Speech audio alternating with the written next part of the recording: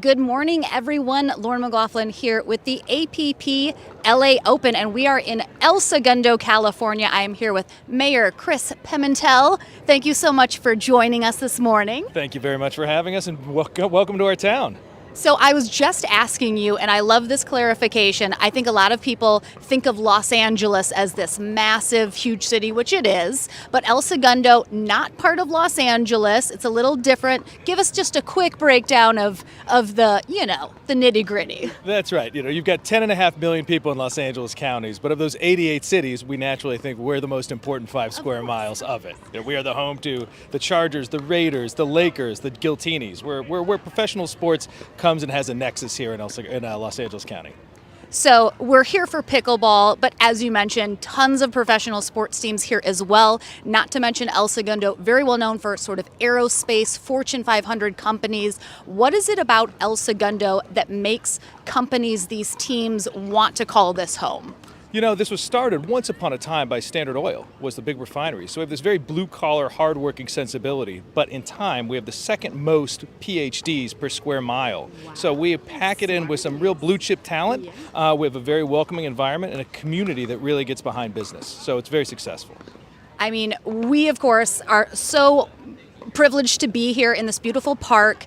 If someone is coming, visiting, they're out of town, they're coming from the Midwest, they're excited to come to Southern California, maybe for the first time, what would you suggest are some fun things that people can experience here in El Segundo? Well, we like to tell them, start your trip to Los Angeles here, because you arrive right at LAX next door, you have the beautiful beach at Dockweiler, spanning through El Segundo to Manhattan Beach right here, and then all of the restaurants and the amenities that we have to offer, golf courses, the great resort sort of spots that percolate the whole area.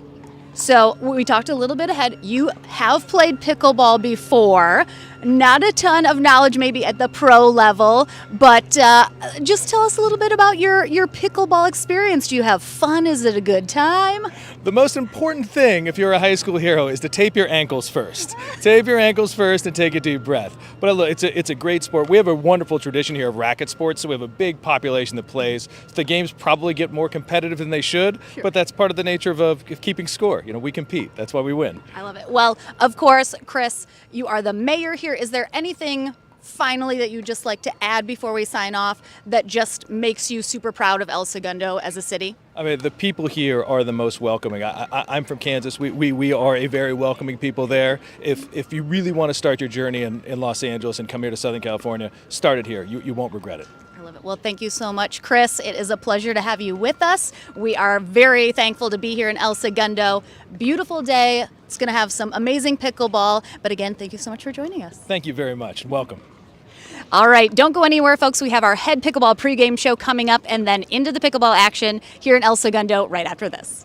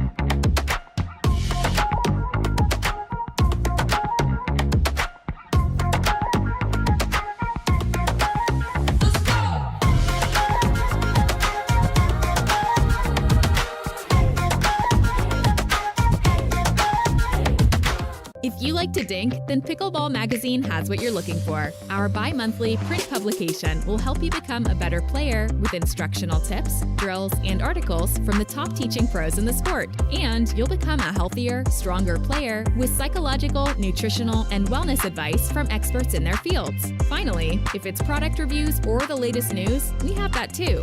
To learn more or to subscribe today, go to pickleballmagazine.com. If SoCal has you wondering, where do I begin? Start here. Cheering for the visiting team? Here's your line of scrimmage. Come for a culinary odyssey? Tonight's special is everything. Here for work? Hang around for the weekend. Hit 3 theme parks. Crush coffees or crafty beers or whatever strikes your fancy. Because with friendly locals, Main Street vibes, easy accommodations, and all of SoCal within reach, no matter what you've come to get up to, in El Segundo, we'll invite you to start here.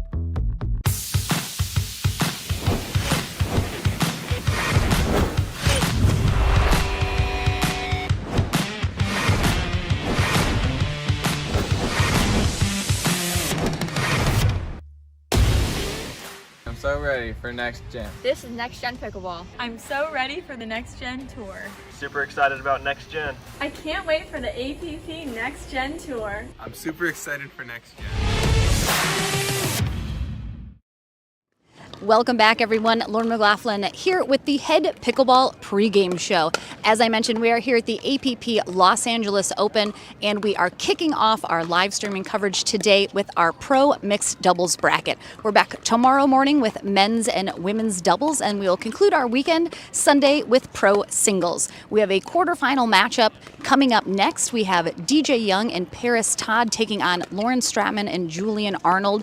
But as always, so many amazing teams to watch here in El Segundo, California, where we are located just south of Los Angeles, and we are streaming on Facebook and YouTube. Thank you so much for joining us at either of those places. I am going to be joined in the booth by Daniel Roditi. Daniel, can you hear me? I can. I can't hear you, so we can't talk just yet. But it's going to be another fantastic, wonderful weekend of pickleball. We thank you so much for joining us. It's going to be sunshiny. It's going to be a little warm, a little breezy as we're just off the coast once again. But it is our second weekend here in beautiful Southern California, as we were in the SoCal Classic last weekend. And then next week, we head back into our Next Gen series as well as the English Open.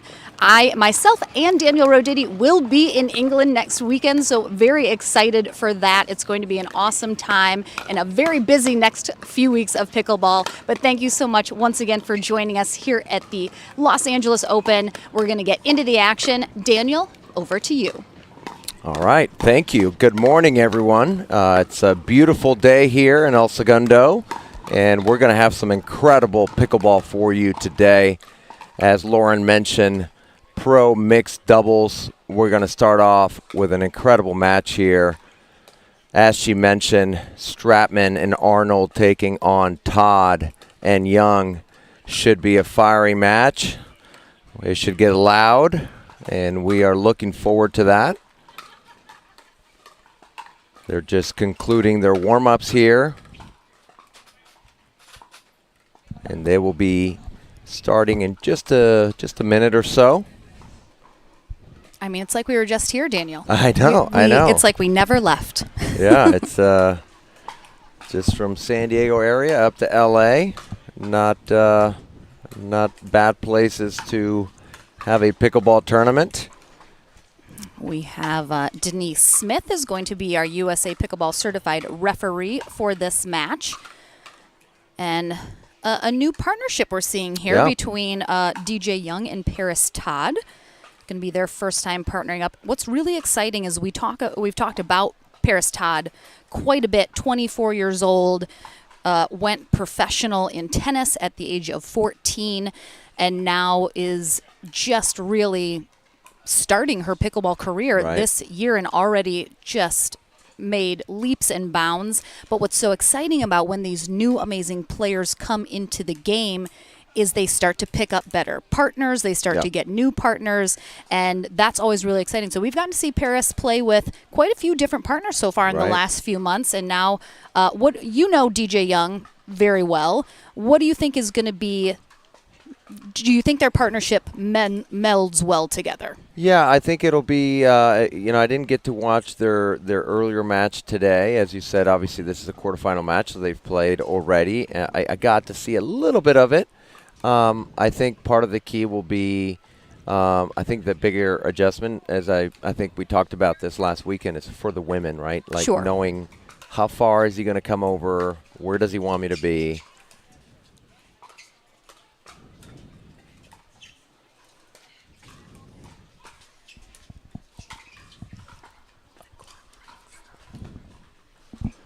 Yeah, so it'll be interesting to see. DJ, of course, likes to be very aggressive, likes to take a lot of the court using his length, and I think Paris, I'm sure, will do a good job adjusting as to how far he wants to come over.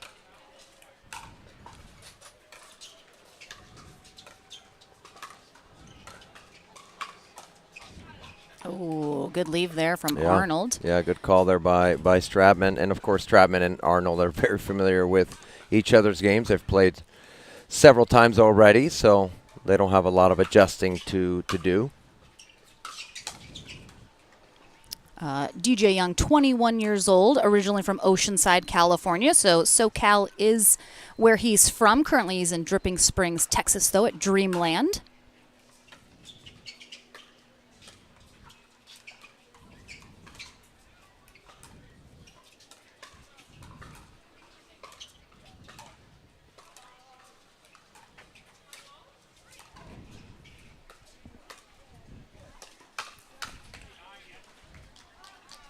Yeah, good ball there by Young, initiating that speed up. Arnold handled the first one really well, but Young able to put away the second ball. Ball missing from Todd, but that's a ball she likes to hit, that two-handed backhand volley attack. Does a really good job with it, just missed long that time.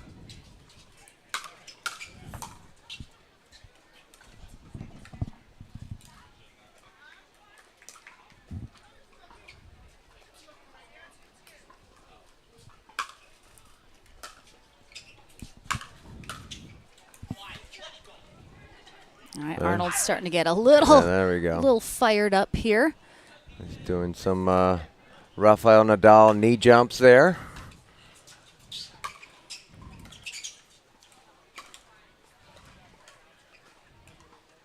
Oh, that's still good. Did Paris think it was a maybe Julian might have called it out and then realized that he maybe thought he made a bad call, caught himself maybe. I couldn't quite make out what happened there. But I think it was a call. I think he initially thought it was out and then corrected himself. As we talked about it last weekend, he's a very, very fiery but very fair player. Mm-hmm.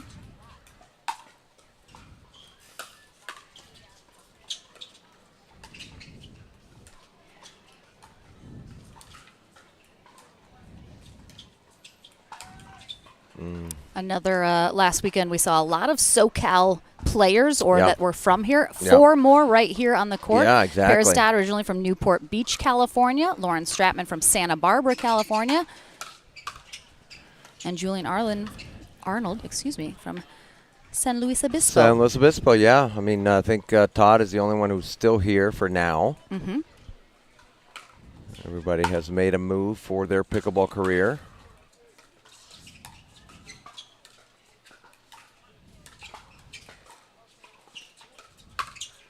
Oh, nice hands there from Arnold covering that middle.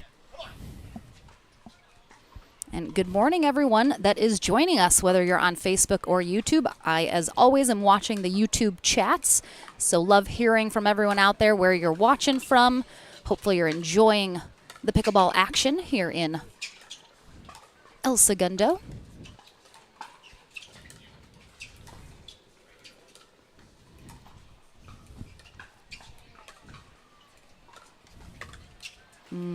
Little low there from Arnold. Yeah.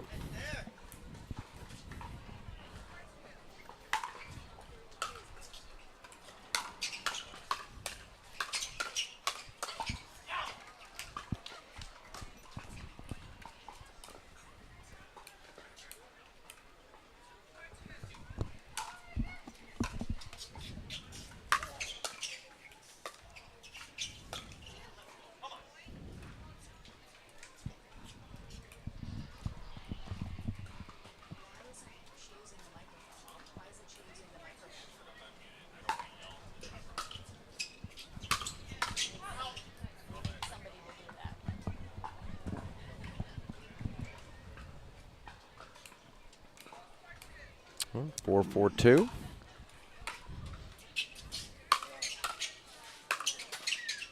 Little net cord there from Arnold. It's going to stay in, and that will give them a 1-point lead.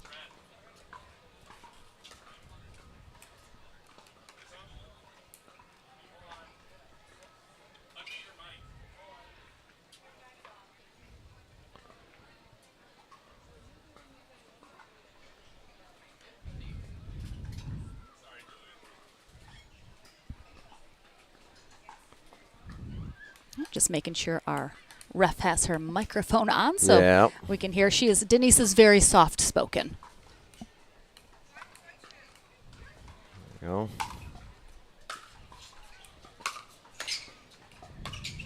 go. Oh, jumped right into that one. Yeah.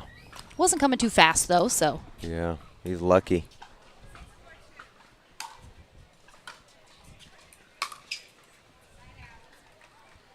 Good run there from Arnold and Stratman to take the lead after being down. Was it 4-2, I think? They were down on the side out? 4-1. 4-1 maybe. Yeah.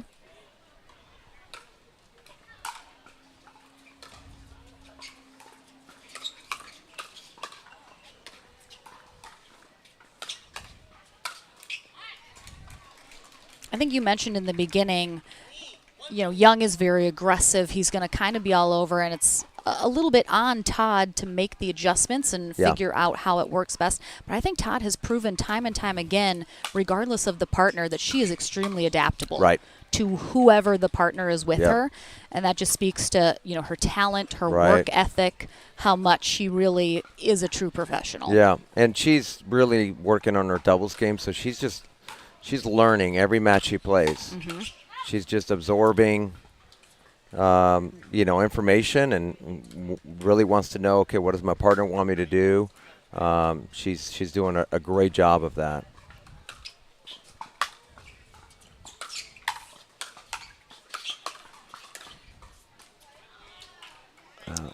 The ball stay in. It looked like Arnold was calling it looking to call it wide, out, but Stratman seemed to be right on top of it and think it caught it, but no, it's a side out, right? All right, so yeah, it's just missed.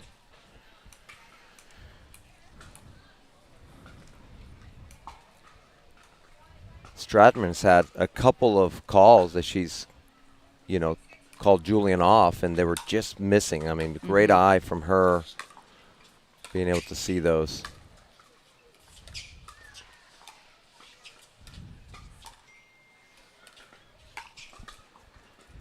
Yep. And we once again have 4 very good tennis players, former tennis players on the court. Yep. DJ Young playing in Spain, where he's originally from. Very high-level junior there. Julian Arnold at UCLA.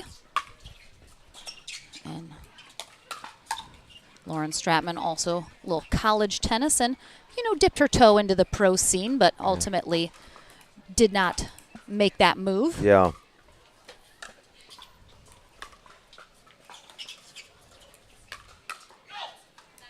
Was it UC Santa Barbara? I don't know where she played. Did she play in Santa Barbara, maybe? That sounds very familiar, yes.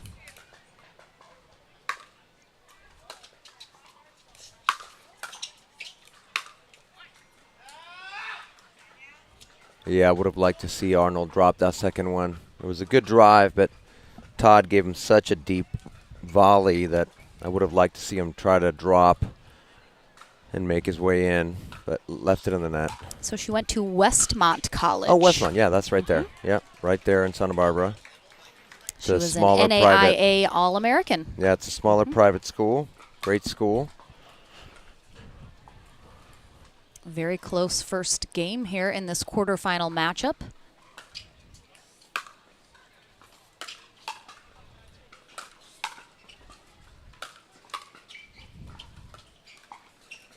Yeah, and Stratman is obviously not just familiar playing with Arnold, but familiar playing with Young, played with Young in the past, so she knows what his game is, and I think that's good for her to know sort of where and how to play him.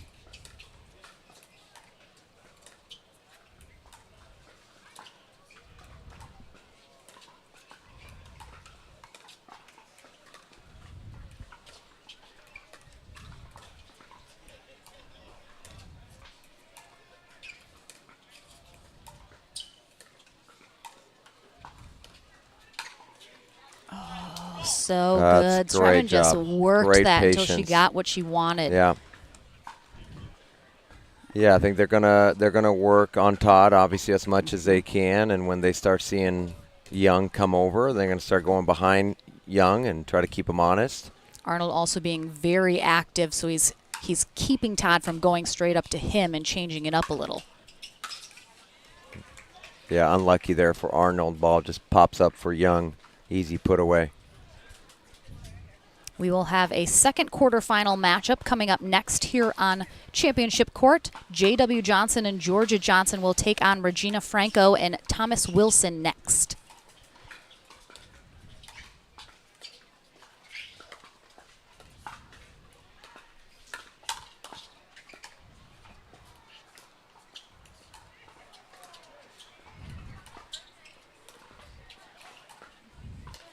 Here's the pattern again. Oh, Stratman mixes it up a little. Yep.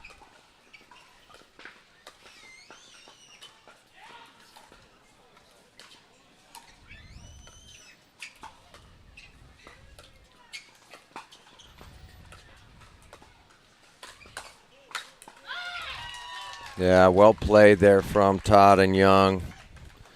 All players trying to mix it up a little bit.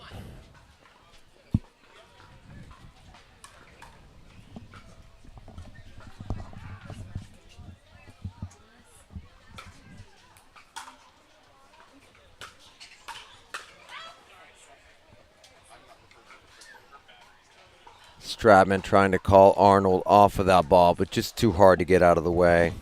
Was on him so quick from Young. Yeah, again, good eye by Stratman. Really good at just letting those balls go. All right, tied up at 8s here.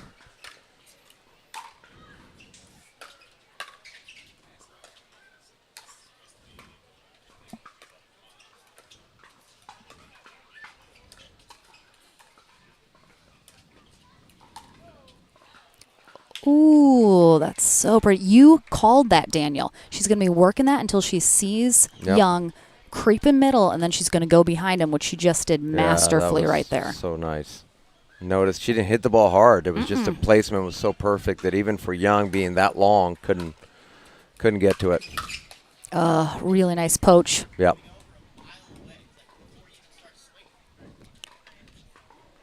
Yeah, Arnold upset himself. Could see Young coming over, upset himself for not going behind him.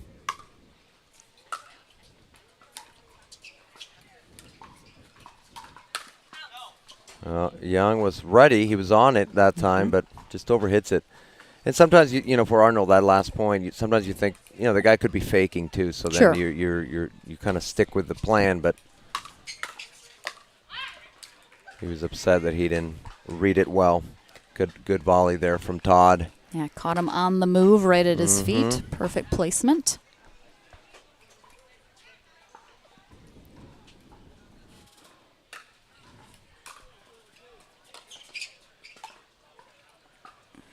That time, Stratman again is trying to keep Young honest, but just pushes it a little wide. Yeah. So we're back tied at 9s.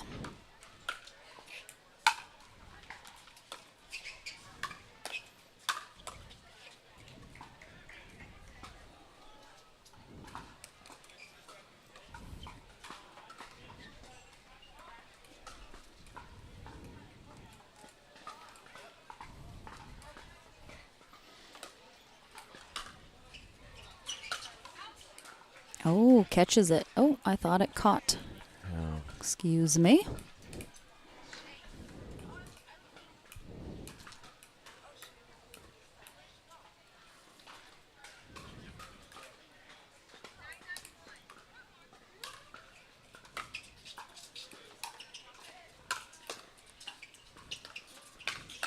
Oh, just great pickup from Arnold, and what a closeout. He recognized that his reset was so good, he just charged in.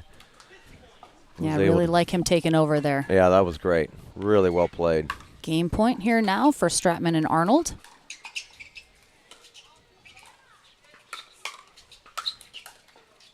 Ooh, almost. She was on it.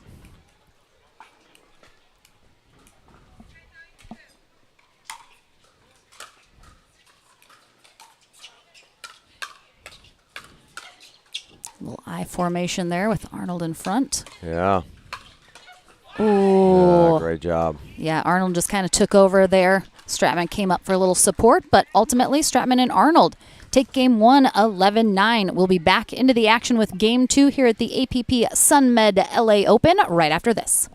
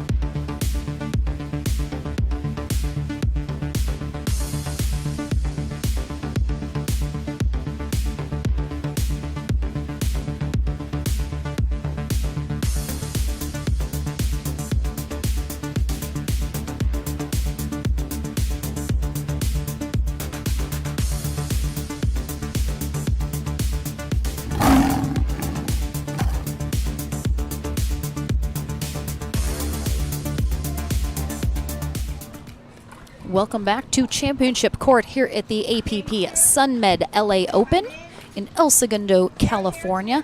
Paris Todd and DJ Young on the near end here for game 2. Lauren Stratman and Julian Arnold on the far end. Arnold and Stratman taking game 1 in this quarterfinal matchup, 11-9. Looking to secure a spot in the semifinals. Very close first game. We'll see if we have more of the same here in game 2.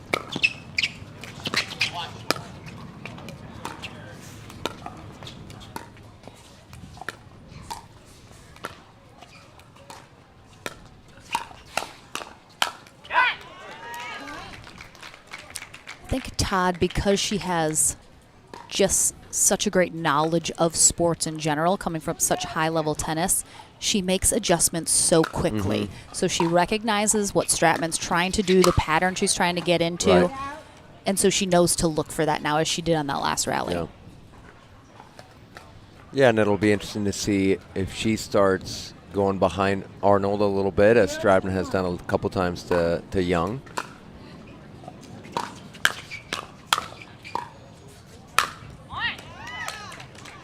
That was a well-hit ball. Young actually mentioning earlier, because this is a freshly painted court, we had this court repainted for the tournament. Ooh, just misses it. So this court's playing a little slow, just because it's so fresh and so gritty still, whereas, you know, older courts maybe play a little faster because the paint has worn down with all the activity. But brand new fresh court here, so it'll be interesting to see. Yeah, they did a great job. It looks beautiful. Absolutely. Beautiful El Segundo, little logo there on the bottom. Happy to be here.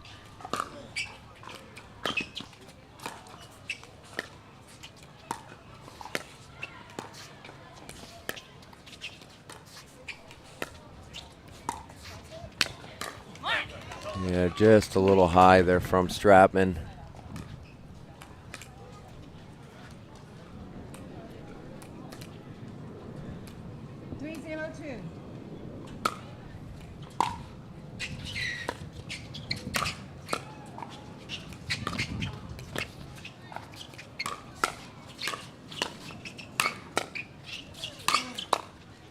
Great pickups from Todd. Wow.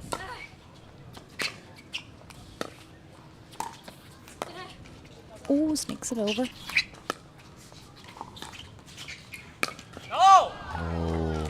Really nice work. I love right at the start of that rally, Young was on her. He was almost in front of her, and she held strong, was like, I got this. Didn't let that throw her off.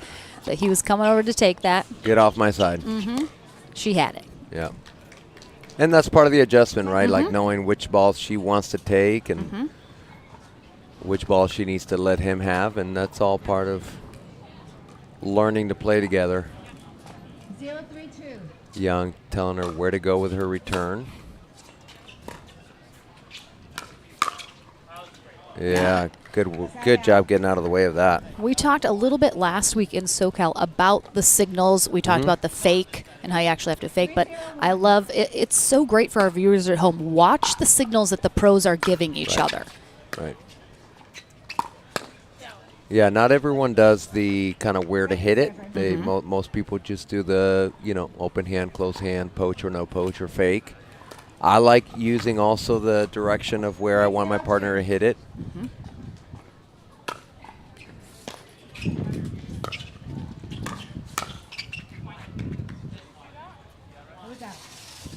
All right. Ball's called out.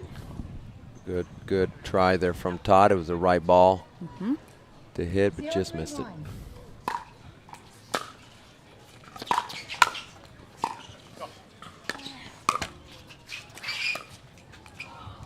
There's that inside-out forehand that we saw so many times this past weekend. Yeah, he loves that shot. Yeah, it's really such a good great at shot because it just sets up other shots that he likes to do. So he loves to use that to open up other lanes. So yeah, I think this is going to be a battle of how involved the gentlemen can get. Yep. Both Young and Arnold want to get in there. They want to poach. They want to be aggressive. That could be a big difference maker here in the outcome of this match.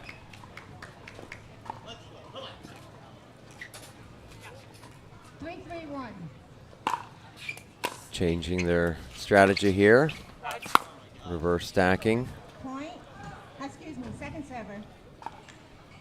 So just like in game one, Todd and Arnold had a little lead, which Stratman, did I say Todd and Young? I think I said Arnold, excuse me. But Stratman and Arnold have tied it back up. Yep.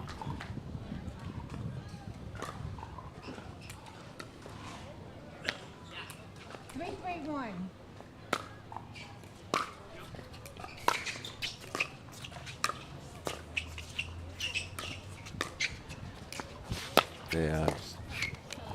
Good patience there. Good read from Young, knowing that ball had a good amount of spin and it was going to spin outside of that post, allowing him to do the ATP. Yeah, because where that ball bounced was not very wide. Right. And then it traveled a lot.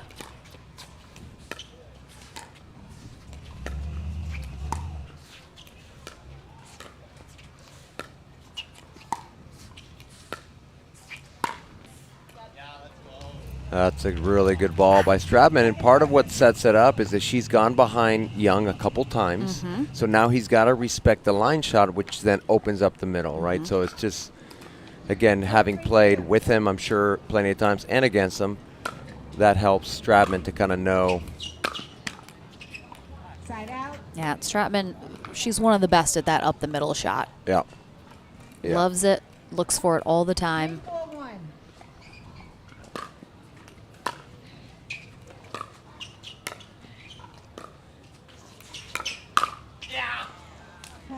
Yeah, Todd trying to attack Arnold, but he's on it. Needed to go to that right hip. Gave him too easy of a ball with his quick hands. 4-4-1.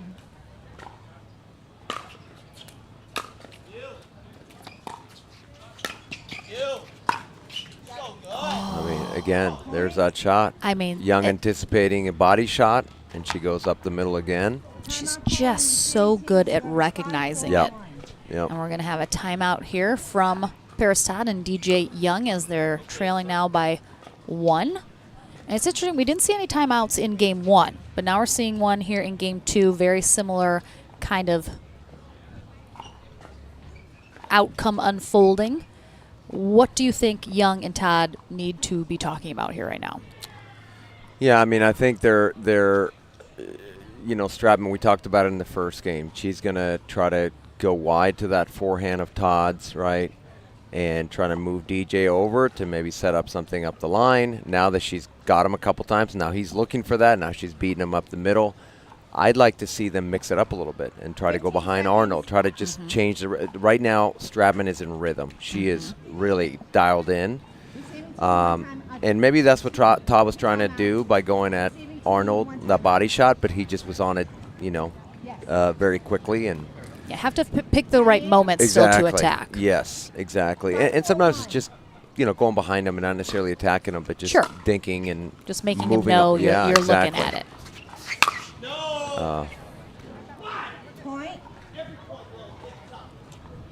Yeah, Young with that scorpion shot that he likes to do. He's so good at it. 6-4-1.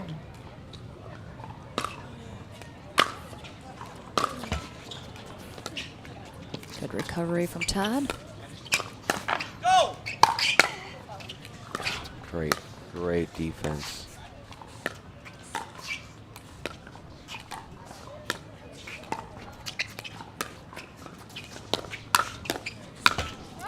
Oh, just unlucky after such great defense. I know. Ooh.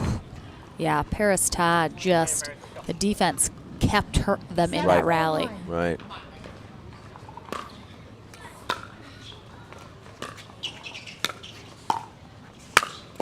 Yeah, that's so good. He's so good at that shot. DJ Young many opportunities. Yeah, he's so gifted with his hands and the things that he can do with his hands. Angles he can create. 7-4-2.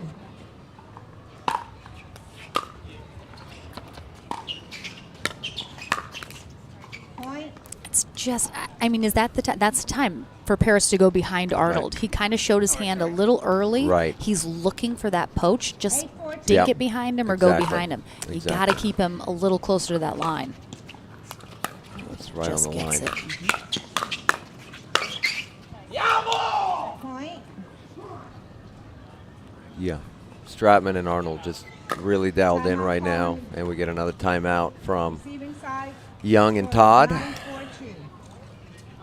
hoping to somehow get back into this. Yeah, it seems, as you mentioned, Stratman just super in a groove right now, doing what she wants to do. And Arnold clearly fired up. He's getting those poaches. He's being aggressive. I think probably, as you mentioned, it's a matter right now of maybe throwing a little cool water on Arnold. Right. And they've been trying it. They're just, their execution hasn't been great. They've kind of gone at Arnold a couple times, but just ball's a little bit too high, giving him a chance to attack. 15 seconds. Receivers, no timeouts. Service 2. All right. Todd and Young out of timeouts as game 2 in this quarterfinal matchup is 9-5-2. underway.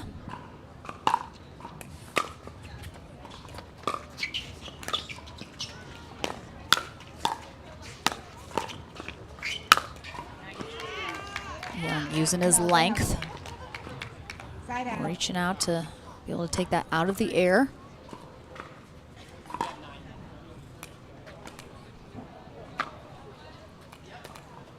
All right, let's see if Young and Todd can string some things together here.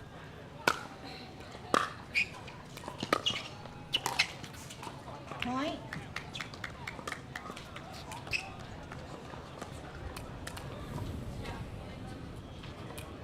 Five, 9-1.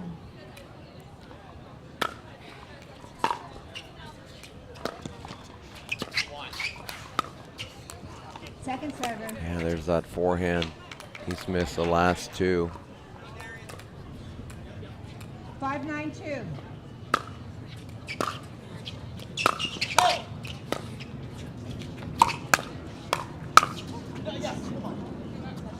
Side out.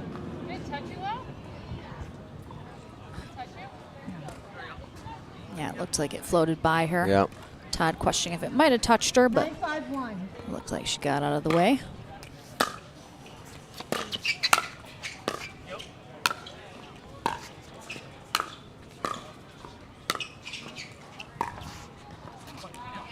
like that. Both Todd and Young were keeping Arnold pinned back in Yep. that corner. Yeah, not allowing them to take that middle over.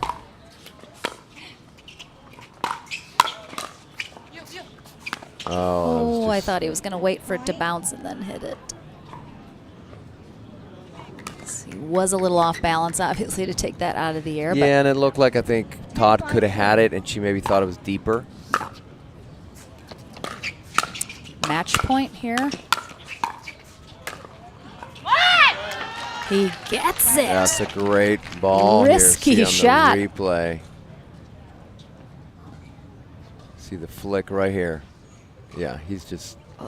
Yeah. He's so good with those flicks, and Arnold thought might sail wide, but stays in right on the line. Great shot by Young.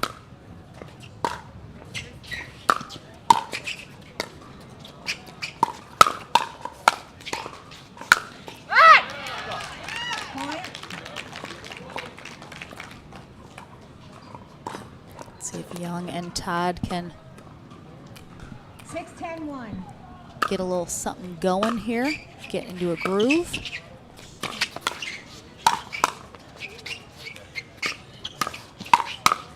Oh, I love that Young didn't retreat.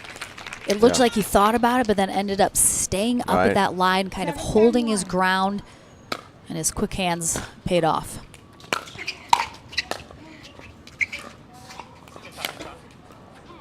Ball is just wide. So Young and Todd have some momentum here. Put a good little run together. 8-10-1.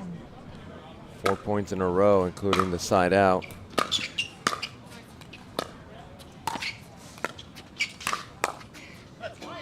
Second server. Right now, though. 8-10-2.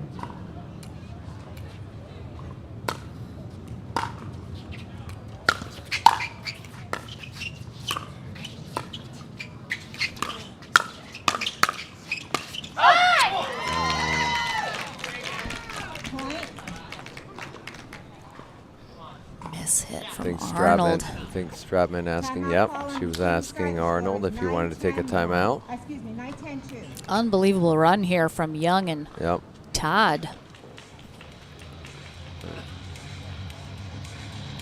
Just kind of seems like they haven't necessarily mixed up their strategy all that much. It just seems like they're executing at a higher level these last few rallies, and they're forcing some errors out of Arnold and Stratman because the pressure builds as they get point after point. Yeah, they got a little bit of an error at the beginning of that run, but then they started just applying pressure, and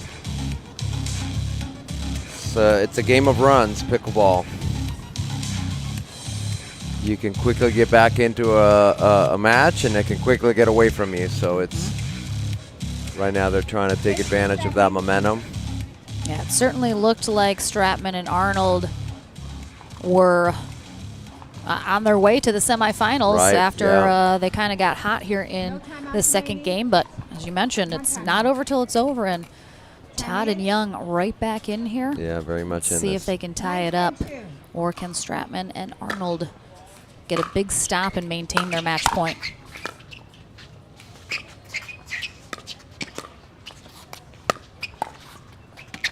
Oh, such a nice spot from Young. I'm surprised Stratman didn't cover that line. I thought he was going to go up that line, and she just didn't come over as much as she needed to.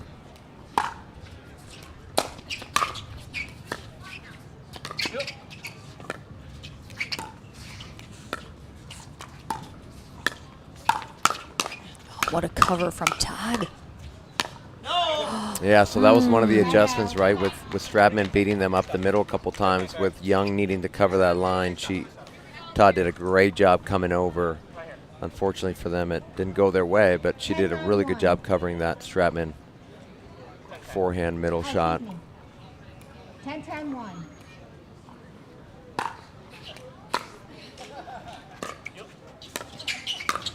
No. Go.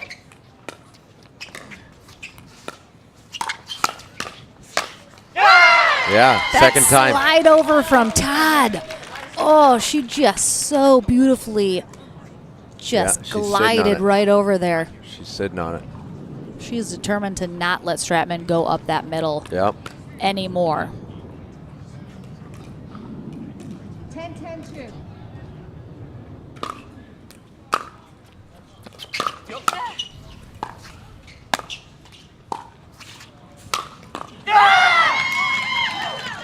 Side out.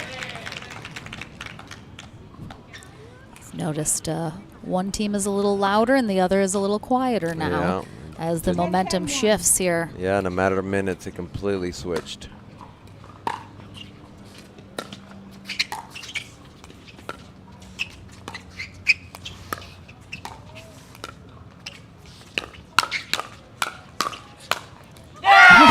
Oh, that might have been floating long, but Paris Todd takes care of business regardless. Yeah, I didn't love that speed up there from Arnold. He was moving backwards. He had that.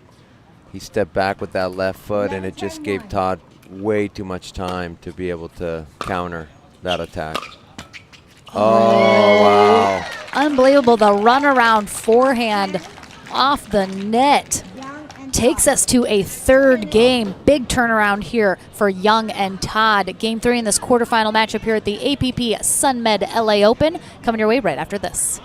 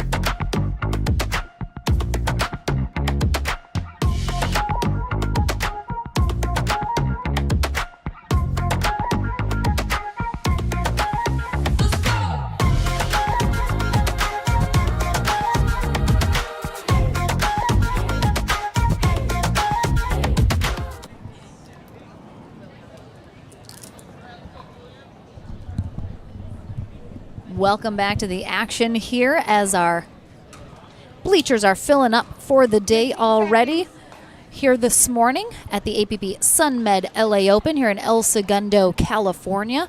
Some amazing pickleball is going to be watched for sure here on Championship Court this weekend. And right now it is Lauren Stratman and Julian Arnold on the near end taking on Paris Todd and DJ Young on the far end.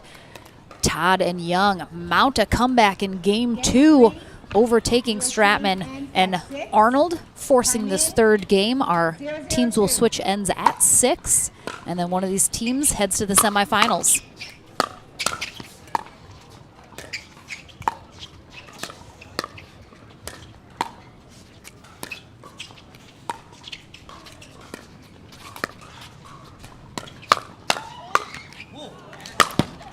Oh, Arnold's getting fiery. Yeah. I was about to say that Fire up! Arnold's going to have to keep Stratman positive. She looked obviously upset after that second game, Second server. losing that lead, and they just need to stay positive. Know that just as they took a lead on both of those games, they can. Okay, getting the ball checked. Arnold making sure the Paris is okay after hitting her. Quick to apologize. He was apologizing in the same breath as screaming Andiamo. Yeah, Andiamo, sorry. Sorry. Love it. I love it. Those are well. Looks like that ball got a little out of round, and that's what we're changing it out. Again, Lauren McLaughlin and Daniel Roditi here in the booth. Courtside all weekend long here for the Sunmed LA Open in beautiful El Segundo, California. Not a cloud in the sky that I see. It should be about mid-70s here today, which sounds amazing, which for us it is because we're not out playing pickleball. But you need a jacket? No, I'm good. I'm good. I'm good right now. Thank you. Thank you. I brought one if I need it later. Always just got to be prepared. It's about being prepared. It'll be a little toastier on court for these players, so super important to stay hydrated. Get rest in the shade. We have our beautiful pro player tent right next to us here on court, so they do not have far to go. Looks like we're possibly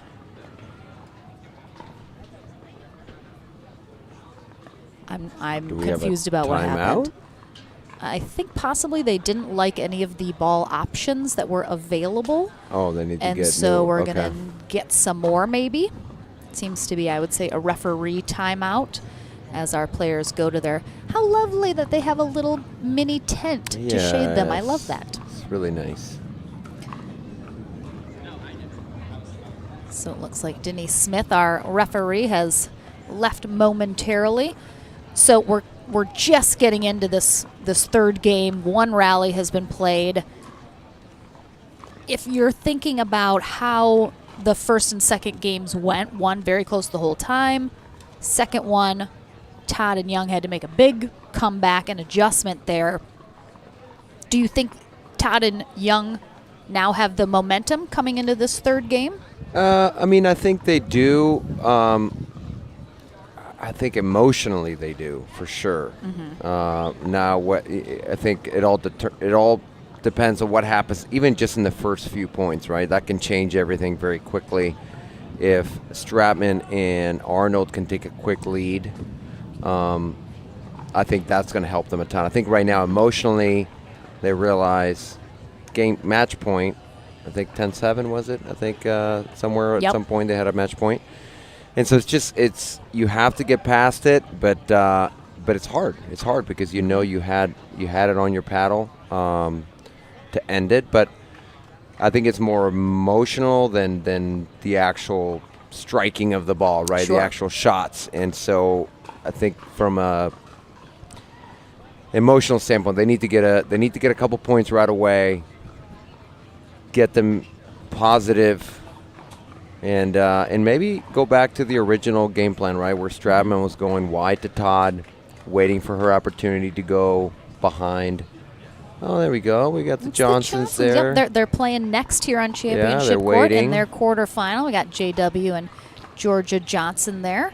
They're going to be taking on Thomas Wilson and Regina Franco next here on Championship Court. So very excited to see them play together. They won gold medal in mixed together at the New York City Open for the first time ever playing together. Wow, what a cool venue to do that absolutely. in. That's incredible. It was I think the first time ever J.W. Johnson and Zane Navratil were both playing in 3 finals on Championship Sunday in New York. Wow. I don't think that's ever happened before. They played against each other in singles, against each other in mixed, and together in men's. 0-0-2. All right, so we have a suitable ball that our players are all happy with, and back into the action here in the start of Game 3.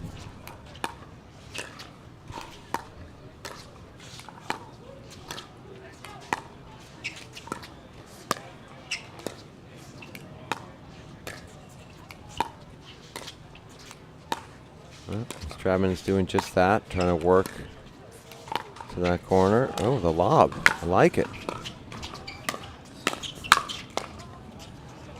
Yeah, that was great. Hadn't seen a lob from Stratman yet, and that was really well played.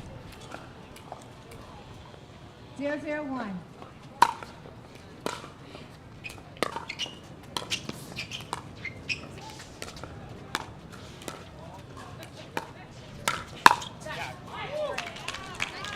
Todd being a little aggressive, a little quicker. Yep. Yes, Stratman left that ball just a little higher than she wanted, and Todd took advantage of it.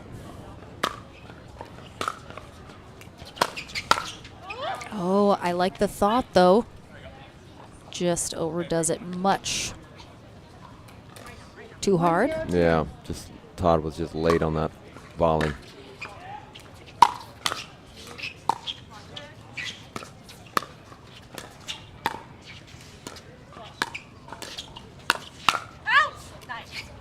Yep. Good job, Todd, on that middle ball, but overhits it again. And we saw Stratman just get excited there, and as we were saying, that's such a key. It's going to be key for them. Oh, little net cord there on the overhead from Young. Throws it off just a little bit. 0-2-1.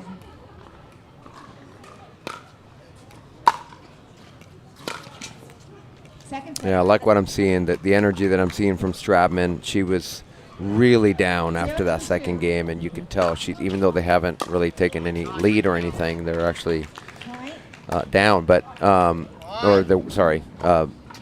they're up 1 point. But I just like the energy that she's bringing right now. Right now, it's Arnold that needs lifting up a little bit. Very frustrated after missing that last shot in the previous rally, and now dumps one into the net.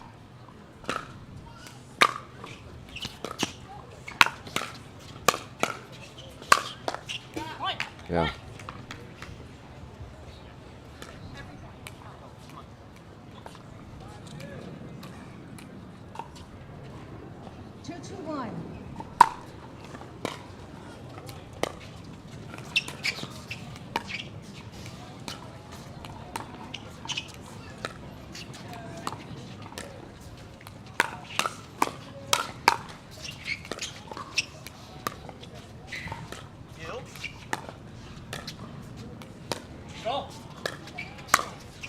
Yeah, there's a lob again by Stratman, just well placed. Yeah, clearly something they talked about implementing here in this third game. Yeah. I'm a little surprised Young let that one go. He was so far in the middle, I thought he would assume that was in, but. Yeah, I think it just caught him off guard. I don't think he was anticipating it, but that is one of the best places to lob from, is that right side in the kitchen to the diagonal corner on that back court there.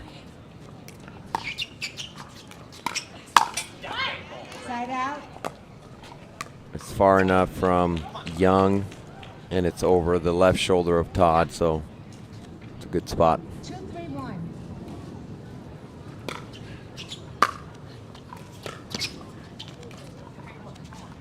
Second server.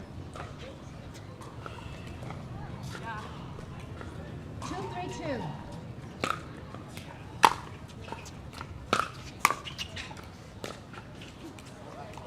Side out.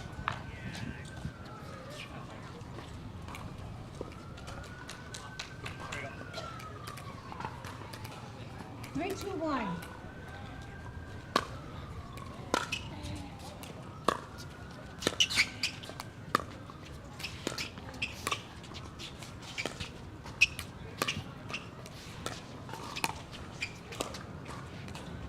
Point.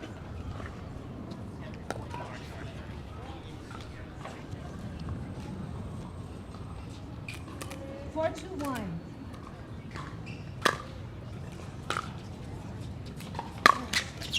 Second server.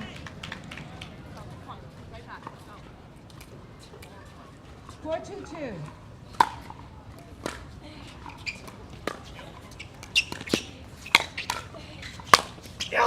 Yeah. Point. Great 1-2 there from Stratman and Arnold. Looks like Todd and Young just are struggling just a little bit on execution. They've had both had, the errors into the net. Yeah. Potted up a little, I think. Might see a timeout here. Yeah.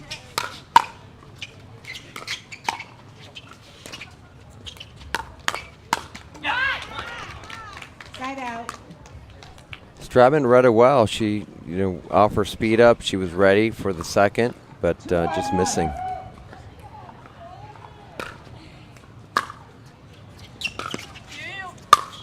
There's that third shot lob that we've seen Young do a couple times. Not today, but we saw him use it last weekend. 2-5-2. Side out. Was he trying to do a spin serve? Just looked like a different toss. Yeah, I'm not sure. Just looked a little lackadaisical. Yeah. 5-2-1.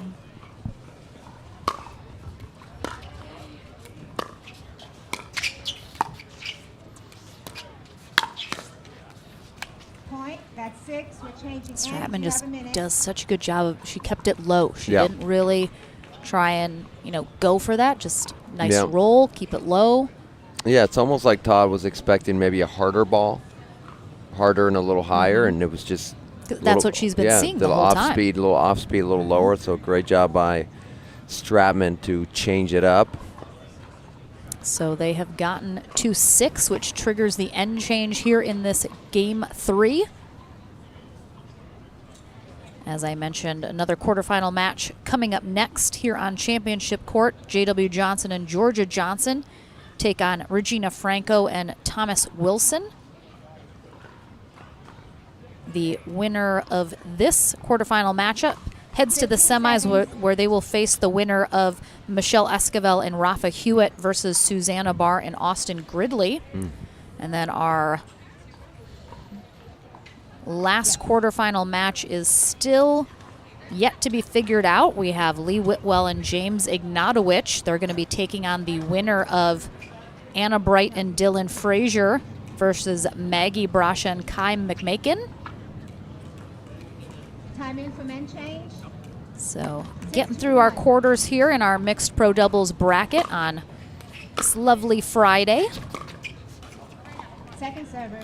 First day of 3 live streaming days of coverage here at the Sunmed Los Angeles Open.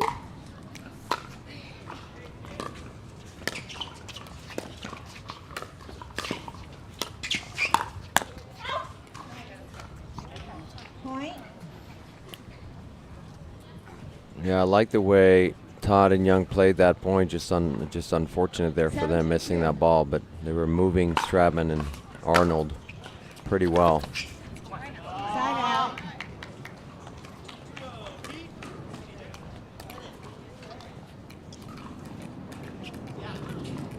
Two, 7-1.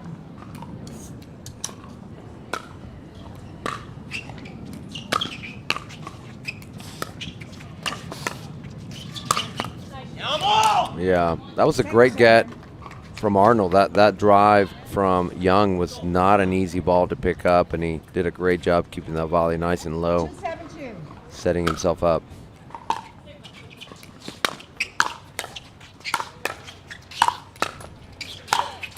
Yeah, Stratman just relentless. Great effort there from Todd, getting a couple of those back, but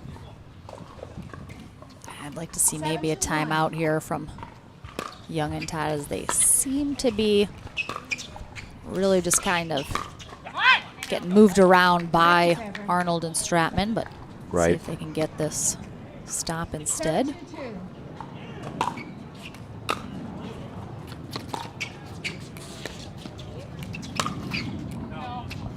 oh, Yes, misses Arnold it just long, missing. Tough.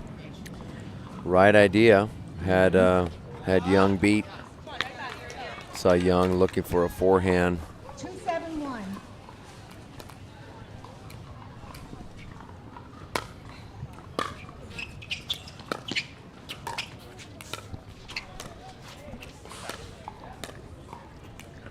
So Young and Todd on this end of the court did come back from, I believe, a 10-4 or 5 deficit. Let's see if they can do it again.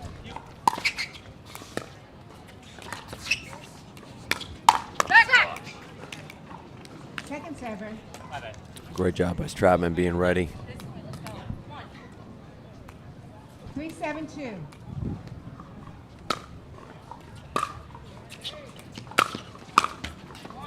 Point. It's a relatively easy volley there. Arnold normally will not miss those. 4-7-2.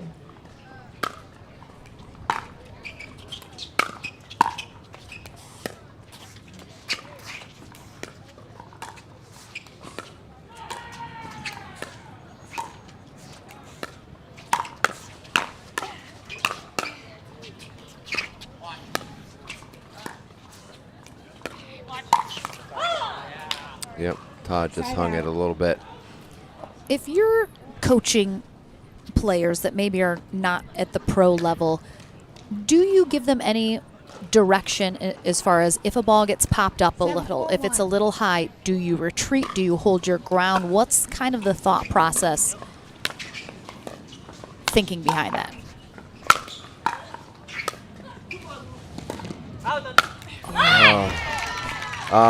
Yeah, I'd like to, when I'm teaching people, I'd like to teach them to identify the high ball and take a quick step back.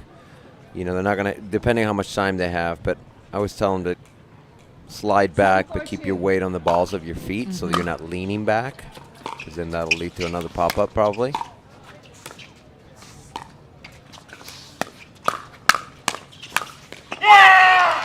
Some players, though, are so confident in their hands that they just won't back up, and, it pays off for them. I mean, it's just, but not everyone obviously has and I the think quickness. The weight is such an important distinction, because if you start just shuffling back, you're automatically going to be on your heels. Yeah.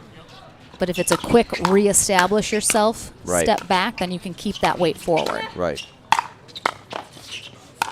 Great defense. Drop shot. Yep. Yep. Saw that coming. He was faking it with that long wind-up. Yep. He takes that big wind-up, make him think he's going to drive. Such a great job. And it's just well-placed ball.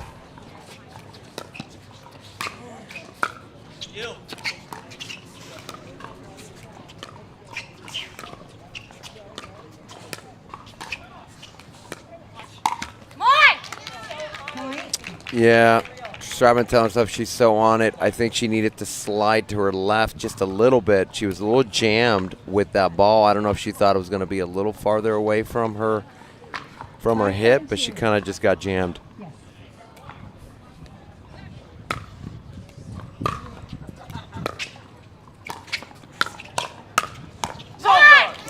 I mean, once again, you wonder if this end of the court, Young and Todd have preferred.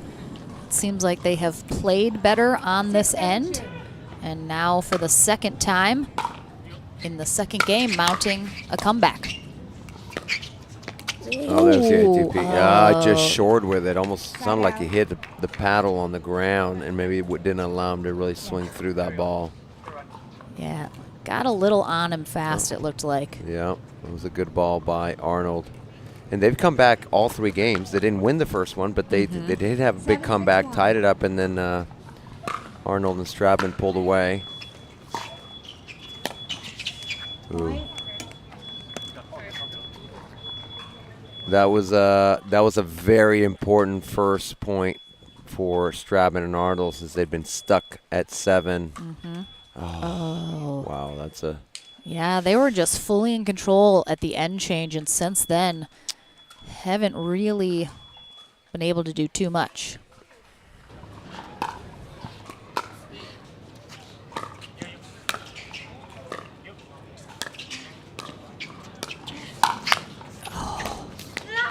Yeah, great attack from Stratman.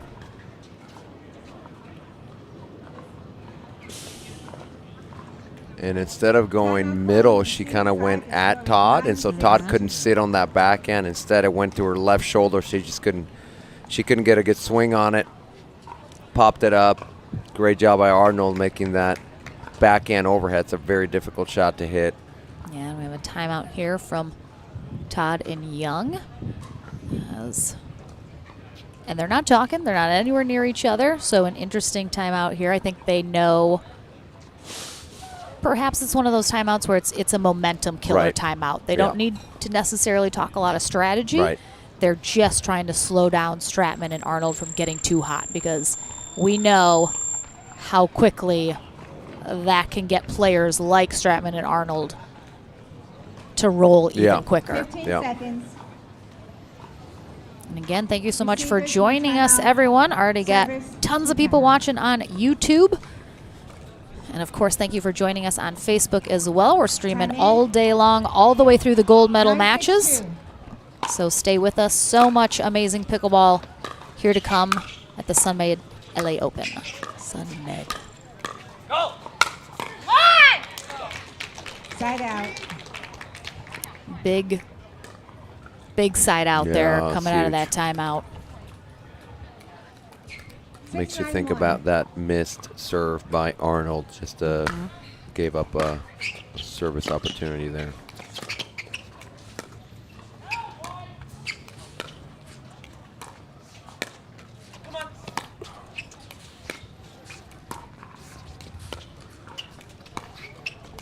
Yeah, right on the line.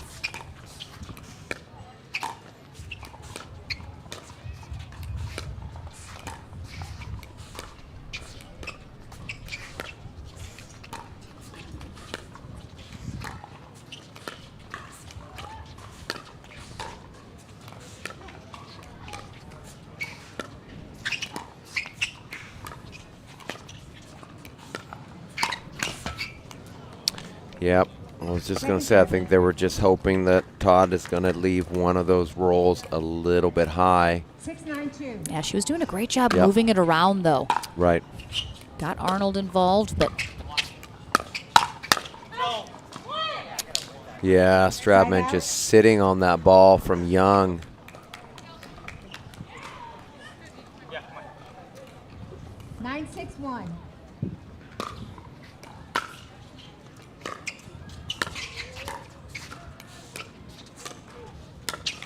Oh, so good from Todd. Second server. I mean, she recognizes immediately here that Arnold kind of gets a just little off off-footed balance. and then goes right at him. Perfect spot. Did he get him? Did she get him in the face? That was like neck area, but he okay. blocked it with his paddle, but Oh, okay. couldn't quite get a good shot on it. Oh, good effort from Stratman. Just unlucky for them.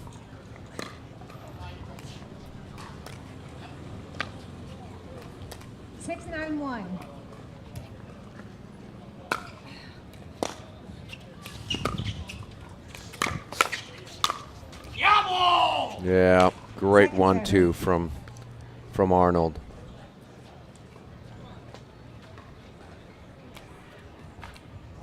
And again, for the viewers, yeah, the pros are so good at 6-9-2. those speed ups are really a setup.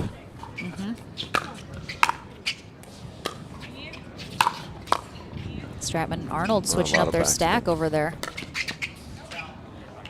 Side out. Stratman is so good at letting those balls go. I mean, it's her recognition and court awareness is so next good, level. so good. Maybe I'm so impressed because I'm terrible at it, but she really is really good.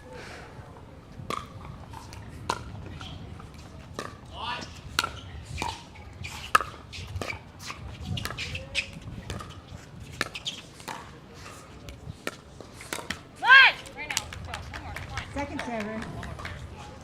Yeah, I got a little impatient there to Stratman. I think that was a tough ball. Would have been better off to maybe let it bounce.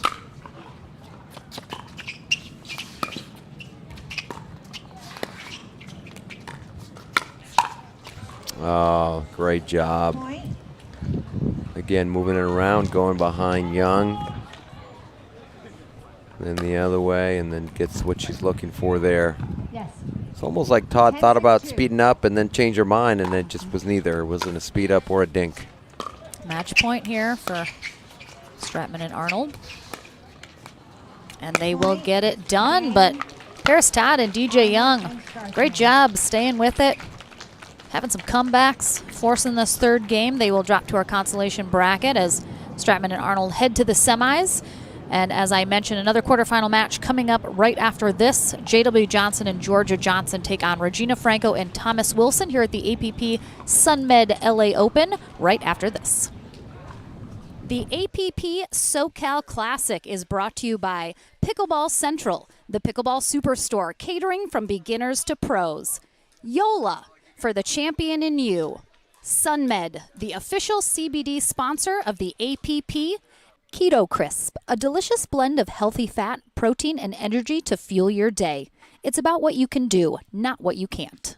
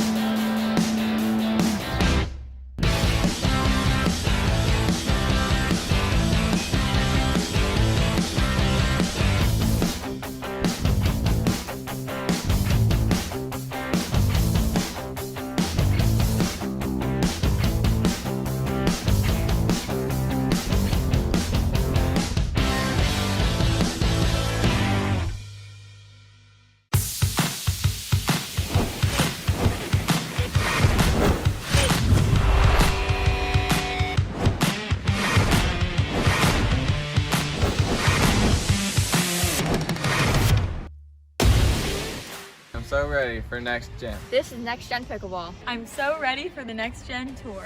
Super excited about next gen. I can't wait for the APP Next Gen Tour. I'm super excited for next gen. If you like to dink, then Pickleball Magazine has what you're looking for. Our bi-monthly print publication will help you become a better player with instructional tips, drills, and articles from the top teaching pros in the sport. And you'll become a healthier, stronger player with psychological, nutritional, and wellness advice from experts in their fields. Finally, if it's product reviews or the latest news, we have that too. To learn more or to subscribe today, go to pickleballmagazine.com. Welcome back to the Franklin studio, everyone. Lauren McLaughlin here with Julian, Arnold, and Lauren Stratman as they head to the semifinals. So all three of those games, you guys were able to jump out in front a little bit. Game one kept it very close, but able to close it out. Game two, they had to mount a big comeback. How do you guys mentally recover going into that third game when you had match point, you had the opportunity to close it out in two? How do you just stay focused going into that third game? Well, this actually happened in our first round. We were up 10-9 after being down like 9-0 and lost the game. So we had to win it in three, and that's kind of what was in my mind. Like, we just did it, we can do it again, and just to take it 1 point at a time and fight through it. Did you guys have any particular strategy knowing you're facing DJ and Paris and just how many weapons they have? Or do you guys just sort of focus on what you want to do, play your game, and the rest will come? Yeah, I think a little bit more of just playing our game. I have a partner who has so many weapons and can really do it all, so I just trust her to, do her thing, and then, I try to just not mess it up and insert whenever possible. But, I'm just proud that we stuck it out. That was a really tight, tough match. That's a good team, and yeah, I'm glad that we pushed on through to the semifinals. We've talked before, you guys are playing together more and more in tournaments, know each other very well now. Do you still, during tournament days, do you have matches, like, for example, this one, do you now go and you're like, hey, let's talk about what just happened, try and work on anything specifically as you go throughout your days? Yeah. I mean, you could say no, too. No, I mean, like, we'll just probably go for a little walk, and then we'll regroup and get ready for the next one, see who we're playing, and yeah, prepare that way. All right. Well, love it. Congratulations. You guys are into the semis. We have that next quarterfinal match coming up next here at the LA Open. Don't go anywhere. More pickleball right after this.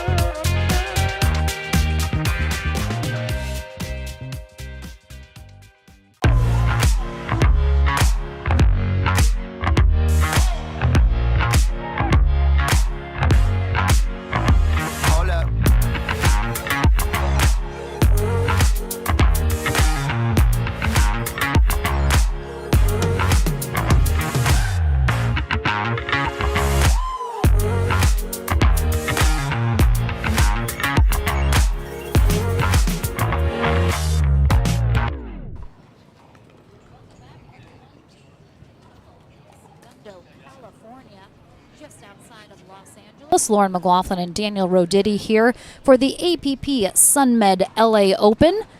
We just had a 3-game quarterfinal match here on Championship Court, and we have another quarterfinal now. Georgia Johnson and J.W. Johnson, the sibling duo, will take on Thomas Wilson and Regina Franco. And as always, it looks like all 4 of our players got the memo of the black and white dress code here on Championship Court. Everyone's trying to match. So Somchai Moy will be our USA Pickleball Certified referee for this match. Georgia Johnson, 15 years old. Brother JW, 19 years old, out of Delray Beach, Florida. Thomas Wilson, 31 years old, out of New Braunfels, Texas. Same place as you, if anyone joined us for the SoCal Classic last weekend, especially on Singles Day, Hunter Johnson came out of nowhere. I mean, he was there. He was right there waiting, but made a big splash. He lives in the same city as Thomas Wilson. He even gave Thomas a little shout out during his interview, during his day. I think he said Thomas Wilson taught him everything he knows, but I'm pretty sure his 8 years of professional tennis didn't hurt either. That helped a little bit, yeah. So very excited to have Thomas Wilson here. He's pairing up with Regina Franco, 26 years old, originally from Mexico, but now in Florida, with husband Johnny Goldberg and baby Mia, who is here as well. I just saw roll by. Yeah, she's so cute. Side out. Johnson's on the far end for game 1. Wilson and Franco here on the near end. 0-0-1.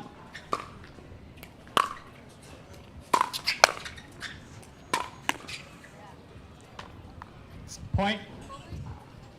As a coach, for example, the Brasha sisters, Mary and Maggie, they get to train together all the time. They play together. That's just such an advantage. And of course, the Johnsons are siblings as well, get to do the same. How much do you think that adds to them just being able to build the chemistry, the knowing each other's game so well aspect when, you get to train together literally every single day? Yeah, I think it's huge. I mean, you get to talk all the time of what's working, what's not working.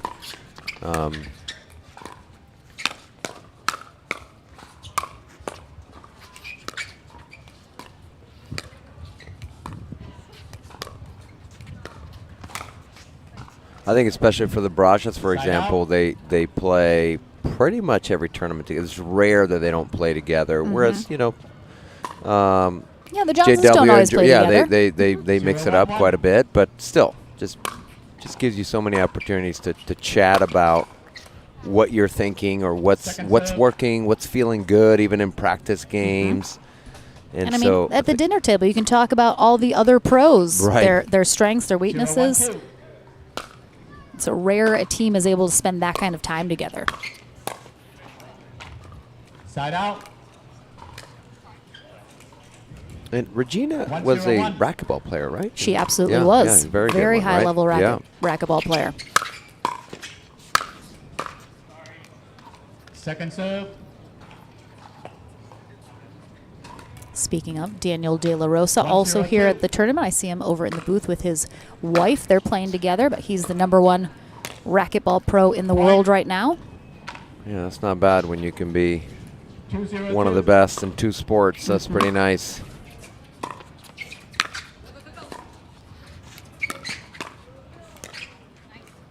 Point. I believe this is the first time in a tournament that Franco and Wilson have played together.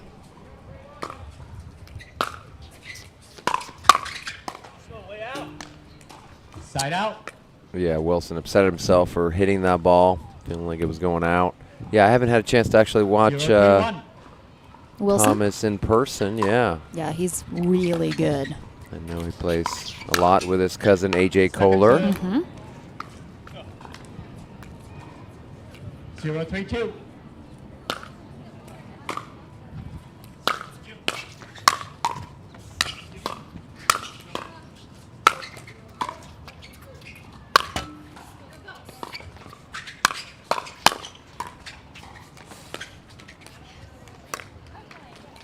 Side out.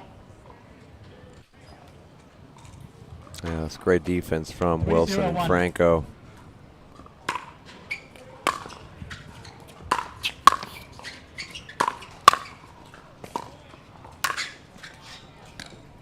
Yeah, that ball by Johnson stays in. Franco hoping it was going to miss wide, but lands right on the line. 3-0-2. Oh, it's a great drive from Wilson. Ball so low. Georgia just couldn't quite 4-0-2. handle that one. Side out.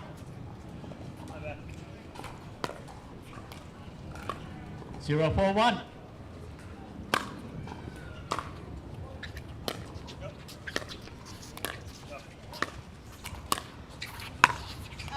Oh, just wide. Thomas Wilson started his college tennis career at Purdue University, but finished it at the University of Texas. Yep.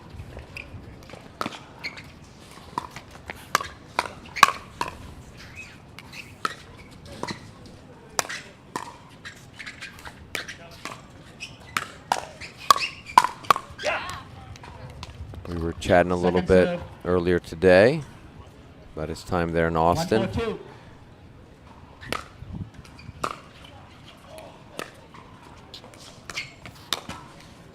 Side out.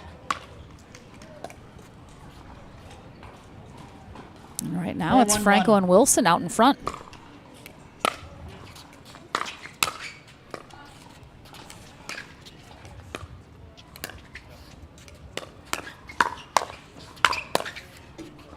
Point. Yeah, they're doing a great job right now of applying a lot of pressure at JW in Georgia.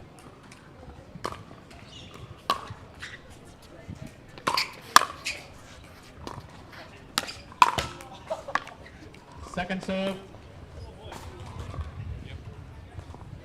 5-1-2.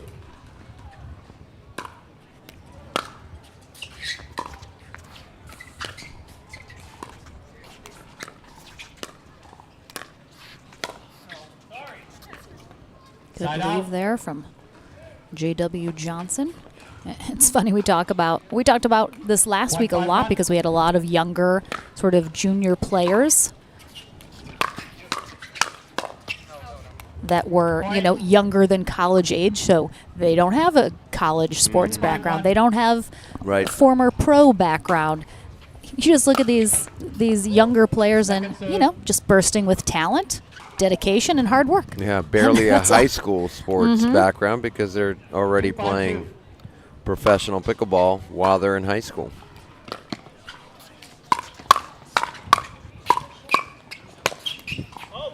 We talked about all the first-time medalists last weekend. You know, one so that we many. forgot, Hayden Patrick. No. It was his first pro medal. Did we say that? Did you say that?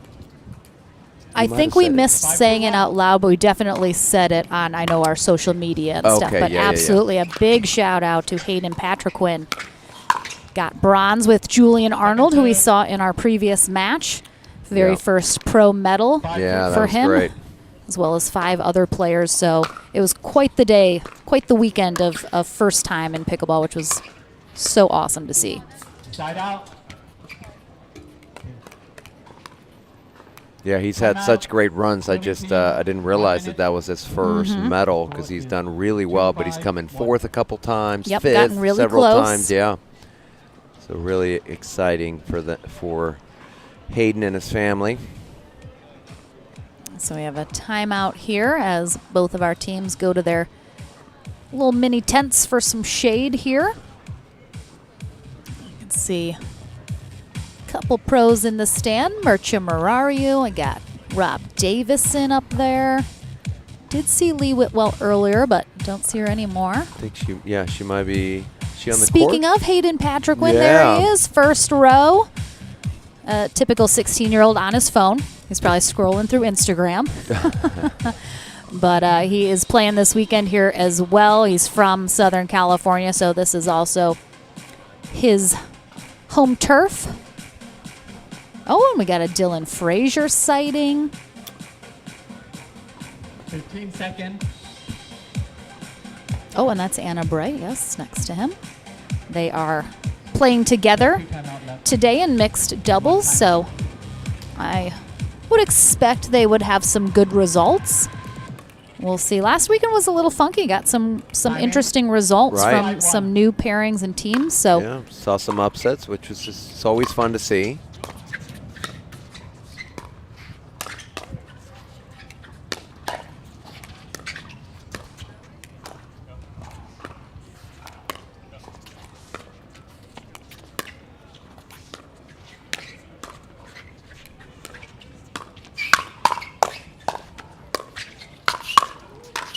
Oh, wow. Great angle from Wilson. Love what I saw from Georgia, though. Oh, I mean, yeah. just no fear, not intimidated by Wilson. Handled a lot of those shots. The last one popped up, unfortunately, for her.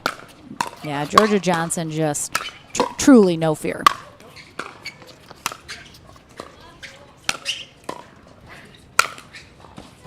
That was tough. Wilson was going for that, but then he thought he might be colliding with Franco on that. So that would have been a head-on pulls back for the right safety there. of them both. 3-5-2.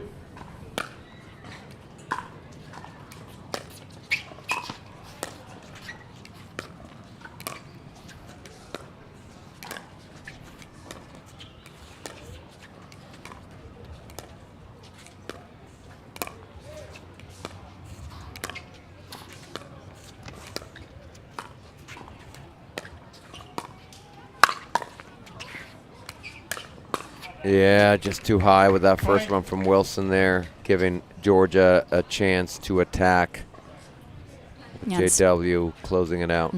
Speaking of first times, last weekend was also the first time Georgia has beat big brother JW Johnson in a tournament, taking gold with partner Dylan Frazier over JW and Lee Whitwell in mixed last weekend. 5-5-2.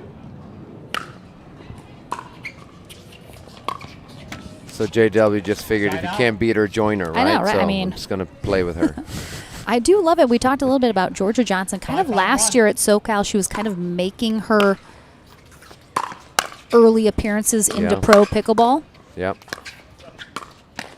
And how she's just not the same player that she is. And I think that is so awesome to see because now she is at a level that her and JW can partner together and have great success. So I think that was probably always the hope that they would be able to play together. Right. And it's cool to be able to see that now happening with some really great results. Yeah, both of them have in this past year. Just the growth has been incredible. Second serve. I played JW at SoCal last year in singles, and I mean he beat me, but it was 7-5-2. he didn't run away with it. And if we played today, he would just absolutely destroy me. He's just. You and me both, Daniel. You and me both.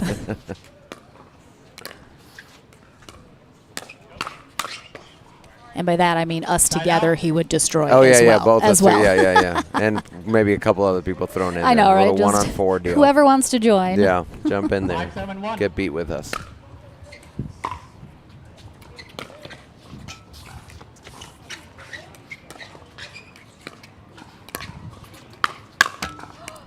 Oh, Georgia She might have on it, pulled but I that think wide. I think that was going out either way. She was on it so quickly that she was early on that ball. 5-7-2.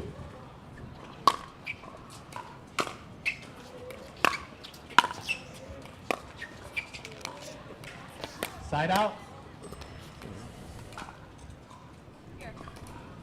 7-5-1. Ooh, just gets that baseline.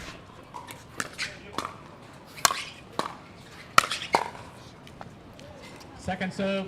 Yeah, and I love how I'm seeing Georgia as well, how she's able to roll so many shots just like JW. She's obviously learned how to do that as well.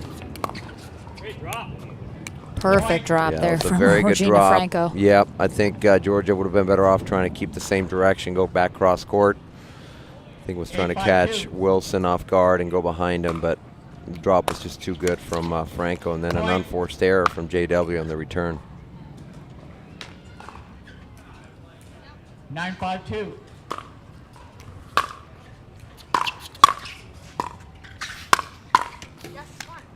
Side out. So next up here on Championship Court, we're going to have our first semifinal match. Michelle Esquivel and Rafa Hewitt will take on Lauren Stratman and Julian Arnold. Oh, great nice read Ernie. from Thomas Wilson the there. First Ernie we've seen today. 5-9-2. Really nicely done. Side out. Winner of this quarterfinal heads to the 9-5-1. semis where they face Anna Bright and Dylan Frazier and Lee Whitwell and James Ignatowicz, whoever wins that match. Okay. Point. Well, we got a game point here for Wilson and Franco. Game point 10-5-1. number 1.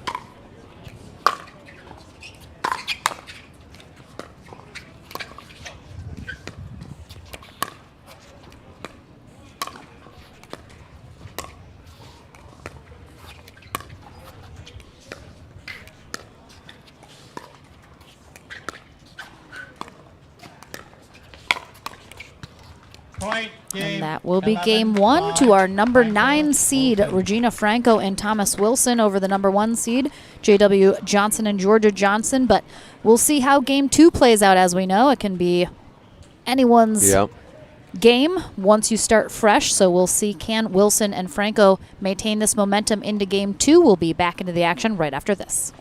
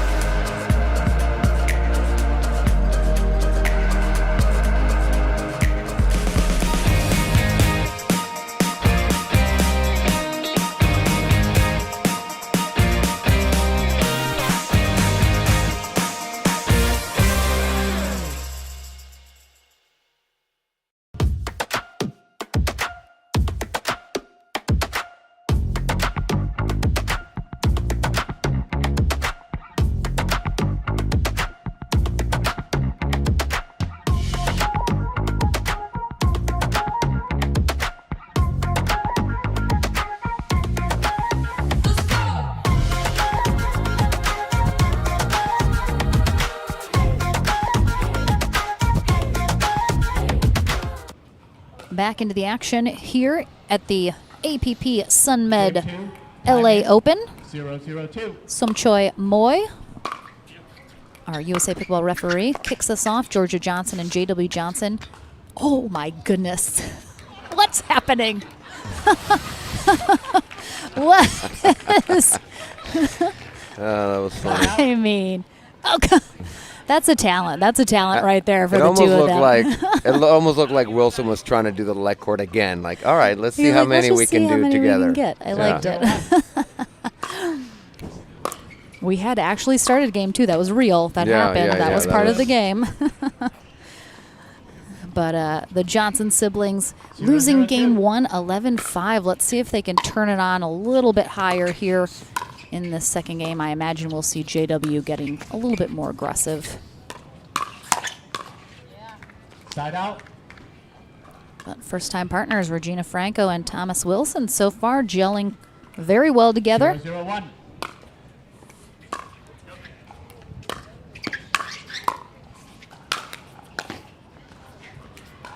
Nice pickup from Wilson. Yeah, Wilson's amazing at defense. He just some of the gets that he has are fantastic. 0-0-2. He was saying that Side out. Johnson hit the ball so hard that the ball turned into an egg for a second. Yeah, and in the mid 70s, but it's going to be a little warmer on court here, full sunshine. So that Durafast 40 is going to get a little soft in the heat.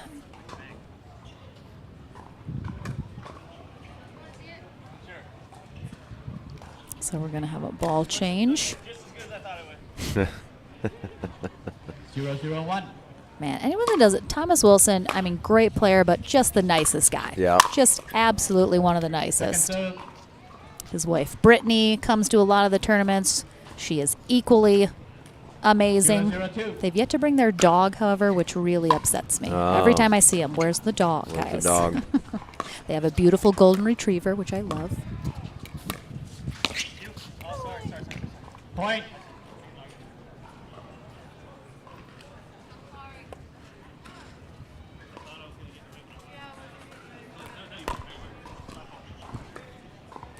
One 0-2.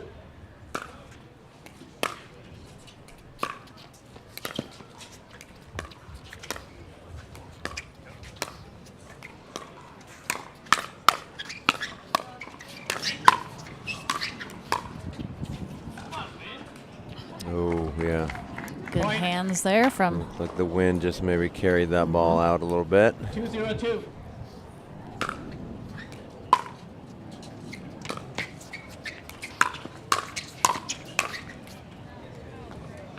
Side out. Georgia wondering if that ball was going to miss. JW didn't seem too sure one way or the other. 0-2-1.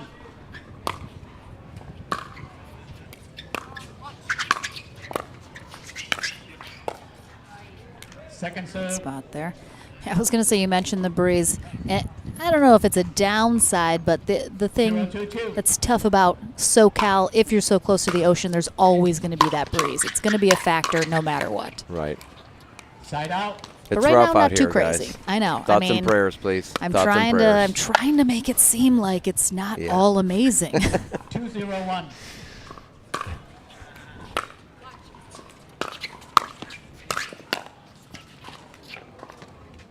Point.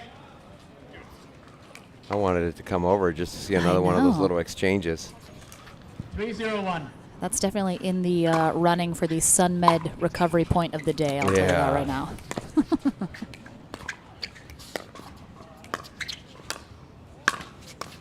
Oh, tough. It might have been going wide, I think, but Franco just couldn't get that paddle out of the way.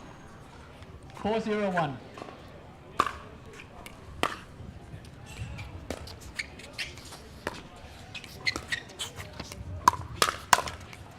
Point.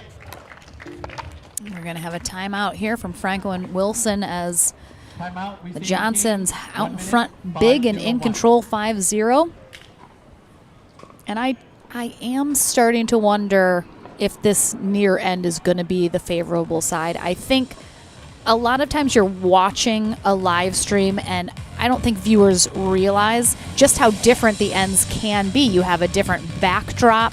You have a different maybe sun positioning. As a player, how much can sort of your environment around the court affect how the play happens?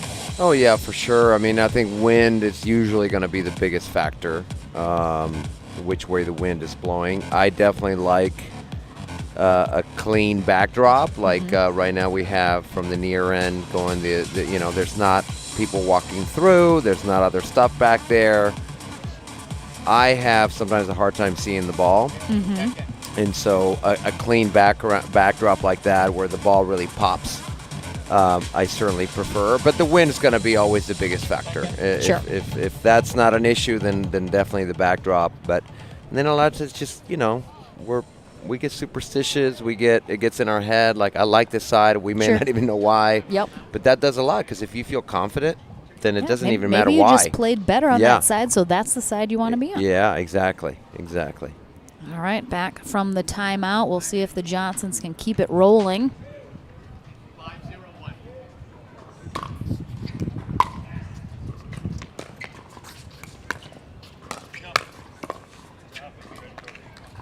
Tough flick there from J.W. Johnson. Bit of a low position. Yeah. Put it up a little high. 5-0-2.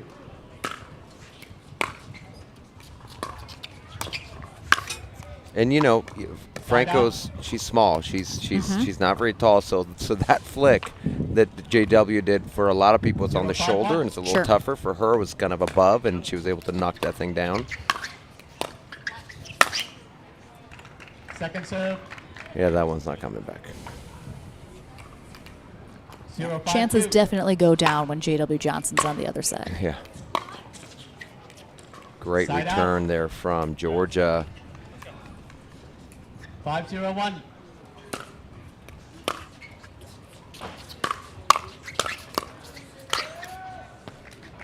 Point.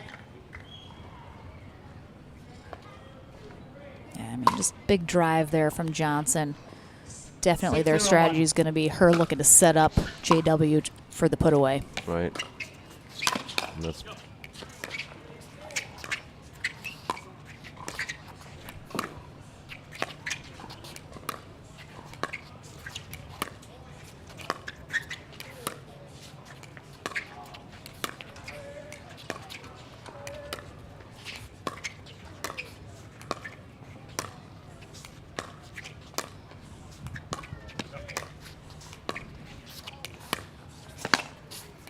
wow. I mean, you could see both of the guys just looking waiting to get for involved. a chance, yeah. And that was even maybe a bit of a stretch for JW there to put a paddle on that, but Yeah, I mean, again, he's so just good. so talented. Yeah, and he can just flick it even from a kind of a bad position. Yep. 7-0-1.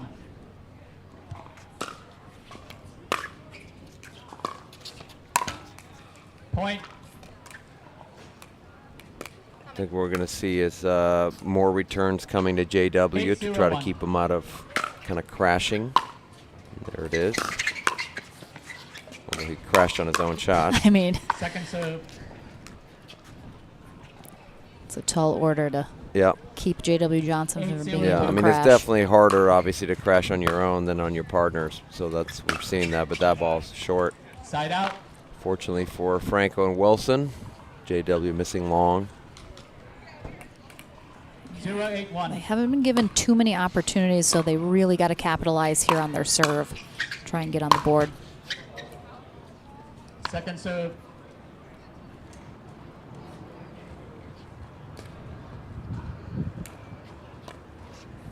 Zero, 8-2.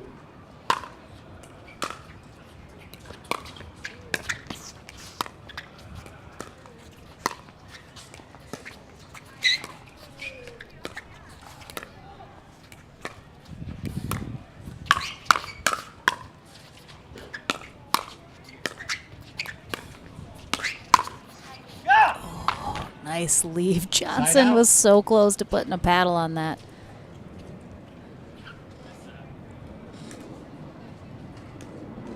Eight, 0-1.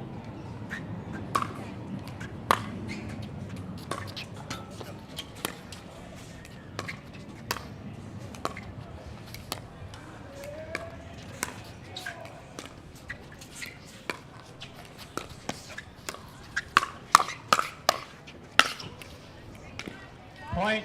Yeah, just too much from JW there. Franco doing her best to stay in that point, but that last ball just way too high. 9-0-1.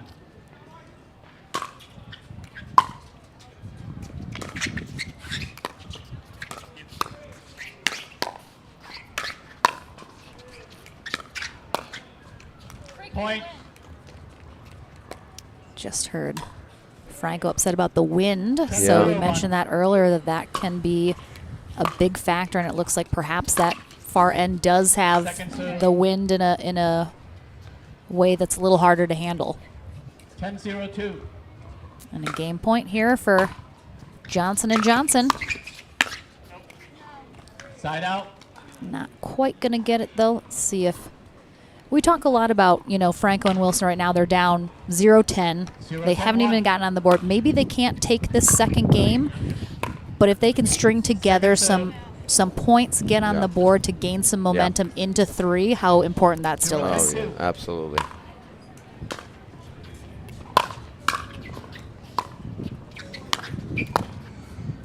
Yeah, fatigue is not going to be a factor in doubles at this point right now. So you're not going to, look to just kind of move on to the third.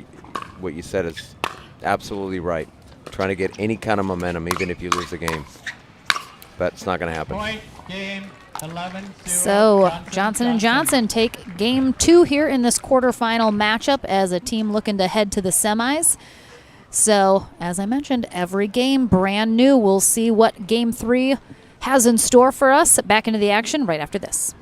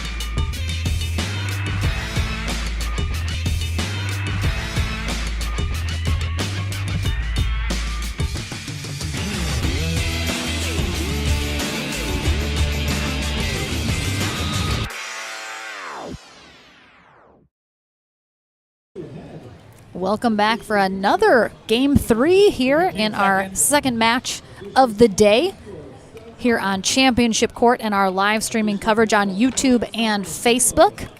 We have Regina Franco and Thomas Wilson on the near end. They took Game 1 11-5, but fell in Game 2 11-0 to Georgia Johnson and J.W. Johnson, who are now on the far end. They'll switch ends at 6. 0-0-1. Wilson telling us as he came over before the start of this, let's go for a non-bagel this game. He said at least a breadstick. He gave us a thumbs up right now since they're on the board. Oh, yep, got it done. Checked off.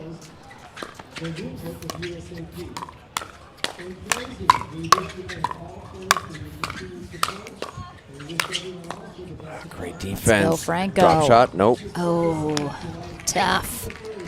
Wilson and Franco both getting nice and low during a couple shots in that rally. 1-0-2.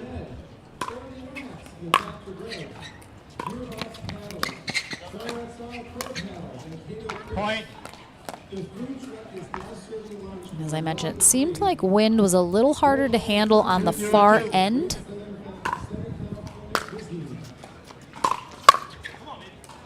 Point.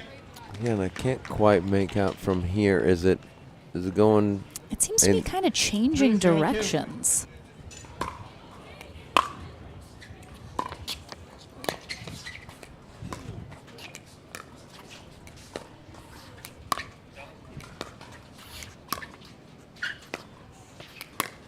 I think Georgia might go behind Thomas on one of these.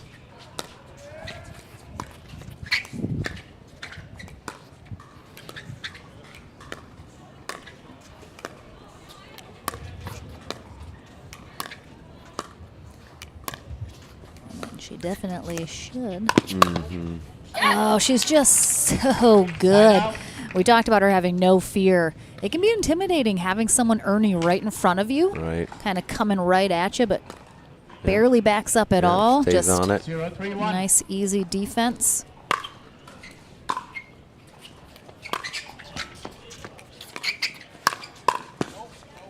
Nice leave.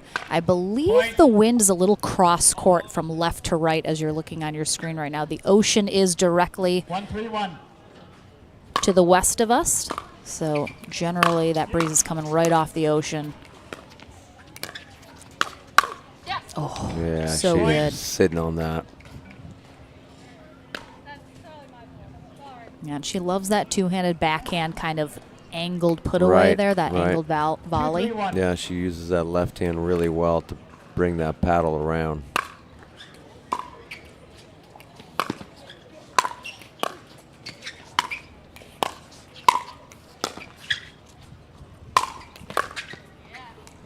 Great overhead from Wilson.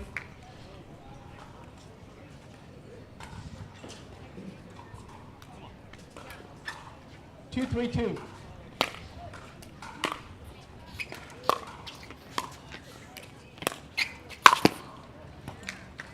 That one's not coming back. Yeah, great anticipation from Wilson, using a little bit of a drop shot, knowing that Georgia was on the run there.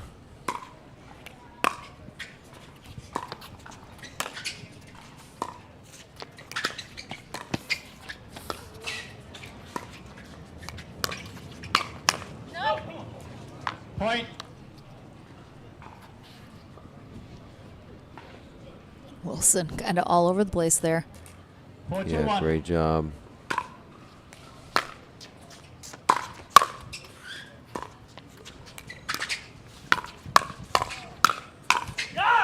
You mentioned this, I think, last weekend. Georgia Johnson has a very tight swing. She's very close to the body. Doesn't extend herself a lot. I think that helps kind of keep her shots more compact as well. Yeah. Side out.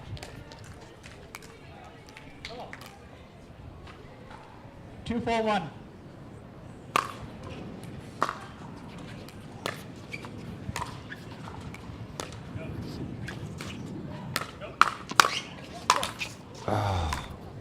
Yeah, Wilson's had a couple forehands there. I mean, that one was easier than the first one, but both of those shots that he would normally make, one led to the side out, and that one cost him a point.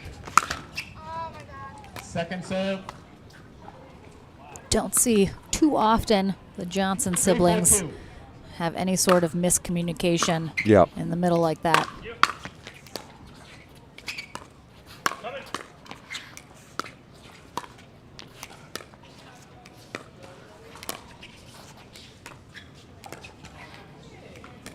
Side out.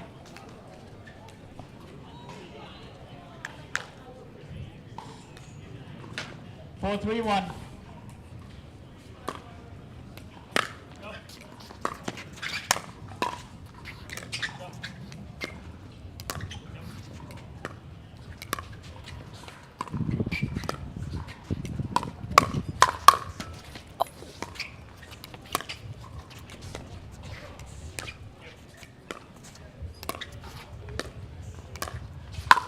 Oh, yeah, that's tough. It's too high. Georgia just frustrated with herself for lifting that ball. Yeah, a couple of those shots earlier that kept her in the rally, though, she almost looks like she has her elbows attached to her body. Yeah, tucked in, yeah.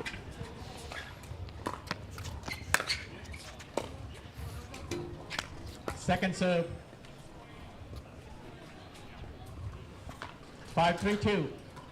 Franco and Wilson looking to get that 6th point in the end change here in game 3.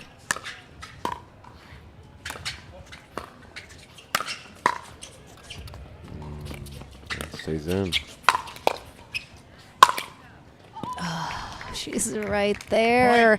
Almost got it, but Wilson, nice job staying on top of that. So not only do they not have a bagel here in this 3rd game, but they're out in front ahead at the end change. Yeah, we'll see yeah. if that win factor, if the end change then kind of rejuvenates Johnson & Johnson, as they clearly dominated in game 2 on this near end of the court.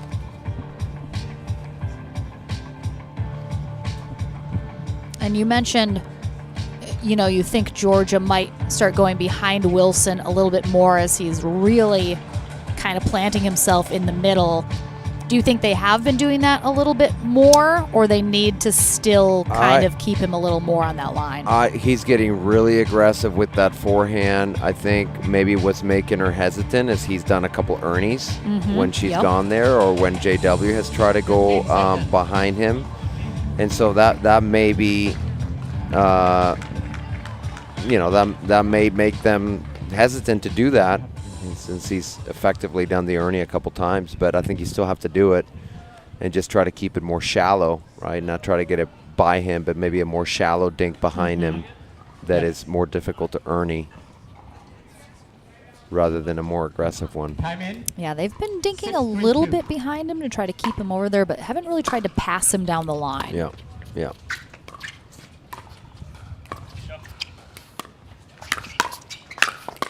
Yeah, it seems like they either need to go shallow with those dinks so that it's not a ball that stays up for the Ernie, or just an attack, like you were saying. I think they've been going a normal dink, which is much easier to Ernie. Ooh, all right, so After the end change. Just give them 3 points there on the return.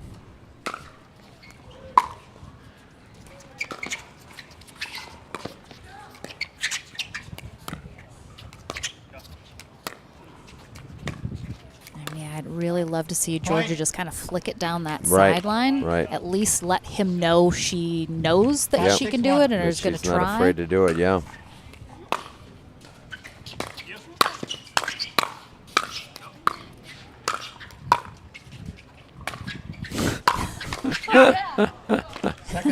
That was funny. JW. Thank you. He's almost trying to hit it for her.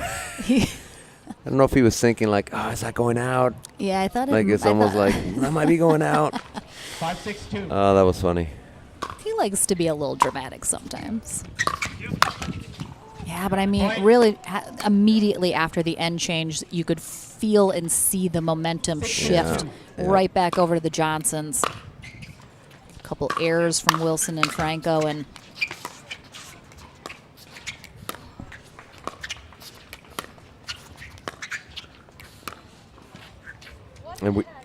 we heard Franco talk about the wind in that second game, and again, it can sometimes it's just a confidence thing. It can get in your head, and it's just you don't like that side, and so you don't have a choice. You have to play on that side, and it just we see it right now. I mean, it's just a run here by the Johnsons.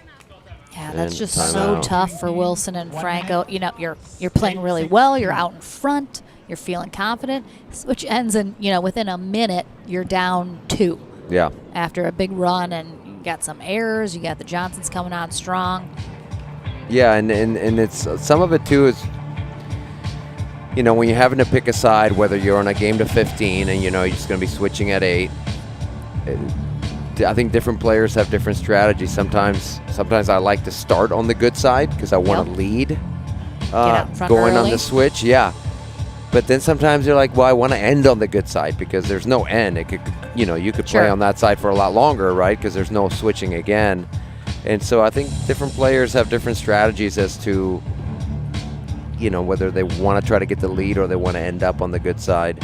Both can work, but now there's no more switching, so Franco this is where everyone's going to be Wilson to end this. They just have to deal with it and find a way. Time in.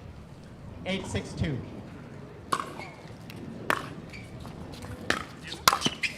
Yeah. Side out. I think that's the first exchange they've won since the changeover. See if they can capitalize.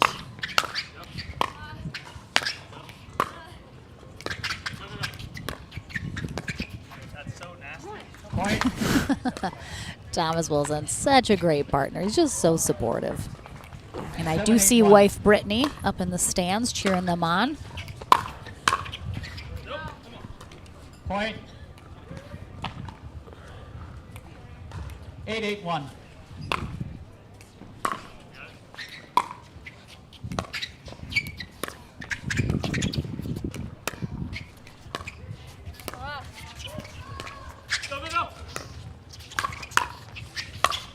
I like that.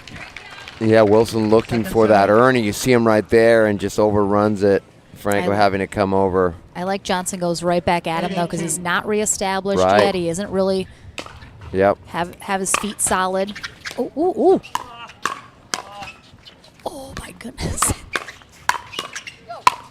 Okay. Wow. Come on. Oh, no. Go, Georgia. Oh, no. Wow. Unbelievable. Great rally. Such great gets from the Ooh, Johnsons. this right here. That, man, a couple really great gets, especially from Georgia Johnson.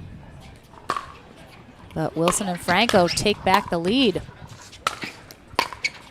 Oh, that's so an amazing good. That was shot. a single shot Yeah, that right was there. an amazing shot from Wilson. He moved up on that overhead, took it on the rise before JW could recover. 10-8-2. Hit it to the open court. Match Placed point. it perfectly.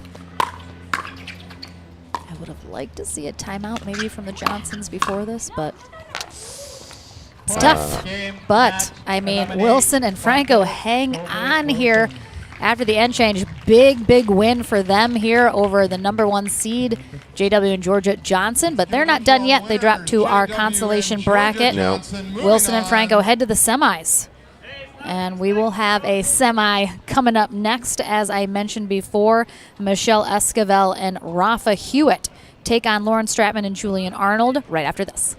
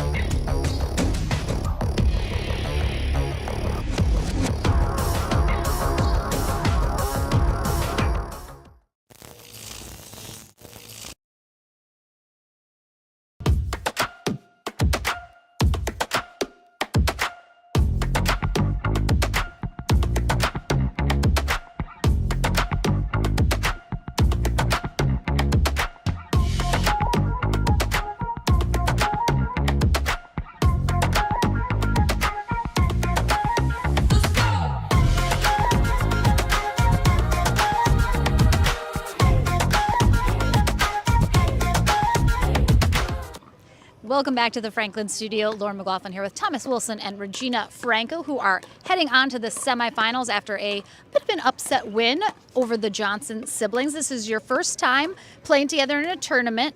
Just as new partners going into this weekend, what did you guys talk about in terms of how you want to play, communication styles, all of that? Well, we actually looked for the strengths of both of us, and he kind of worked out at the end. He was keeping me calm, and I was just letting him do what he had to. So I just trusted him in every single way. So you mentioned going into game 3, try not to bagel in that third game. We talk about so often that, you know, the tides turn so quickly in pickleball. That first game very competitive. You guys come out on top, have to be feeling good, and then 11-0 in the second game. What's your thought then going into that third game? My thought was I looked over to my wife and she was like, move your feet. And so game 3 I moved my feet and it worked out much better. So a big shout out to Brittany. Yes, So she's Coach Boo Boo. So of course that is a big win over the Johnsons. You head into the semis. Will you guys now we don't know who you're going to play quite yet. As you look forward, once you know who you're going to play, do you then strategize based on knowing who your opponents are going to be?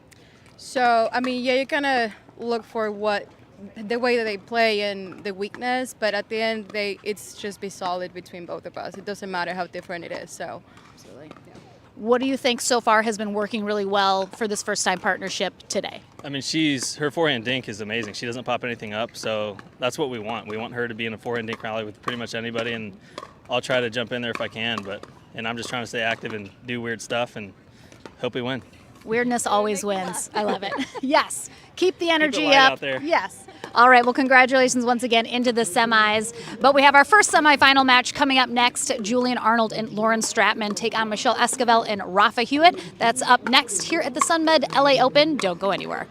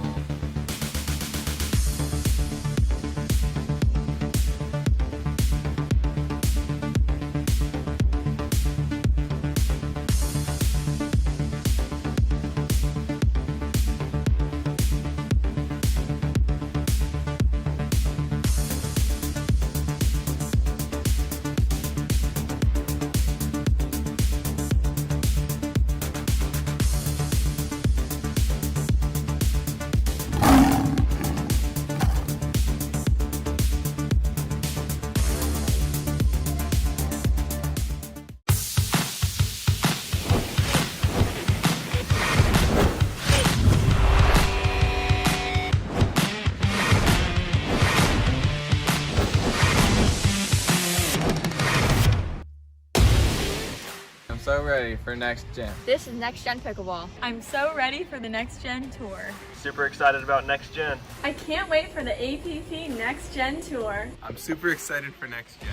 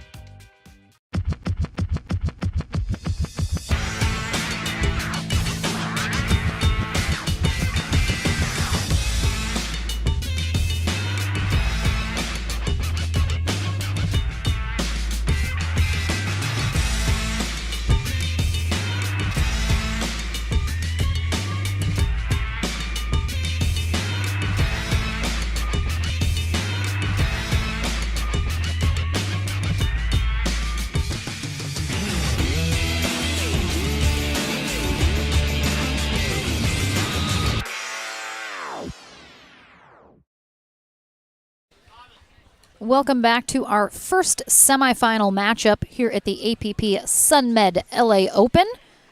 Lauren McLaughlin and Daniel Roditi here in the booth for the weekend, and we are going to have Michelle Esquivel and Rafa Hewitt, who had to defeat Cameron Blackwood and Alex Newman, and then Susanna Barr and Austin Gridley in their quarterfinal matchup. That was 3 games as well, 3-11, 11-7, 11-9. They take on Lauren Stratman and Julian Arnold, who we saw in our first live-streamed match of the day, here defeating Paris Todd and DJ Young in their quarterfinal, 11-9, 10-12, 11-6. But they also had to defeat Millen Rain and Hayden Patrick in their first match of the day, also 3 games, 10-12, 11-8, 11-5. So some really tight matches here already today in our Pro Mix doubles bracket. Our other semifinal, I know, is half set.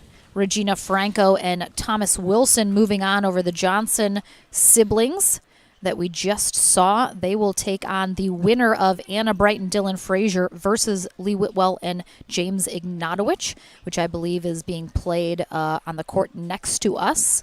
We'll give you an update if we can, but they're not right next to us, so we'll see if we can hear what's going on over there. But Michelle Esquivel, Rafa Hewitt on the far end. Lauren Stratman, Julian Arnold on the near here for Game 1. Claire Kavanaugh is our USA Pickleball Certified referee for this match. And as you mentioned, Daniel, before we started, this should be a fiery match. Yes, both of the gentlemen especially very vocal. They're going to be all over the place here. And the ladies too, they're pretty fiery themselves. They'll certainly get into it. They're familiar with each other. They've played together a lot, against each other quite a bit. So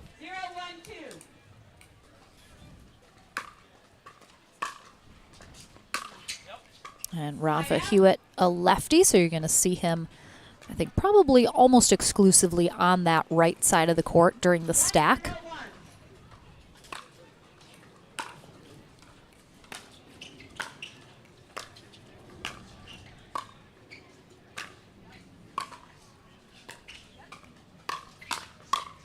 Oh, nice hands there from Hewitt. Getting aggressive here. Crashing in. I mean, if Hewitt has the choice, he's probably going to speed it up versus slow it down. Right.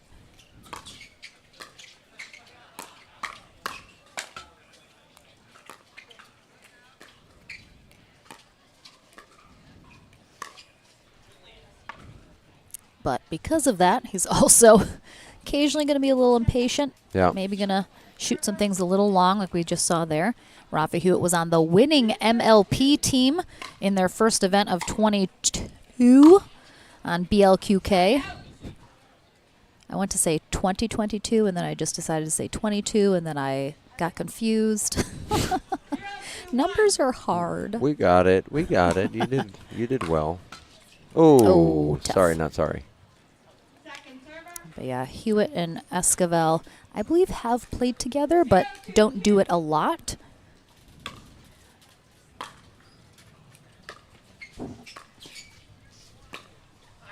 Yeah, that's a great ball there from Arnold. Nice backhand roll up the middle. 1-2-2.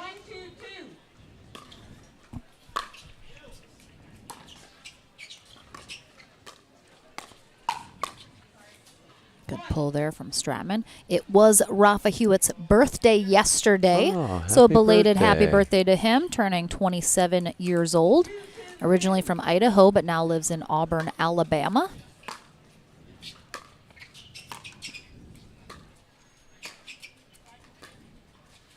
All right, next up on Championship Court 2 is our mixed senior pro, Julie Johnson versus Melanie and Rick Hexton. Make your way over to Oh, nice hands there from Esquivel, but Stratman got one she really liked and was able to put that down.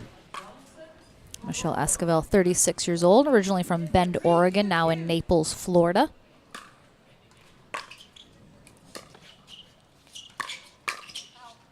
Spent a good amount of time here in SoCal. Also lived here as well. Yeah. You'll notice that calf taped up pretty significantly here today. She pulled that calf last year at the U.S. Open, so a year ago the U.S. Open. Pretty significantly. Took her a while to recover from that, and so you'll often notice she has either a compression sleeve or some tape on that calf, just trying to make sure it stays nice and strong. We saw Hewitt last weekend using that backhand cut serve. We just saw it again, is able to put some good spin on the ball.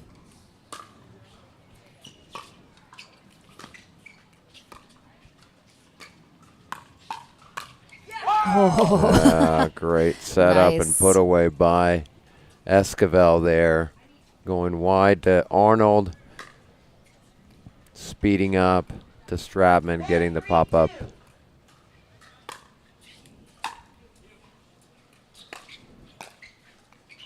Oh. That ball just dies. I think Yeah. Esquivel thought Hewitt was maybe going to make a move for that. Got caught.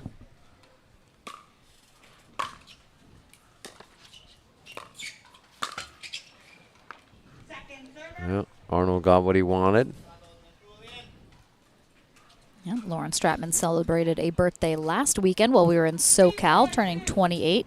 Julian Arnold, 30 years old.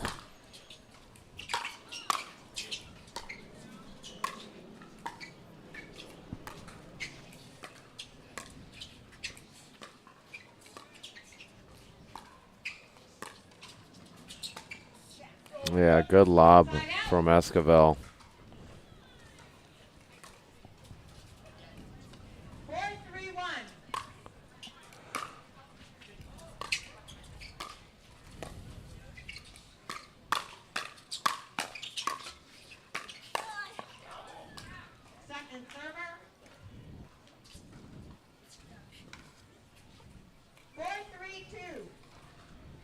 Yeah, you'll notice Rafa Hewitt loves that two-handed backhand as well.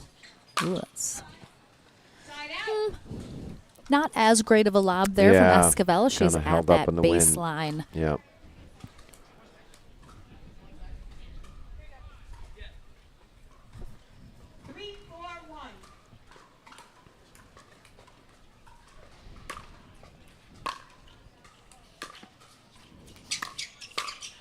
Yeah, lobbing from the baseline is going to be much more effective when someone's charging at the net quickly, not if they're already there. And you have to get it deep. Yeah, you can't lob to the kitchen line. Right. It's got to be a pretty significant lob.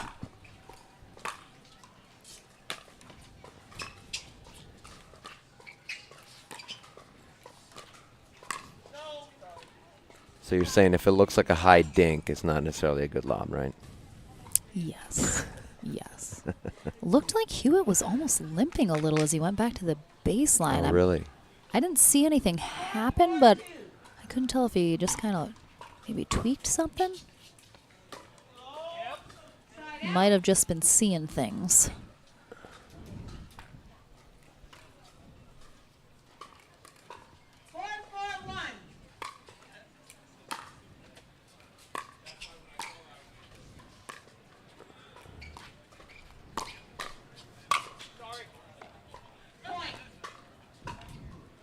Hewitt taking over there.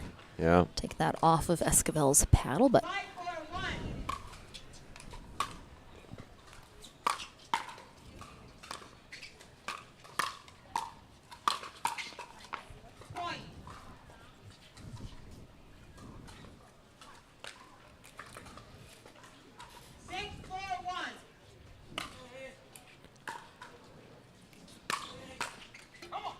yeah, good drive from Hewitt.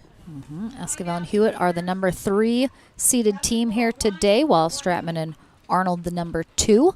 And we saw the number 1 seeds go down in the previous match, the Johnson siblings, JW and Georgia, to the number 9 seed, Regina Franco and Thomas Wilson. So as these two teams battle it out for another place, this time in the winner bracket final, as this is a semi, so these teams looking to hit the podium.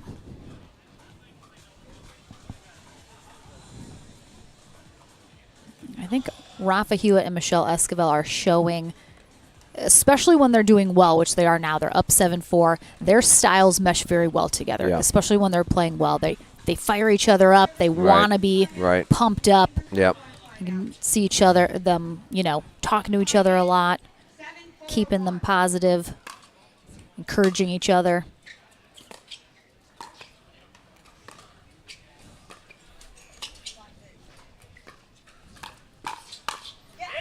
I thought Arnold was going to pull the trigger on that.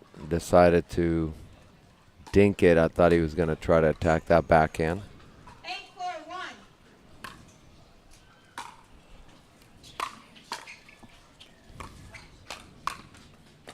Oh, that was going out. Yep. Yep. I think so.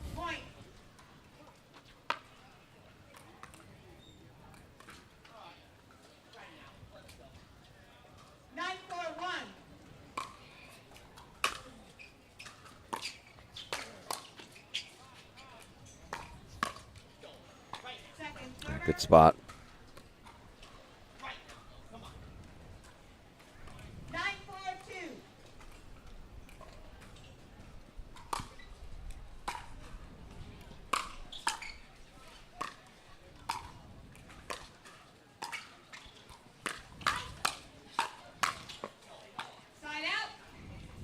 Yeah, Hewitt definitely one of those players you saw there. He kind of waited for his moment, and then it didn't matter what happened after. He was going to take those shots. He engages himself, and Esquivel knows that. She just kind of got out of the way.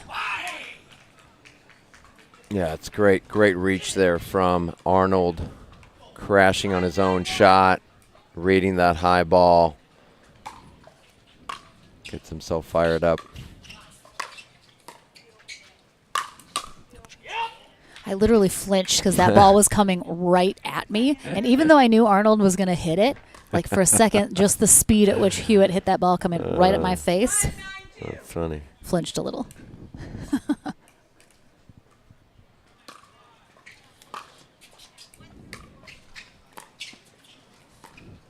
So we're seeing Esquivel and Hewitt switch the stack, which is interesting because they're up and out in front. I don't know what Esquivel asked. I wasn't sure what she was asking. Something about, I don't know. Yeah, I'm not sure.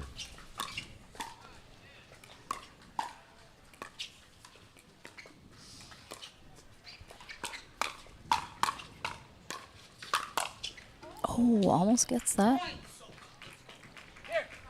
Yeah, I don't know if she's asking about Arnold having the ball on the paddle, but he's not spinning it off the paddle, which of course you're not allowed to do. But I don't know if that was the question. I'm not sure.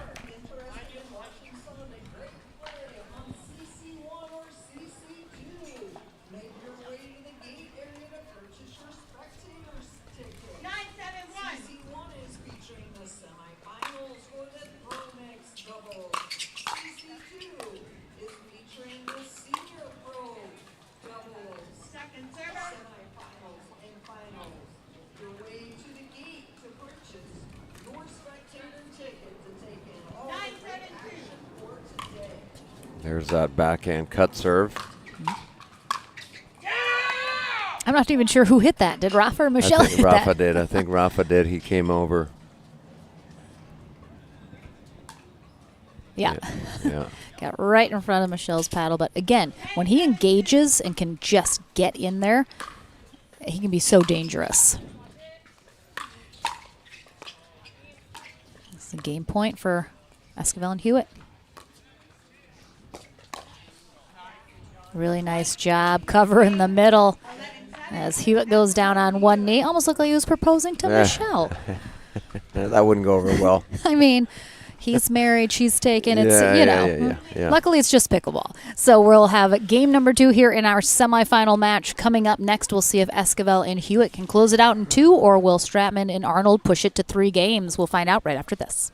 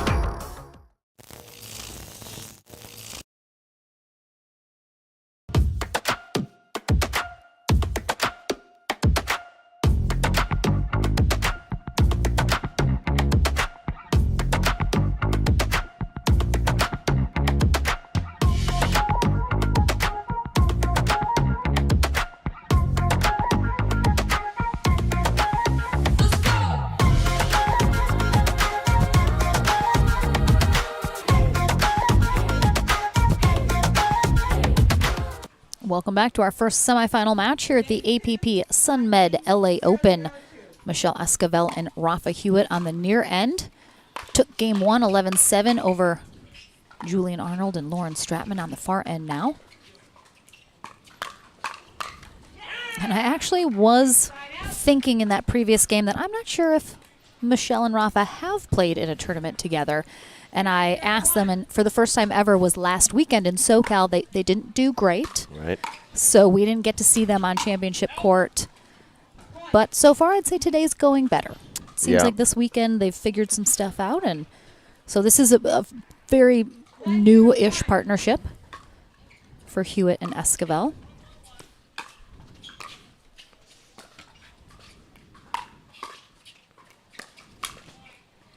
He's there.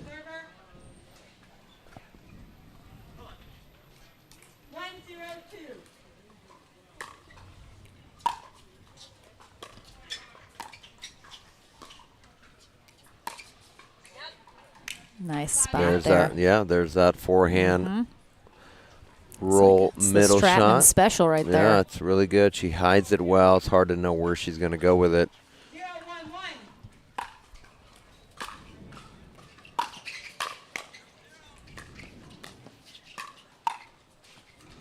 Yeah, that ball stays in. Good scramble from Hewitt, but ultimately couldn't quite be everywhere all at once.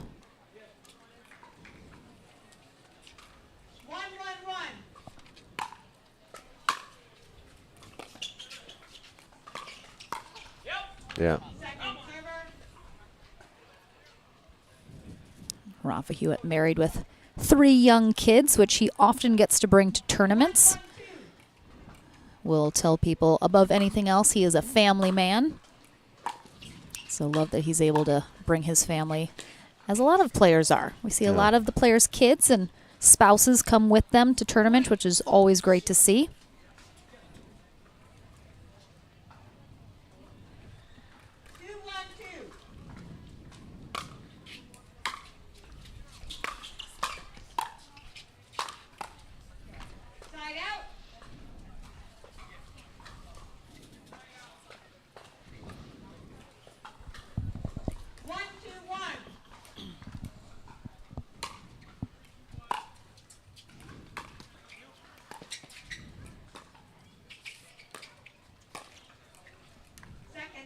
Esquivel going for that backhand inside out. Yeah, trying to speed up at Stratman. Just a little low with that one.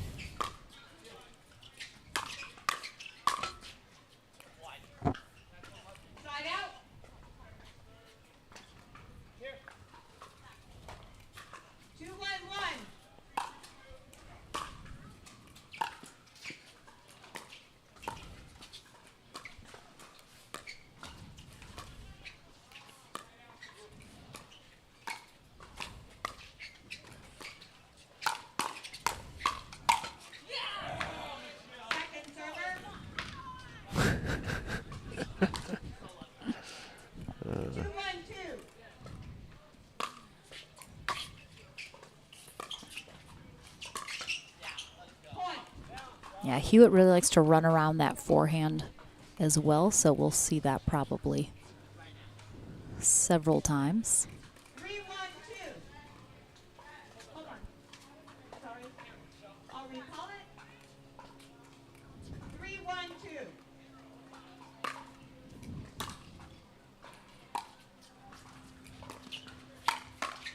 Yeah, reverse stacking here from Hewitt and Esquivel. They're going back to their preferred stacking formation here.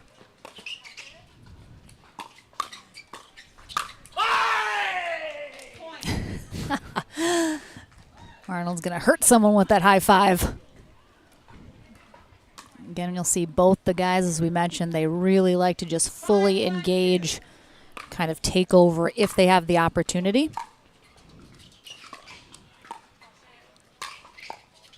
Nice spot. Yeah, good ball out in the middle there.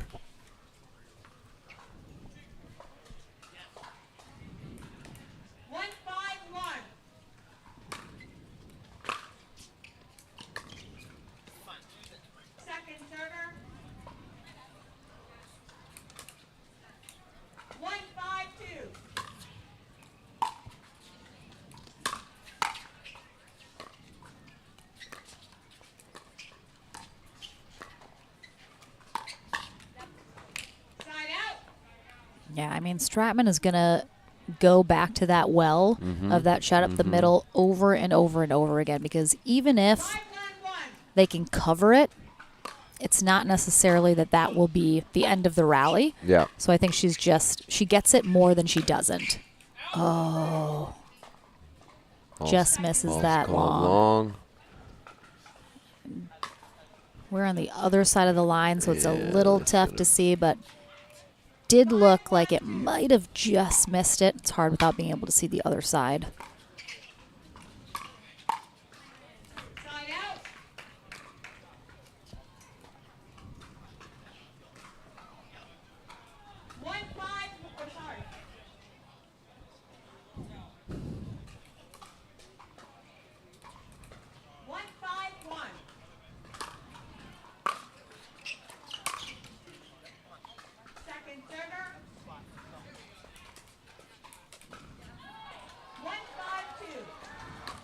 All right, going to that backhand. Oh.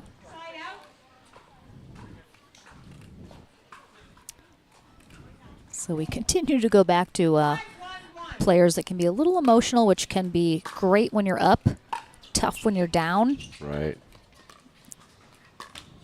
I think Esquivel and Hewitt here, just a few unforced errors in a row from them, and you can see they're very quiet now, body language a little more subdued. So I think Esquivel was asking him if they should take a timeout, so I think they might get it here. Yep, yeah, definitely now, which is tough when you have, just a couple unforced errors in a row. Right. Can really knock you out of your rhythm and game you want to be playing. And Esquivel and Hewitt, if they're not in the groove of the game they want to be playing, that's really tough to overcome.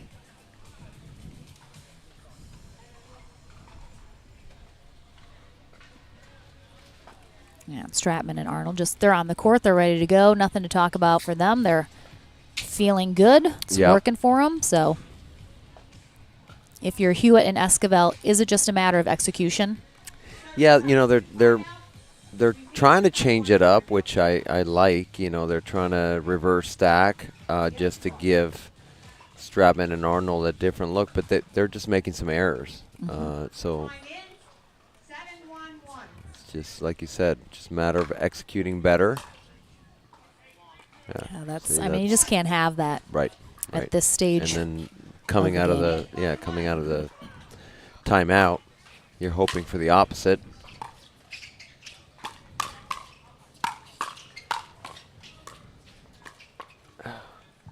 Good hands from here. I think he should have just let Esquivel have that ball. There was not much he could do with it anyway.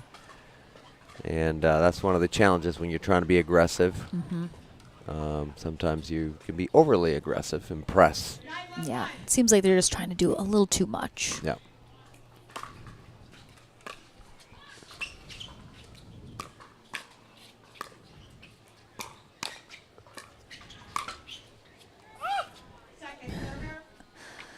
I mean, it's very cliche, right? Like, you can only win 1 point at a time. But sometimes when you're down, they're down 8 now. They were down 7. It's almost like you're playing like you're trying to get all of them back in one point. And it's just, you're not going to do it, obviously. Yep, 1 point at a time.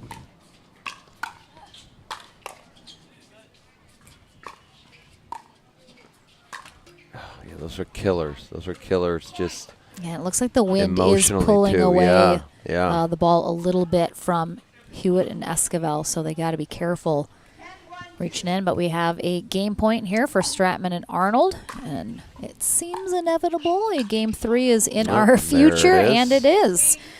So another game 3. We're going to have a lot of game 3 matches, it seems like, on center court here.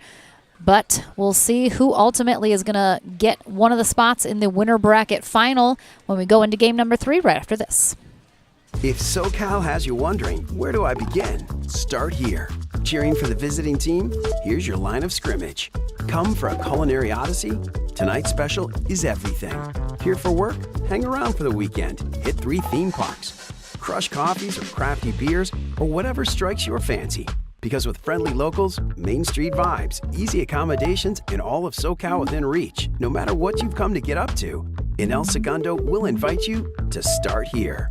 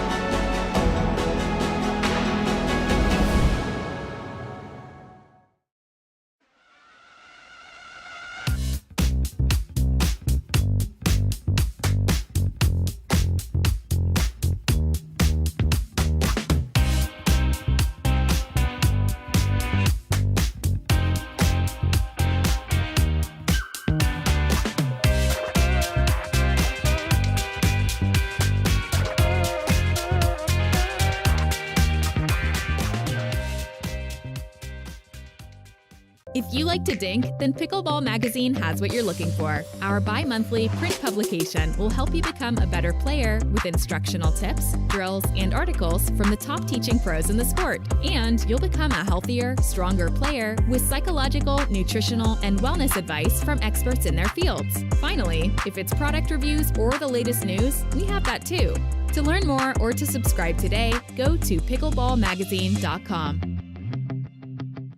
Welcome back to game number 3 here in our first semifinal match here at the Sunmed LA Open. We have our second semifinal match coming up next. That's going to be Regina Franco and Thomas Wilson. They take on Anna Bright and Dylan Frazier.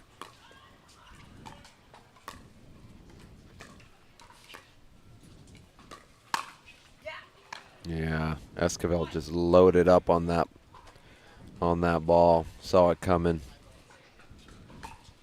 So we'll see Esquivel and Hewitt played better on that far end of the court in game 1, coming out on top 11-7. And then Stratman and Arnold, similarly on the far end, took game 2. Much bigger margin though, 11-1. But Hewitt and Esquivel out in front early here in game 3.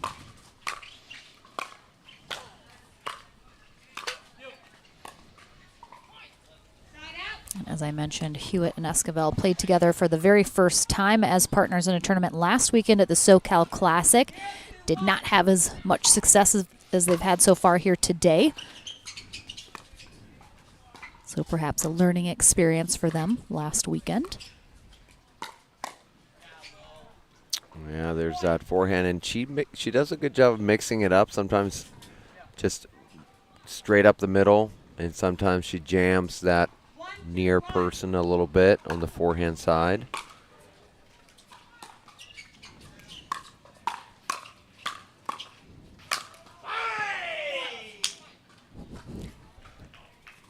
Truly, Stratman and Arnold, one of the hardest high fives that I see between partners. You just want to use your left hand so you don't injure your playing hand. I know, right?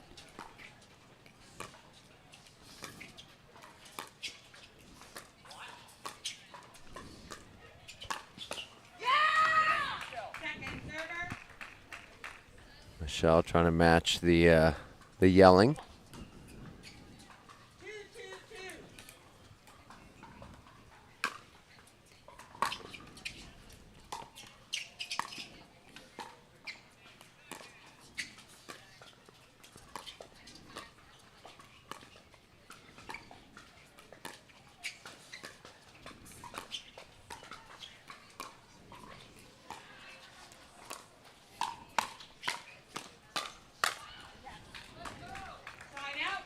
So a lot of times, especially in mixed doubles, we often see the women and the men cross court from each other. When you throw in a lefty like Hewitt, it puts the gentleman straight up.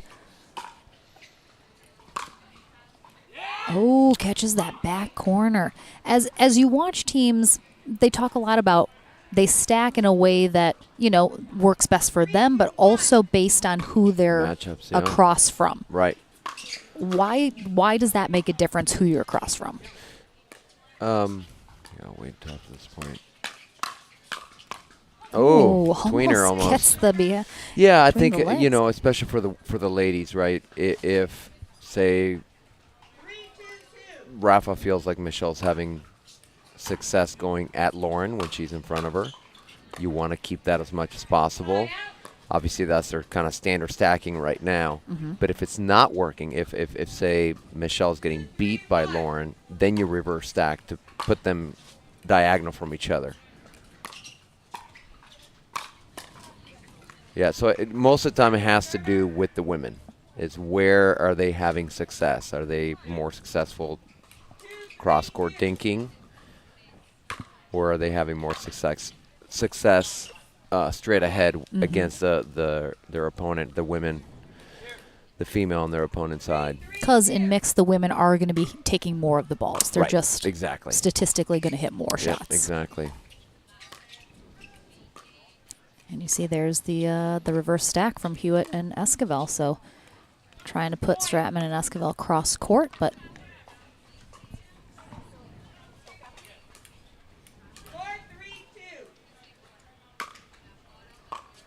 oh, nice serve there from Arnold.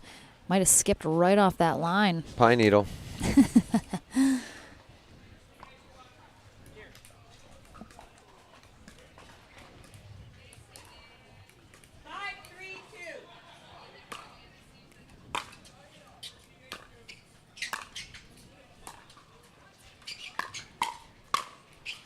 Nice setup there from Hewitt for himself. Yeah, great 1-2 from him. And we will switch ends at 6. Stratman and Arnold were hoping to get there, but Esquivel and Hewitt hold him off.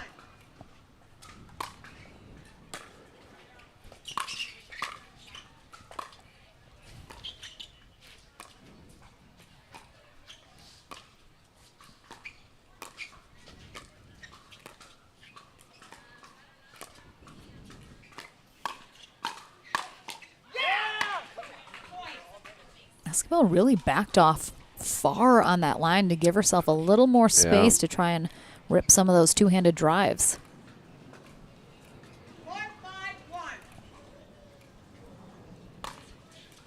Oh, she just misses with that serve. Johnny Goldberg behind us telling Esquivel, good try. And she says thank you.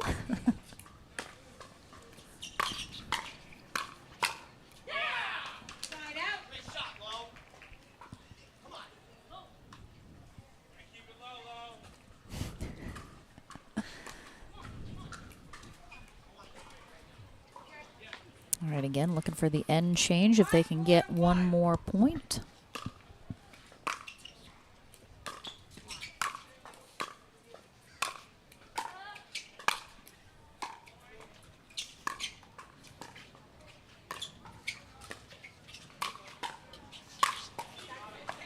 Yeah.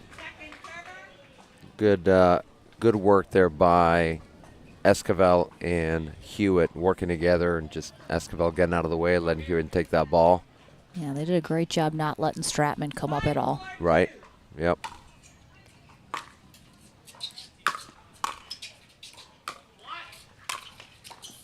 Yeah. Another big hold here for Hewitt and Esquivel.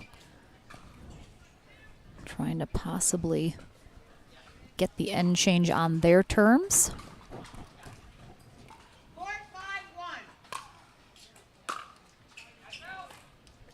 And a free point from Arnold gets them one step closer.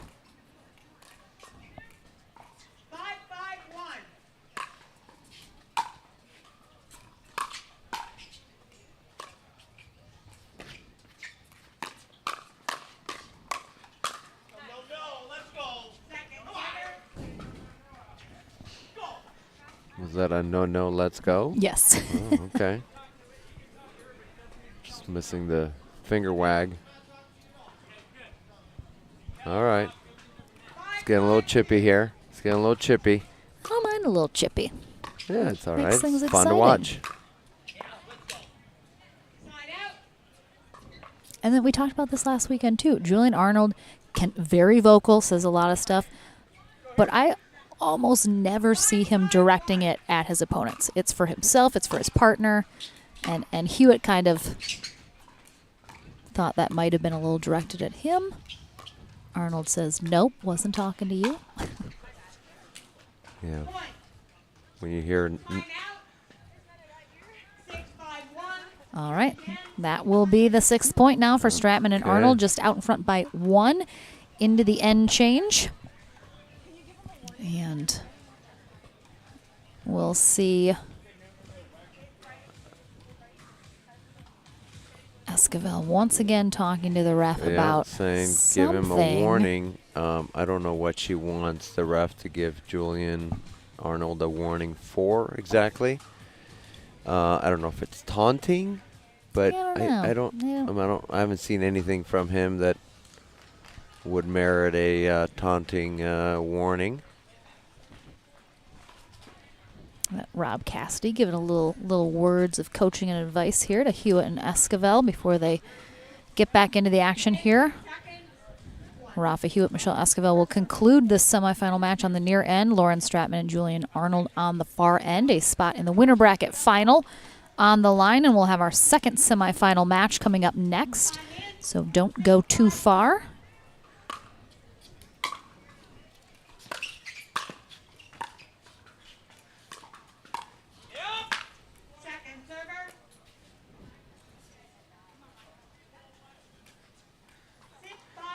So Hewitt and Esquivel are going to stay in the reverse stack.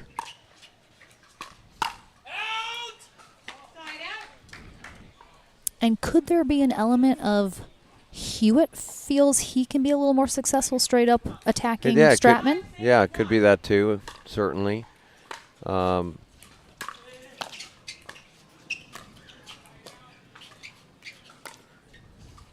Ooh, yeah.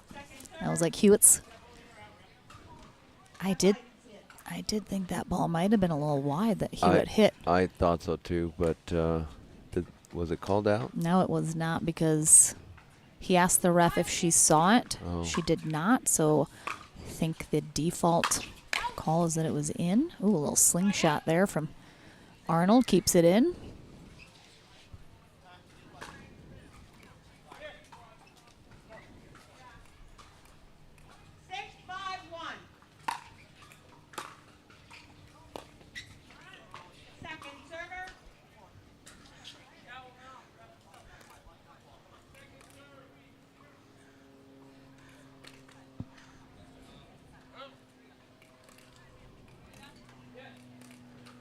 Yep, they're going back to their stacking.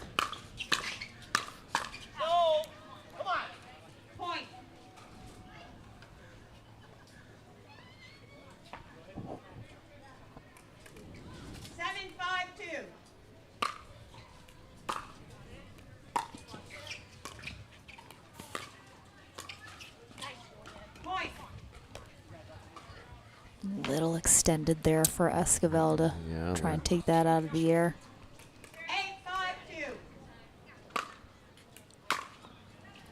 8-5-2. Oh, really nicely jumped from Esquivel. Seeing Arnold. Ooh. Well.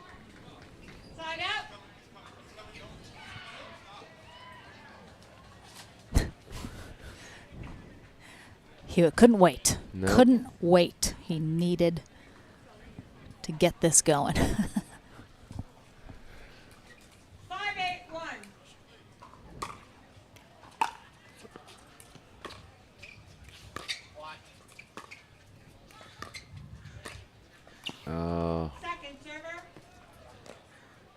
Esquivel trying to go behind Arnold again.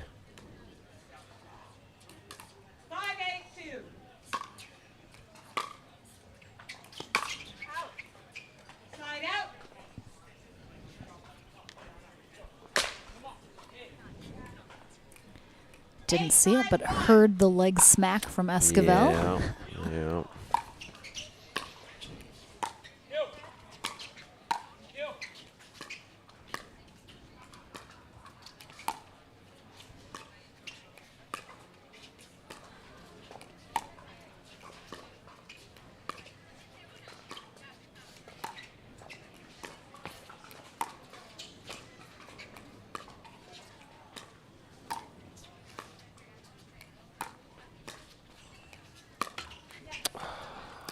Little Nicely done. impatient there from Arnold, I think.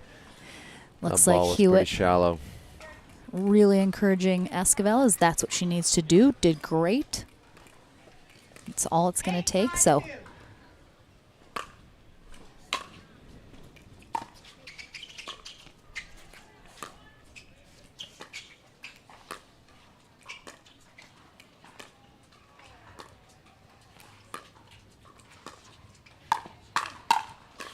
oh, what a great spot there from Stratman. Really good job from Stratman. Right on the hip. Yeah, went at Esquivel first, and then an cross-court forehand there right at the hip of Hewitt. Oh, nice gets there from Esquivel. Stratman was coming full force. I think that's a ball that Esquivel wanted.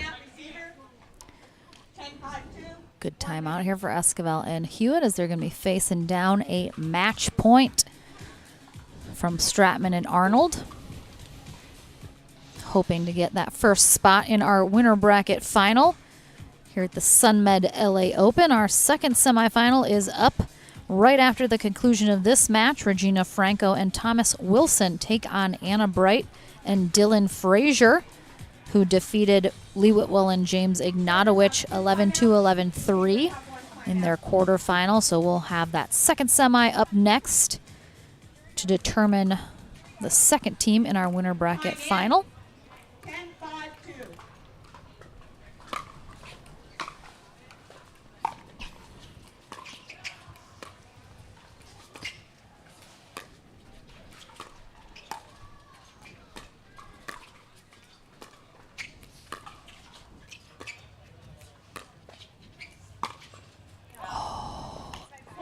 It was such a great idea from Esquivel. Yeah.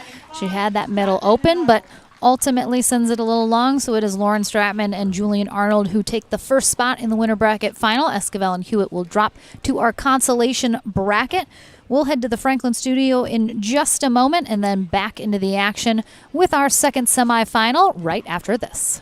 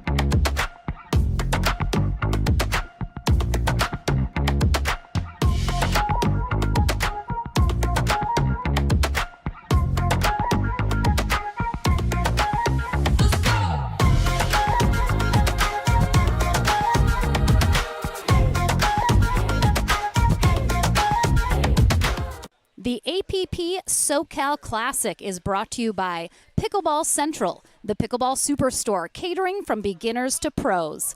Yola, for the champion in you.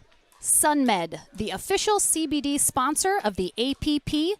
Keto Crisp, a delicious blend of healthy fat, protein, and energy to fuel your day. It's about what you can do, not what you can't. Welcome back to the Franklin studio, everyone. Lauren McLaughlin back here with Julian Arnold and Lauren Stratman, who have gotten the first spot in our winner bracket final. So we just saw you guys just a moment ago, and you guys said, might take a walk, talk about what happened. What was your guys' strategy coming into knowing then you were playing Michelle and Rafa? So we did go on a walk, and we talked about just dropping some more thirds and kind of getting into the point a little bit more, and I think that worked well for us. I think when there's a lot of elements like the wind today, it can sometimes go against us a little bit, so I think we played smarter and we played well. I agree. You both played very well. You are, we see it, you're very vocal. You like to get fired up. You fire up Lauren, you fire up yourself. When you feel like you're not playing as well as you want to be playing, what for you specifically do you do to get yourself back focused and into the next point? I think sometimes the energy can get a little low. I know that's kind of weird to think about with me, but it's a game of streaks and runs. So if you're not getting any points on the board, sometimes I feel like the energy kind of gets into like this lull, and I just need to fire myself up. Occasionally I'll just kind of just yell out like, come on, or, get it going or something. So, I think for me, I'm playing my best when I'm high energy and high intensity, and I know that's not how everyone operates, but that's what's going to get my best effort out. So you just got to get out there and kind of do you. So I love it. And you also, I think you feed off of really good energy, and I think Julian is a great sort of, partner for you because of that. Do you find you guys make each other better and can fire each other up in the same way? No one comes close to his firing. I think we have our moments. Sometimes I go deaf when he screams. But ultimately, I think what I like to say is that he's so calm and nice off the court, so people do not see that. Sure. But he's a totally different person on the court, so that's why I'm dating him. And he's a great partner, so I'm lucky to play with him and happy to be out here. All right, well, congrats. You're into the winter bracket final. We'll find out who you're playing after this semifinal match, but then I'm sure we'll see you guys back shortly on court. So don't go anywhere. Another semifinal match is going to be in the books next here at the Sunmed LA Open right after this.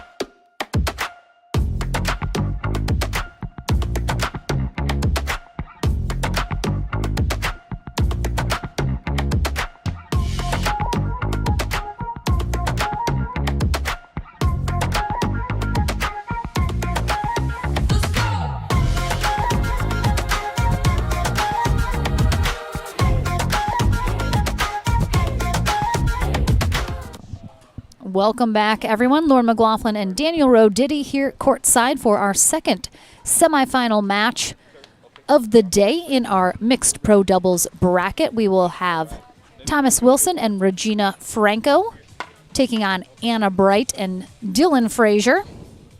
We got to see Franco and Wilson with the upset over the number 1 seed of J.W. Johnson and Georgia Johnson. In their quarterfinal match, it did go 3 games, 11-5-0, 11-11-8. So a big win for that first-time partnership, while Bright and Frazier over Lee Whitwell and James Ignatowicz, 11-2, 11-3 in their quarterfinals. And let's see if we can just take a quick look at our back draw. Looks like Paris Todd and DJ Young will be taking on the De La Rosas. And then we have Etta Wright and Pesa Tioni over Susanna Barr and Austin Gridley. Johnson & Johnson will take on Whitwell and Ignatowicz as well in that back draw. So some good matches going on.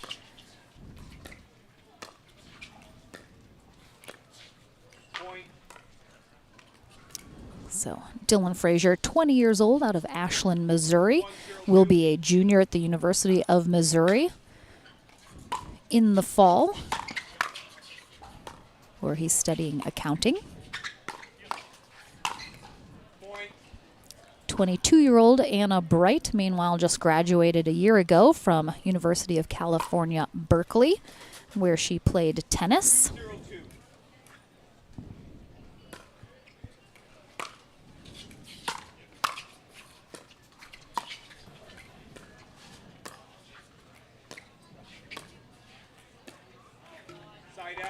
A lot of paddle spinning on this side my of the goodness. court.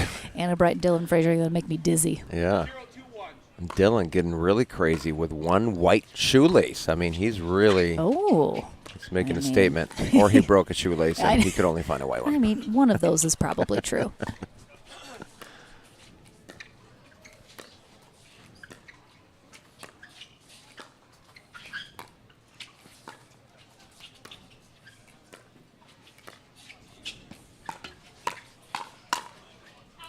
Nice leave. As we mentioned previously, Thomas Wilson, 31 years old, out of New Braunfels, Texas. Played college tennis at Purdue and then the University of Texas, while Regina Franco played professional racquetball. Top-rated player in the world, but has since focused her time on pickleball.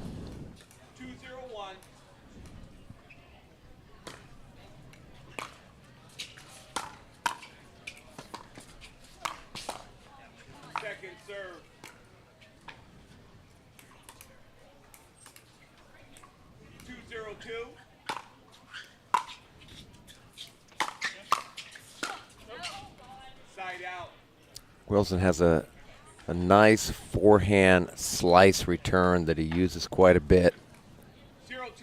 That's a pretty good kick, hard to do a lot with it.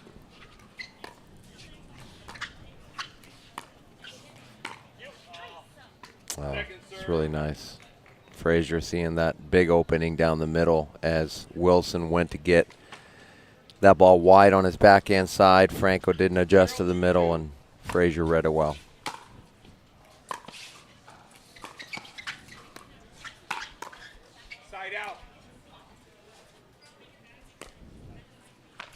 Anna Bright was a double major at UC Berkeley in business administration and data science. We mentioned last weekend, got a lot of smart people Yeah, a in lot pickleball. of bright people on the court. Absolutely. Yeah.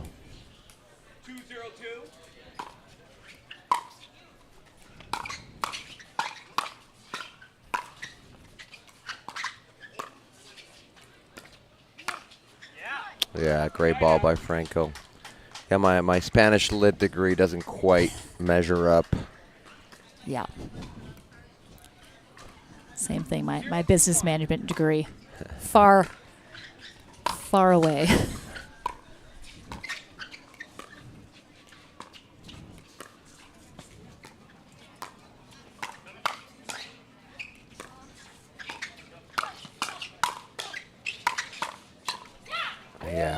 quick hands. Dylan Frazier, the lone non-racket sport background player on the court. Yep. Here we go. 0-2-2.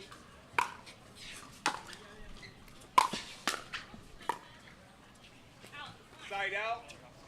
James Neighbors is our USA Pickleball certified referee for this match.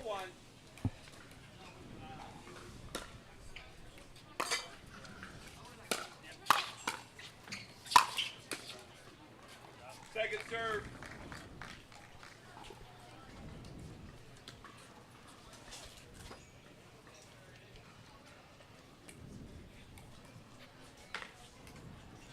Two.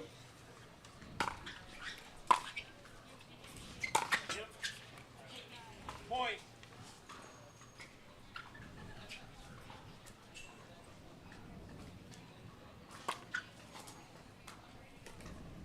Three, 0-2.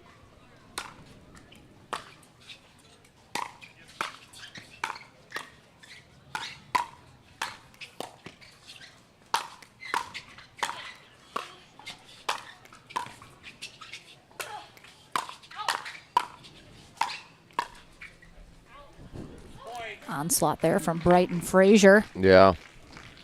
Eventually, Frazier able to get an angle there that Wilson's not able to keep in the court.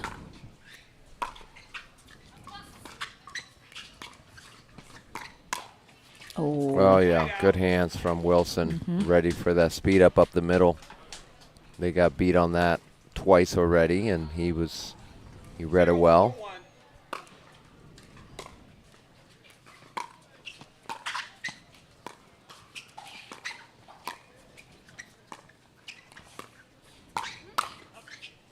Second serve.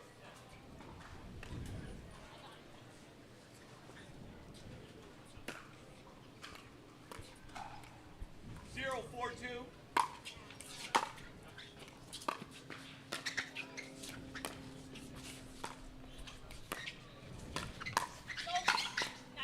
Side out. Yeah, I don't know what they're carrying on. They brought their hot air balloon here. I know, giant. 4-0-1.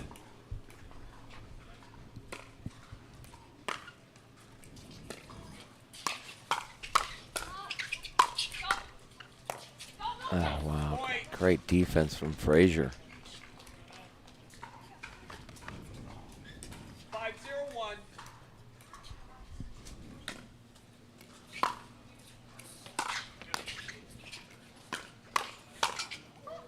We talked last week a lot, too, about how in a partnership there's generally a player that, is a little fiery, maybe a bigger personality or the cheerleader of the team. And that's going to be Anna Bright for Dylan and herself.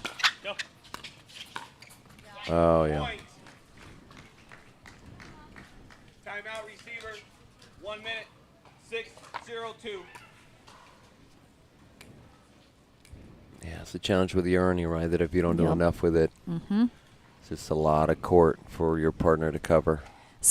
With the earner, you've been in the game for a long time now, and you've got to see different things develop. The Ernie, one of those shots that wasn't necessarily played a lot in the beginning. A player kind of created that. Right. Now it's a staple at the pro scene. Do you think the Ernie specifically as a shot is worth it? Is it something where, unless you hit it perfectly, then you're out of position, your partner's got to cover the whole court? Is the risk worth the reward with the Ernie?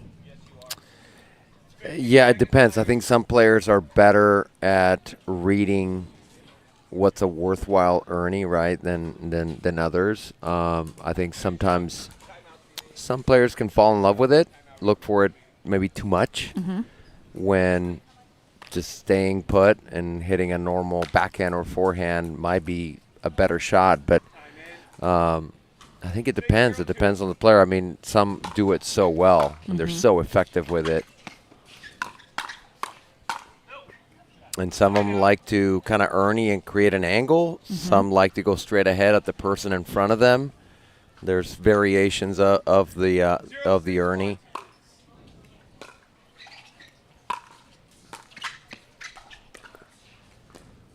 I think sometimes what makes it effective is just the threat of it. Sure. It's more the knowing that, okay, this person can Ernie, so it takes away one spot for your opponent where they can put the ball. So it could force them to go somewhere else maybe. And we talked a lot about it with Lee Whitwell, right? A lot of times she threatens it to bring that ball back to the middle for her partner to take.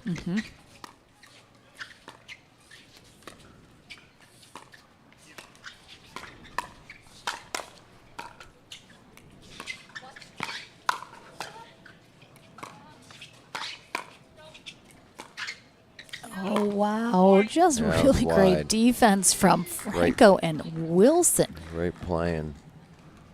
I mean, I think Frazier and Bright were just surprised it came back so often. And then finally, Frazier knows he's got to hit something that can't come back, and he pushes it a little wide. Right.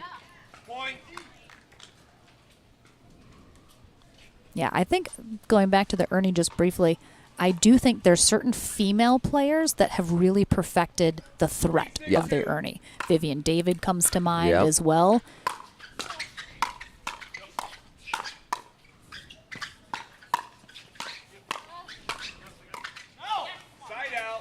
Yeah, and I think for her, playing with Deckel so much, and he can cover so much ground, and talk about someone who can Ernie from the center line. It's just he's so long and he's so good at reading that ball. I thought if he just waited a little bit more. Lower. Yeah, it's almost like he just hesitated, wasn't sure. He was unsure of that, if it was going to be open or not.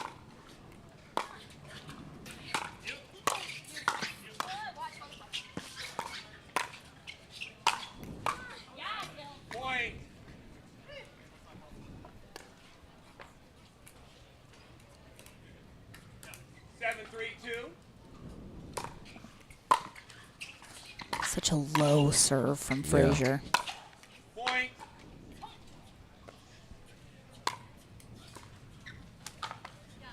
Gaining a little steam here.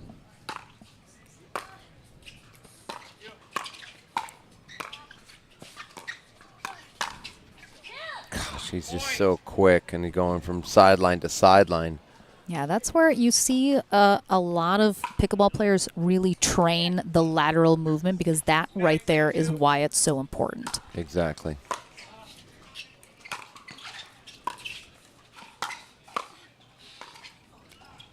Oh, good effort from Wilson.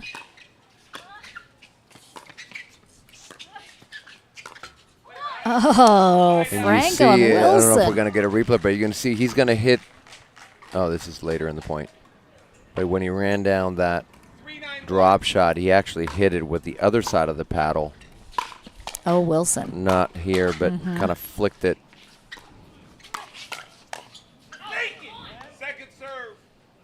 Sounded like a bit of a miss hit. Yeah. Kind of stuck to his paddle, and then he threw that out of bounds. 392.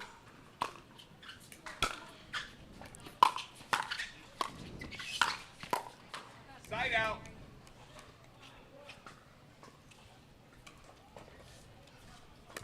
Can I have Jay Durrell and 931 Luxury to the tournament operations, please? Second serve. Yeah, Bright kind of rushing that third. 932.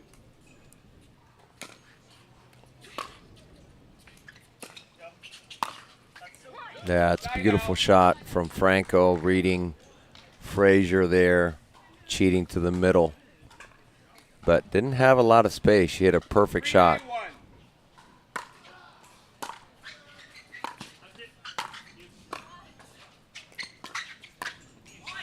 And you have to think her racquetball background, where she's used to a smaller space, very, much closer size court to pickleball than tennis is.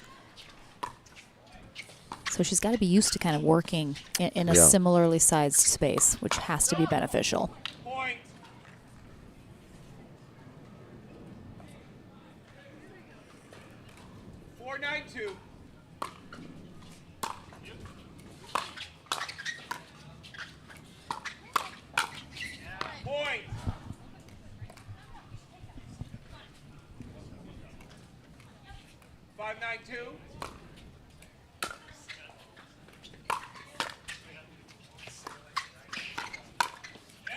Point. Timeout, receiver. All right. 1 minute, 6:92. Yeah, nice job from Wilson there. It's going to cause the timeout to be called from Anna Bright and Dylan Frazier, as they are still out in front by 4, but they can feel a little momentum picking up here. What do you see that's working right now for Franco and Wilson as they're kind of making a comeback here?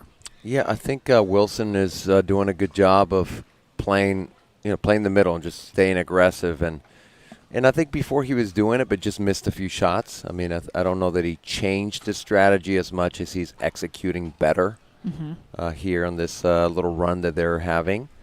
And I think he needs to keep it up. He needs to keep doing the same thing. They need to keep Frazier honest by being willing to go behind him. He's done such a great job of covering, but you have to keep doing it. Otherwise, he'll just keep shrinking the court and just taking more and more court away from you. So they have to they have to be willing to do that. They both have great hands, Franco and Wilson. So even if they get attacked, they're doing a good job of staying in the point.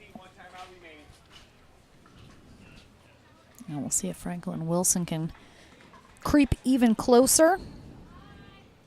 Time in.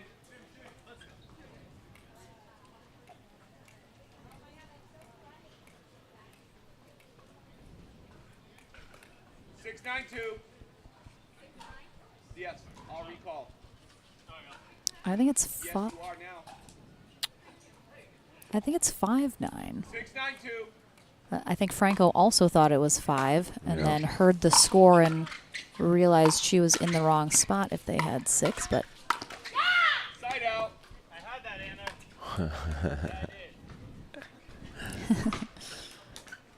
961.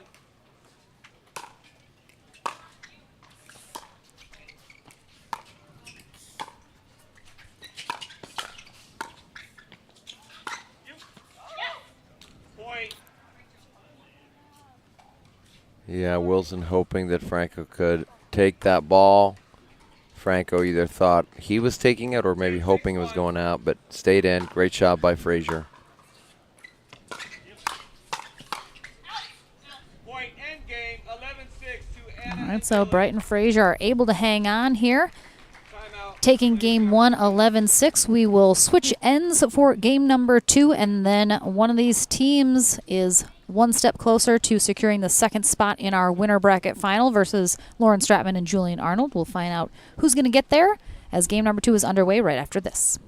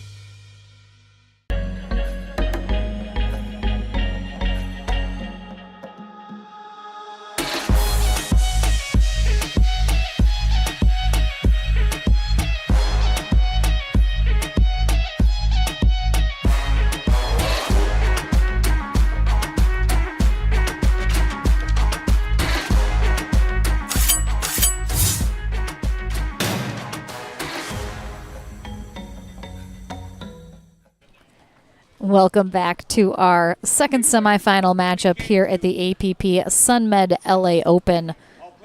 We have Thomas Wilson and Regina Franco on the near end here for game 2. They take on Anna Bright and Dylan Frazier on the far end, who took game 1 11-6.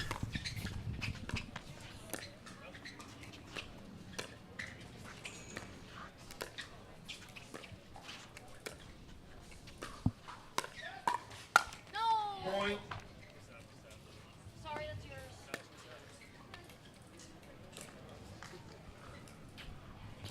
102.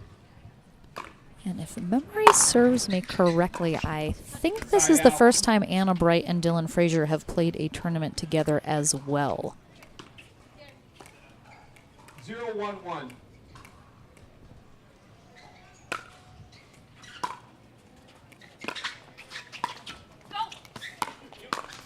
Point. Nope. I was wrong. I thought they might have. They played together at the Delray Beach Open earlier this year. Point. Where they were a bronze medal winning team. So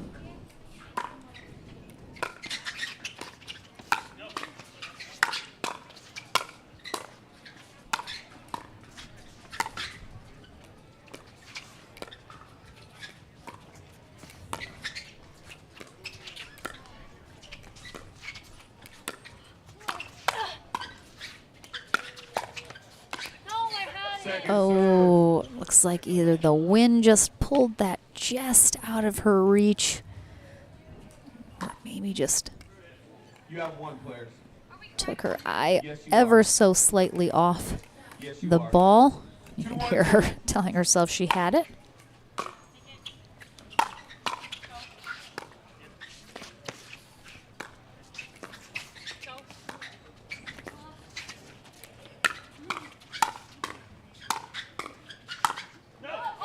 Side out. Thank you, Queen Shay. That player? I do remember that now. Point.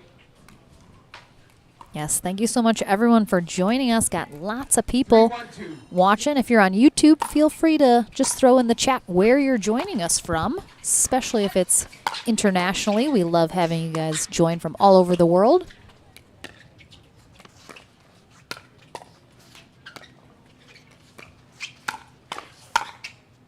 Oh, nice little spot there from Frazier as Franco throws her hands to the sky a little bit, as I think she's wondering why she let that go. Yes, you are. 4-1-2.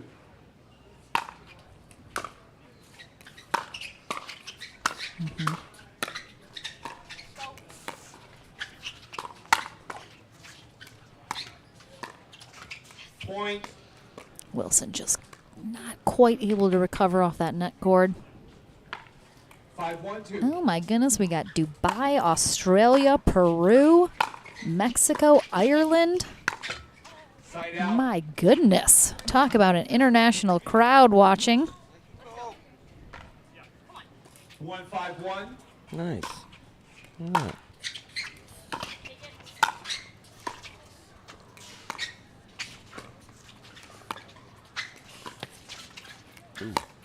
Oh, that's a nice spot there from Frazier.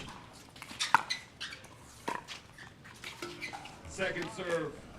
And speaking of international, Daniel, you and myself will be hopping a plane here shortly to England. Yeah. We'll be back next weekend at the English Open.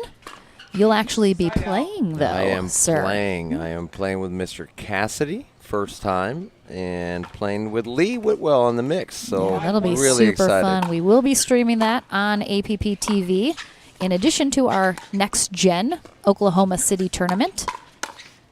But the time zones are a little different, Yeah. so we won't really collide with each other. So That's right. It should be a lot of fun.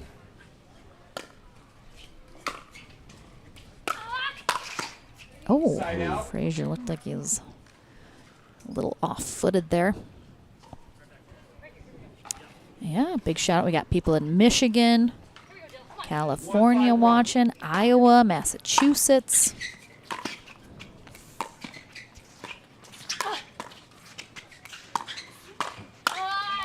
Point.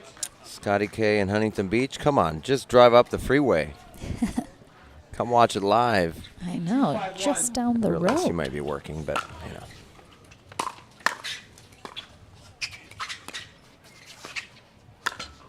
Point.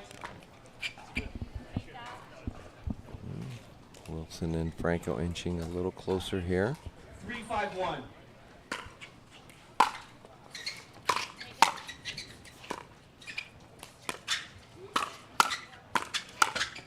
Point.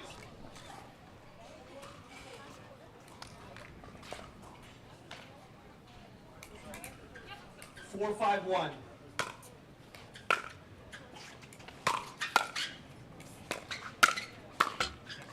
Second serve. Franco is sitting on that.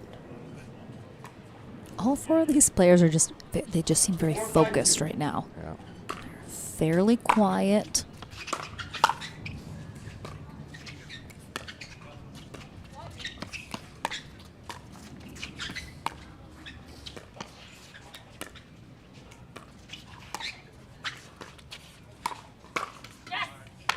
Side out.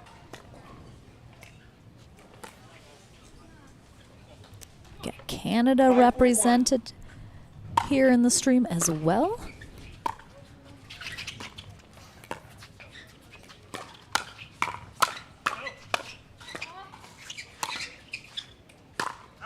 Oh, almost thought that caught her shot. hair. Almost thought her ponytail got whipped up into that shot, but missed her.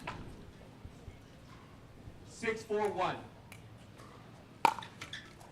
Second serve. 6-4-2.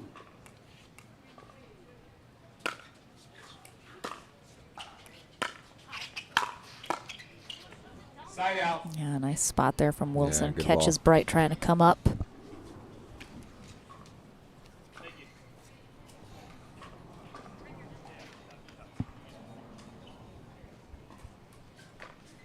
Here we go, players. 4-6-1.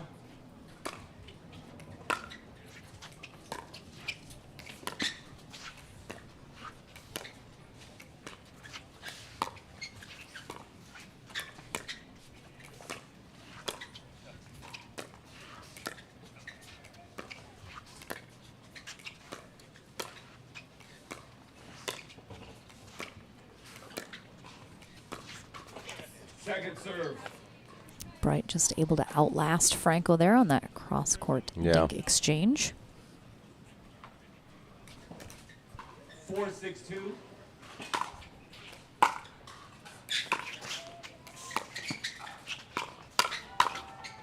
Point.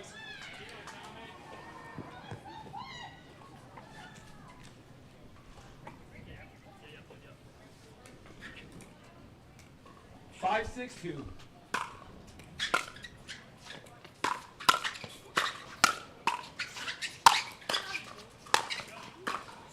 Great defense. Oh, great job by Franco. I think Didn't we see win that so often, we talked a little bit earlier, when a ball gets popped up, you see some players, they're done. They turn, that's it. They're not even going to try and defend it. But so often, it comes back. These players are just so good at defense and reading the shots. Timeout receiver. I just think it's so important to not give up. Right. Even if you think, it might be a losing battle you're fighting with a ball that gets popped up for an overhead. Not necessarily. Right. Never know. So we have a timeout here from Bright and Frazier as Franco and Wilson have now taken a 1-point lead here in Game 2. Looking to force a Game 3. And if the way this day has gone is any indication, Game 3 could very well be in our future. It seems to be the trend of the day here at the APP Sunmed LA Open. Yeah, they just want to give the fans more to watch, right? Exactly. Very thoughtful. I don't mind. Very thoughtful.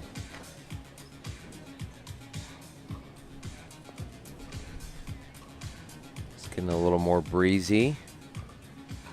Yeah, it seems like the wind's been changing directions a little. We have a little bit more cloud cover than we did earlier, but still beautiful day. Expect a beautiful weekend here in El Segundo, California. Mid-70s is what we're looking at. Partly sunny to sunny all weekend. I mean, you can't really beat the weather in SoCal. No. It's gonna give you what you want for the most part.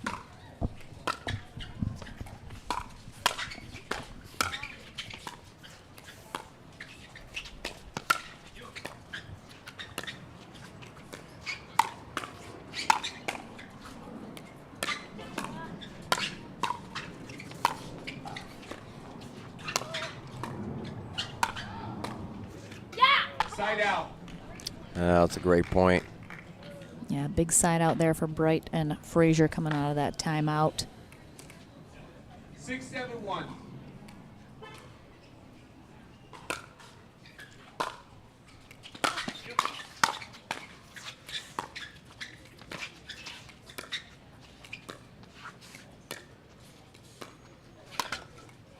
Second serve. It's almost like Bright just got ahead of herself. Just a hair. 7-2. Oh, that drive was so beautiful from Yeah, her. that Holy was a cow. great setup.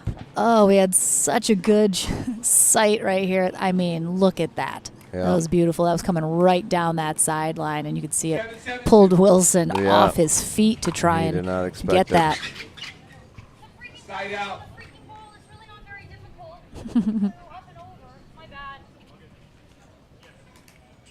7-7-1.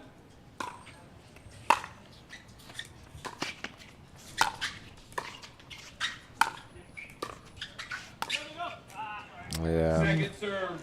Well done. Realizing Franco was well behind that baseline. 7-7-2. Could use the drop shot there.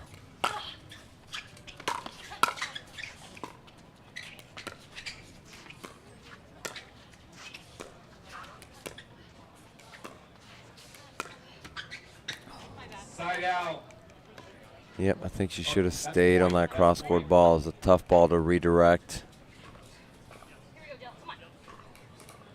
8-7-2.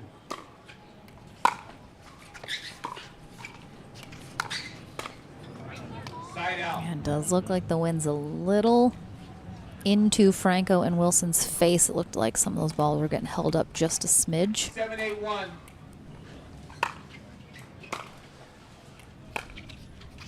Second serve. 7-8-2.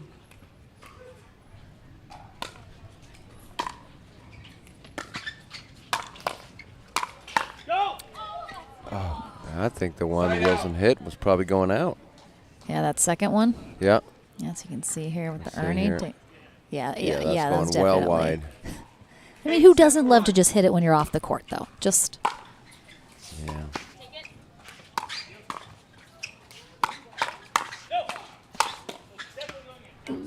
Second serve. Can hear Bright trying to pump herself and Frazier up. Yeah. Yeah, just way too high. That paddle was too open on that volley. You'll see it here on the replay as Wilson attacks. Yeah. Yeah, she kind of It does a little almost tennis, cut it a little tennis underneath. volley that didn't quite This work. isn't tennis, so Yeah, it's going to have a not. slightly different result. Right. There's times that open face can work when the ball's really, really low and you're trying to kind of stab at it, but often it doesn't. Second serve.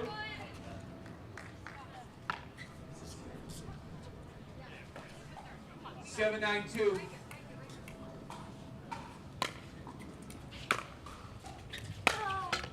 Side out.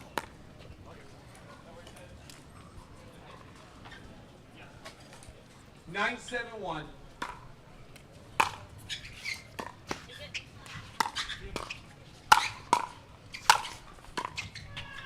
Uh,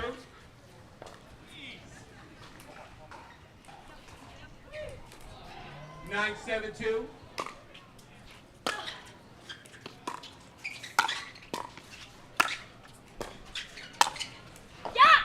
Side out.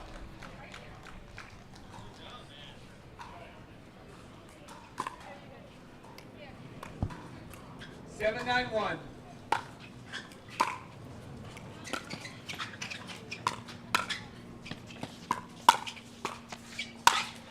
Ooh, nice. Point.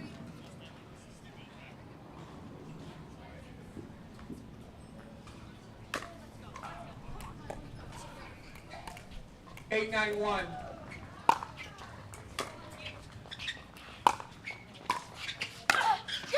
Yeah, good read from Bright. Anticipating that pop-up.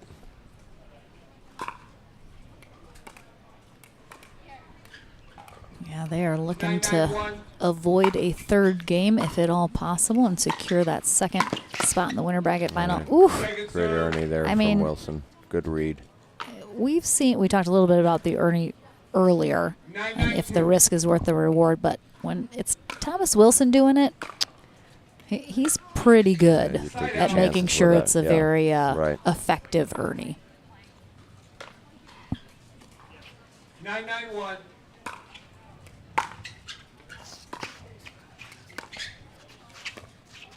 Second serve.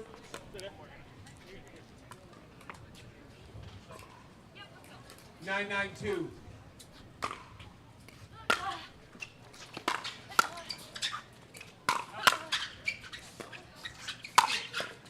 Yeah, just too much. Yeah, I think I heard Wilson say he needed to go in after that first drive, and I think that was my thought. I was surprised he let that second ball drop. Right.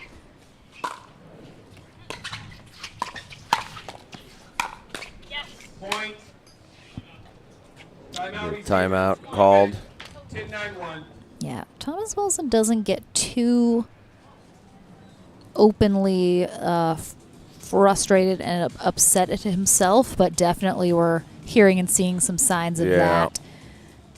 Because, again, they were out front here in the second game. It's a must-win situation for them. They have to win this to force that third game. And what seemed like could be an inevitable conclusion has now disappeared, and it's going to be a match point for Anna Bright and Dylan Frazier coming out of this timeout. If you're Wilson and Franco and you had the lead, you've lost it, now you're staring down a match point, what do you mentally do to just keep yourself in it? Yeah, I mean, you have to forget that, that you had the lead, right? You have to, I know it's hard to put that behind you, but you have to, and just focus on, okay, what do we need to do at this point? Okay, where's my return going? And who are we going to target? What are we going to do?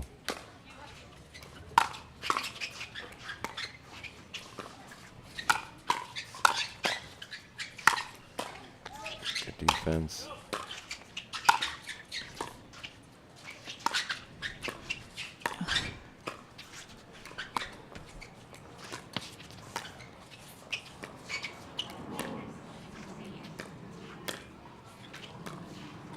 I mean, Wilson and Franco had to go. Such great defense, and now they're just missed. Wow, they got right back into it, They able did. to get up to the line. Such a great job hanging on, but then Anna Bright with that little flick down the sideline is what puts them over the top. So Anna Bright and Dylan Frazier will face Lauren Stratman and Julian Arnold in our winner bracket final. Stay tuned. More amazing pickleball still to come here at the APP Sunmed LA Open right after this.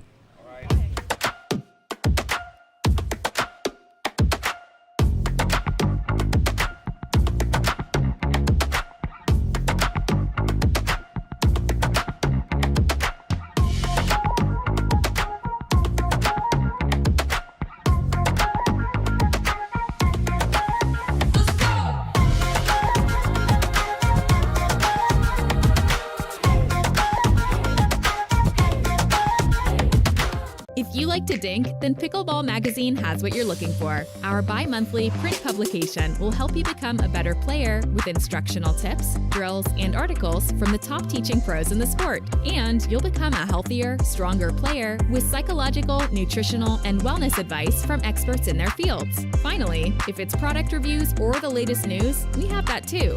To learn more or to subscribe today, go to pickleballmagazine.com. If SoCal has you wondering, where do I begin? Start here. Cheering for the visiting team? Here's your line of scrimmage. Come for a culinary odyssey? Tonight's special is everything. Here for work? Hang around for the weekend. Hit 3 theme parks. Crush coffees or crafty beers or whatever strikes your fancy. Because with friendly locals, Main Street vibes, easy accommodations, and all of SoCal within reach, no matter what you've come to get up to, in El Segundo, we'll invite you to start here.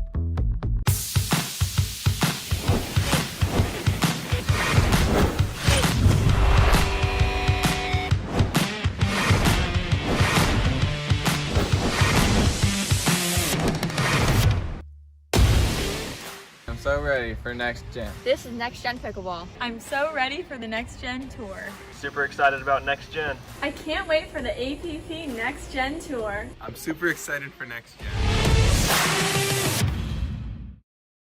Welcome back to the Franklin studio. Lauren McLaughlin here with Anna Bright and Dylan Frazier as they head to our winter bracket final. You guys played together in Delray Beach, got yourselves a bronze medal. So you're on the podium automatically already. I'm sure you're shooting for a higher color this time. But what do you think works so well between this partnership that you hope gets you to a higher spot on the podium this time? I really like playing with Dylan. He's so steady, really supportive, even when I'm playing bad or make some mistakes, and that's kind of what got us through our first match. And Dylan's the only guy I've ever medaled with in mixed, so I think there's just something about Dylan. I don't know. I mean, what is it? What is it, Dylan? What's that something? I don't know. I think we're just a good team. We've got good chemistry on the court together, and we're going for a better finish this time. Anna's a very fiery player. She's obviously got that really high-level tennis background. You come from no racket sports. Do you feel like that helps your partnership in that, Anna can get fiery and kind of pump you up a little bit? Yeah, I definitely like it when she gets fired up. It kind of keeps me mentally engaged in the game. So there's I'm not taking any points off when we're playing with Anna because I'll get in trouble. So I like it. You're going to face Lauren Stratman and Julian Arnold in that winter bracket final. They're both two very fiery players. Julian Arnold especially is going to get hot. He's going to try and take over a lot. What's going to be the thought process going to face those two? They're both really dangerous. Lauren is really dangerous with her forehand dink, so I think we're just going to have to kind of, similar to this match, just really stay in it. There's going to be some streaks on both sides and just get through it, Try not to let Julian get too loud. You can shout him down, I think, if anyone can. I don't think it's a smart thing to do, though. I don't want to get him that fired up. That's true. Good point. Well, congratulations. You're into that winter bracket final, which we'll see in just a moment. But coming up next, we're going to have a consolation match first. We're going to see the Johnson siblings back in action. JW and Georgia, they take on Michelle Esquivel and Rafa Hewitt. That's coming up right after this.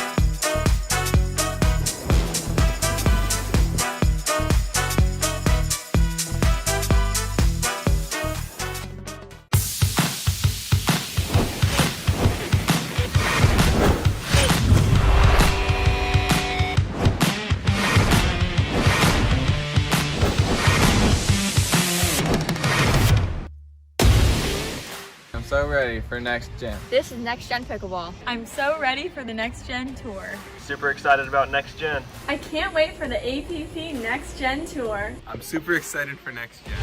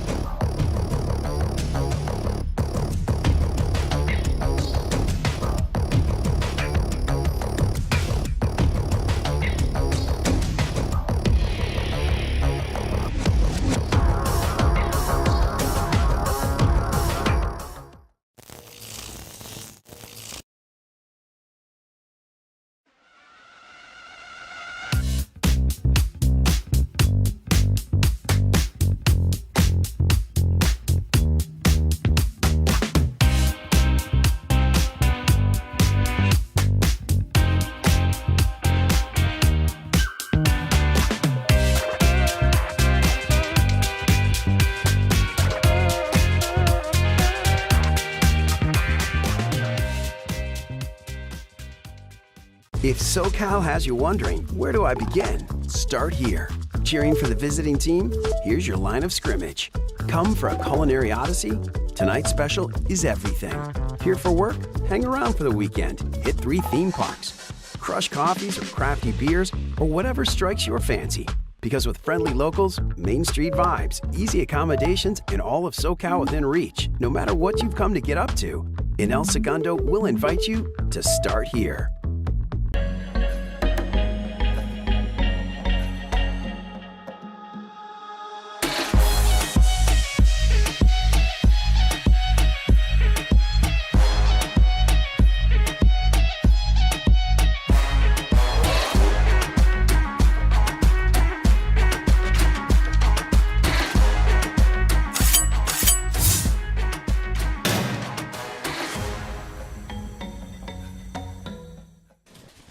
Welcome back, everyone, here to the APP Sunmed Los Angeles Open. Lauren McLaughlin and Daniel Roditi here courtside for a consolation bracket match here between Michelle Esquivel and Rafa Hewitt, who will be on the near end to start. You can see the breeze picking up a little as it billows through Michelle's skirt, but they take on the siblings, J.W. Johnson and Georgia Johnson on the far end. This is 1 match to 15. We'll switch ends at 8.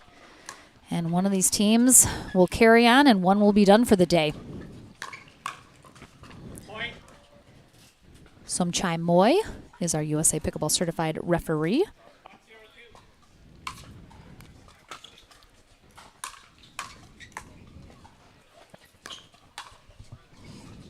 Oh. Good leave there from Georgia Johnson. 0-1-1. Oh, that's what that was. The big inflatable Durafast. Oh, that's the ball. We'll get a shot of that eventually. Yeah, it wasn't too far off. I thought it looked like a hot air balloon. I thought so it was, I mean, uh, basically, you could put a basket under that. Yeah. Set sail.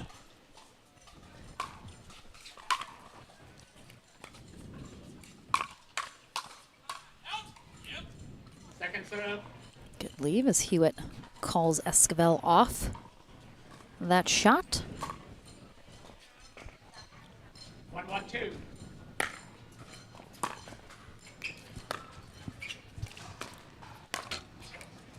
Side out.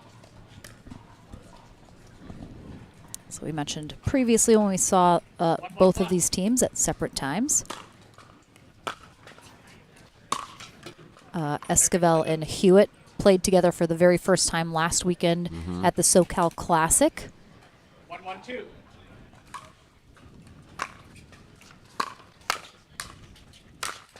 While, of course, Georgia Johnson and J.W. Johnson play together all the time, but they've really only played a handful of tournaments together so far. They'll definitely be playing more as the year goes on and into the future, but they won the New York City Open last time they paired up.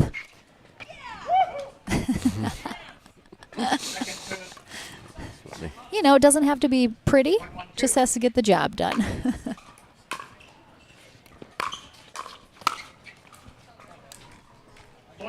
Yeah, good.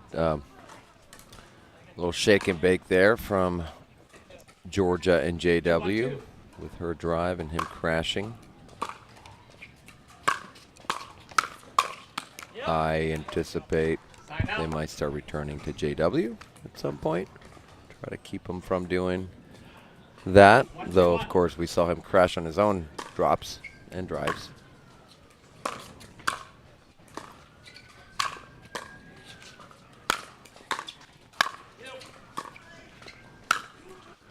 Wow. He's one of the very few that can hit that shot like that. Ball is high and can still roll it with topspin. Yeah, we saw Esquivel and Hewitt switch their stacking, which we saw a lot of that in their previous match here on championship court. And you mentioned it a little bit, but one of the reasons too is generally Michelle's going to play with a righty. So she's going to be on that right side more often in mix. So perhaps she's just more comfortable on that side, which a lot of the female players are. Right, right. And so when then you're playing with a lefty, you're not used to it. It can be a little unnerving, throw you off a little bit. So perhaps that's a little bit what's going on here. Yeah, it's for sure an adjustment. Again, you know, for the women in particular, because they're so used to playing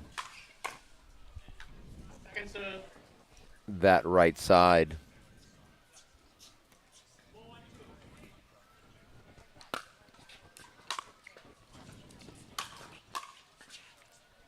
Let's push that a little wide. And notably, last weekend in SoCal, both Georgia Johnson and JW Johnson might have had one of their worst singles showings in quite a while. Neither of them medaling, both of them getting knocked out fairly early on.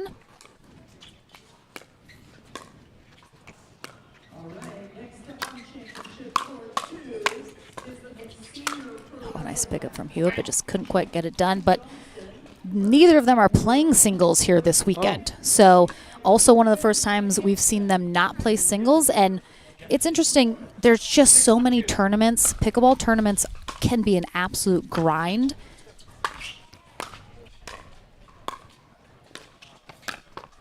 When you add in travel, all of that. I mean, I'm sure you agree, burnout can be very real for these athletes. And it's super important that they take tournaments off. They take, divisions off and take that time to just kind of regroup and refresh. Yeah. Yeah, they can be certainly a grind physically, of course, but mentally too. It's just, I remember the first few tournaments I played, this is years ago. I remember after coming back, I was more fried mentally than anything.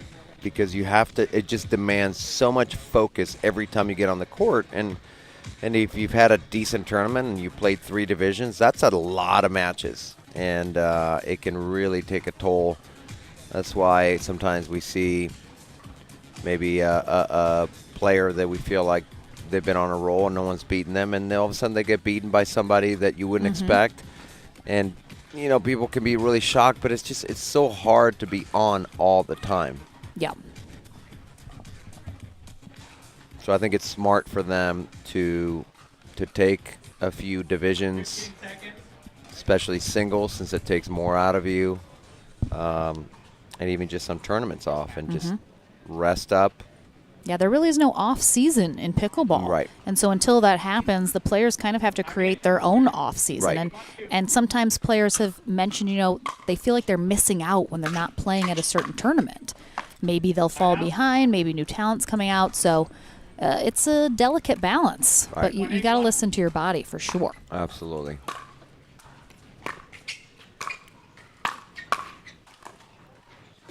Matthew Chow says, "What's up to you and myself?" Hi, Matthew. Mr. Chow.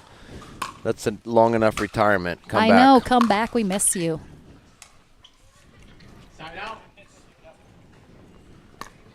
This was actually a great tournament for Matt Chow last year. Made it to bronze with Dylan Frazier. Different location, of course, but it was the LA Open at La Habra. Seems like Johnsons are still rolling here after the end change, after getting to 8.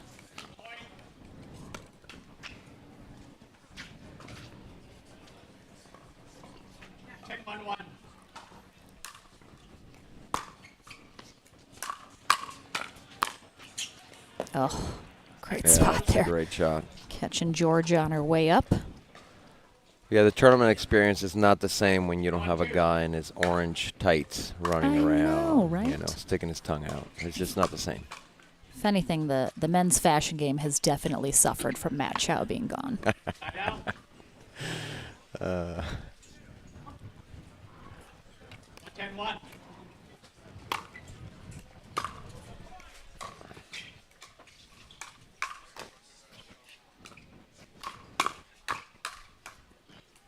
Nice catch there from Esquivel, and then Hewitt.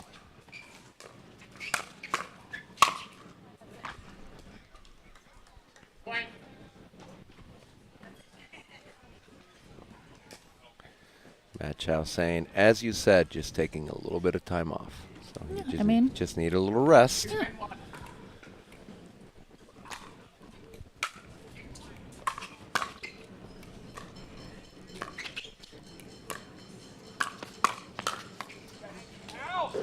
Yeah, just jamming Hewitt there back to back on that left hip.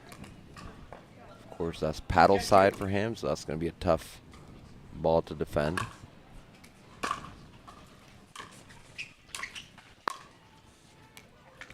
Side out. Also, we mentioned it last week as well, but the LA Open, another one of our Tier 2 tournaments here on the APP Tour, which means there's less than 50,000 prize money. So anything below that, generally a little more regional, a little smaller. 1 minute. The point is hopefully to have some of, pros that maybe are not going to make it as far with all of the top players there. We'll get a little bit more exposure, a little bit more, a better result perhaps. And then some of the top pros are able to take these off and get that rest that they need. Someone mentioned, Zane Navratil hasn't been here the last 2 weeks. It was his girlfriend, Jenny Schmidt's last week as Miss Wisconsin, so they were doing that. And they're also moving to Austin in just a couple weeks. So they are very, very, very busy, and a good time for them to take a little needed break as well and, just enjoy some of their personal things they have going on. Right. So that's where he's been. Yep, got to see him 2 days ago. I came up here to do the APP Academy with Zane. It was a lot of fun. Had a great group of people that came out for the clinics. That was great to be able to teach with him.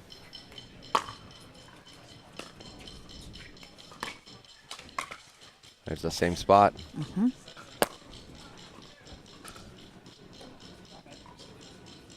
12-2-1.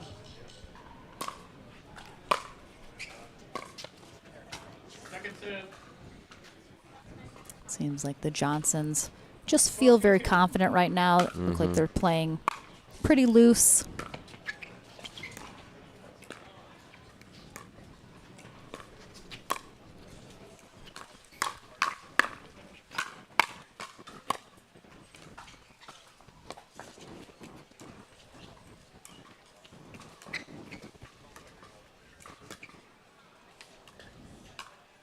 Oh, that's so nice. I think Esquivel was looking for a possible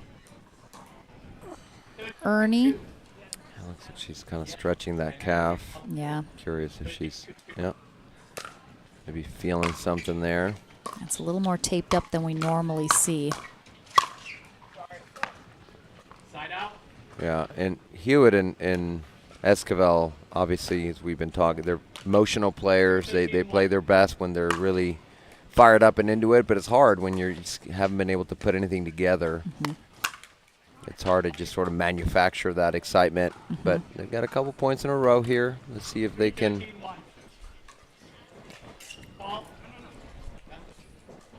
Didn't quite make it into. Yeah, we don't have a great angle. Oh, there we go. Yeah, Yeah, that was well a little short. Well short, yeah. That was right and before that's the point of that serve is for Hewitt to be very shallow on Right. that serve. He wants it to barely cross that kitchen line. Yeah, shallow and kicking hard.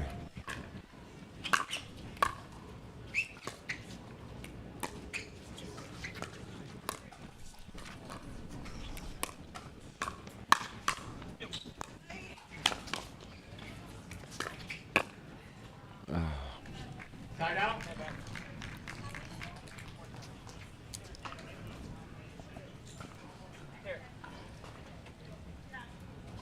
17-3-1.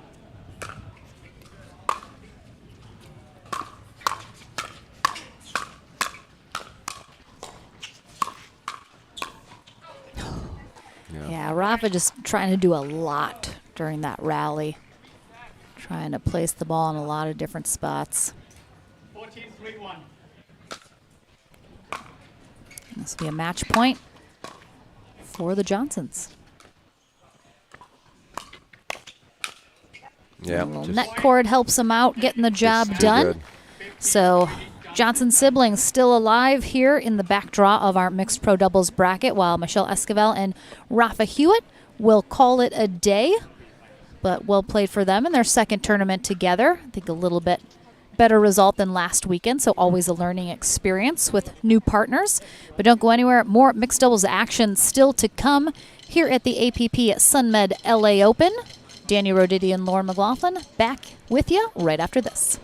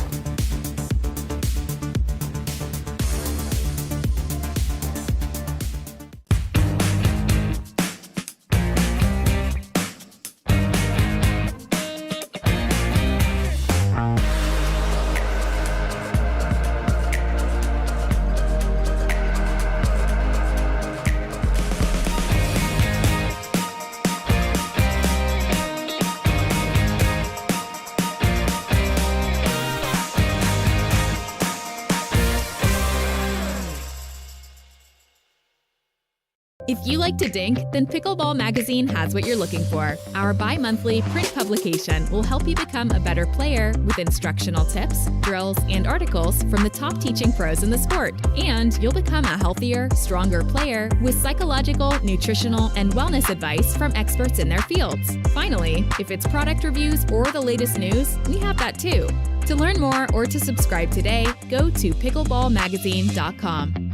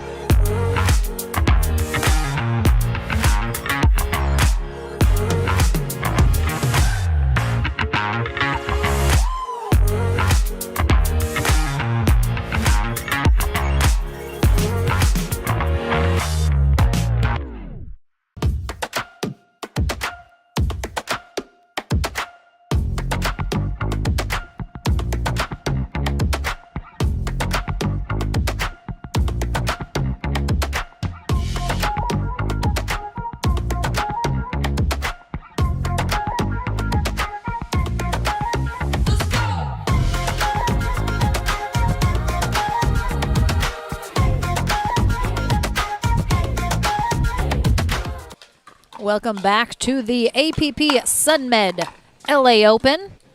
Our official ball is the Dura Fast 40. It's not quite that size, but sometimes it's nice to, in case we need a quick getaway, Daniel, we're hopping in the Dura Fast 40 balloon, and off we go. So we have our winner bracket final coming up right now. Here in our mixed pro doubles bracket, we have Anna Bright and Dylan Frazier. They'll be taking on Lauren Stratman and Julian Arnold. I don't think there's 40 holes on that. I don't think so either. I feel like I can tell already that that is not a true, realistic depiction of the Dura Fast 40. Who do I need to talk to about this? Lauren McLaughlin here with Daniel Roditi. Courtside for all the action. We'll be back tomorrow morning with our men's and women's doubles day, followed by pro singles on Sunday to conclude our SoCal swing for the last 2 weeks. Playing all the way through to our gold medal matches here each day. So the winner of this match will head to gold. Loser will head to bronze. They will take on a team working their way through the back draw, as this is a true double elimination style tournament. We saw Georgia Johnson and J.W. Johnson carrying on in that back draw, so they're still alive down there. Let's see if we can take a quick look at that back draw, see who is still working their way.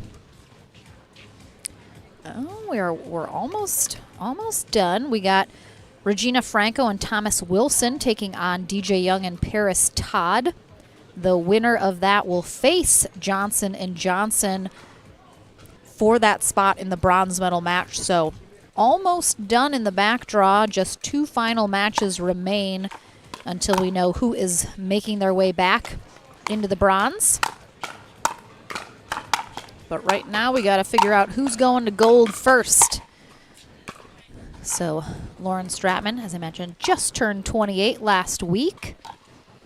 Originally from Santa Barbara, California, but now her family is in Knoxville, Tennessee. While Julian Arnold, 30 years old, also originally from SoCal, but now recently relocated to Austin, Texas, as has 90% of pickleball pros, I'm pretty sure. If you look at the numbers, they take on the slightly younger team of 22-year-old Anna Bright in the Delray Beach, Florida area. Graduated a year ago from UC Berkeley with a double major and being one of the top women tennis players in the country. And she partners with 20-year-old Dylan Frazier, who has not played tennis. Right. But a little baseball, some other sports in his background, and he is going to be a junior at the University of Missouri this next fall. He's studying accounting.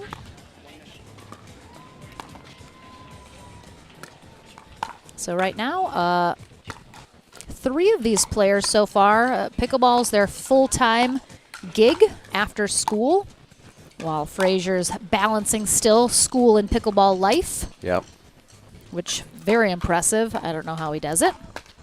But right now he's at least summer break. Summer break. It's just all pickleball for him right now. Yeah. Yeah, a lot of accountants. Was it obviously Zane, Dylan, and is I think Mario Barrientos is studying to get a master's in accounting right now.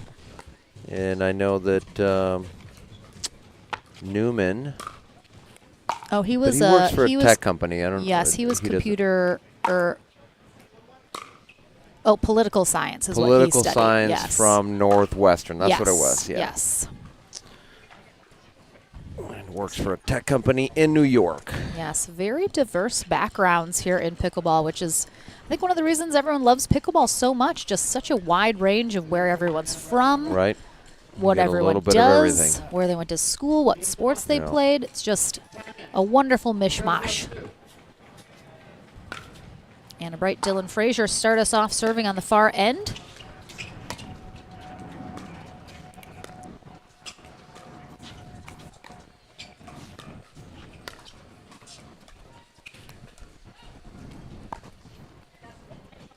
There we go. Good job by Stratman. Yep. Yep. Howard Hepworth is our USA Pickleball Certified referee for this match.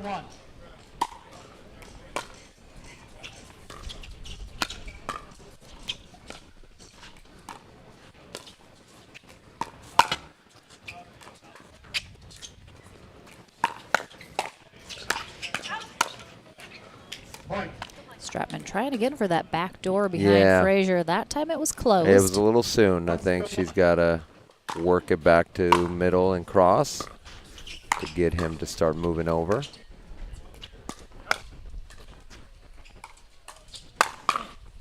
Ooh. Arnold almost got it. That was actually Arnold with the squeak. Yeah, yeah.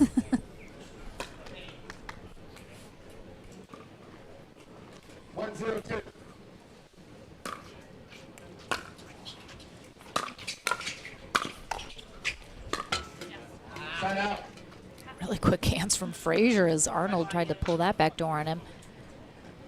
We talk a lot. Frazier has some of the quickest hands, but the shortest backswing. Yeah, he almost has no backswing. Yep. So wristy.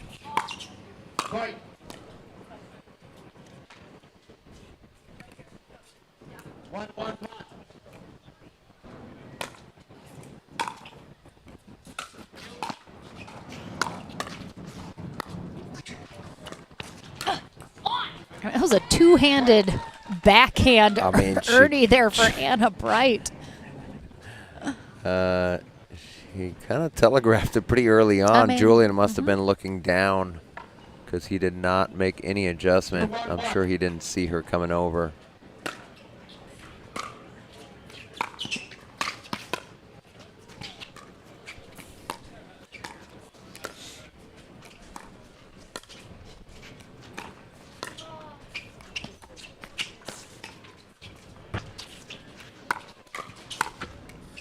Yeah, this time Arnold sees it, goes back middle.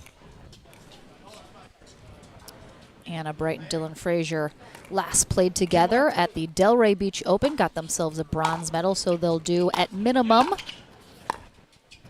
that well here this weekend. And Lauren Stratman and Julian Arnold, someone please correct me if you know that I'm wrong, but I don't think they've medaled together yet in mixed pro doubles as a partnership. You might be bronze? right. Maybe, yeah, she's going. It was a great job going there at the beginning. I think she needs to go back to what has been working throughout the day, is that middle shot. Or maybe even just at his right hip and trying to kind of catch him. She's kind of gone up that line 3 times. It only worked the first time.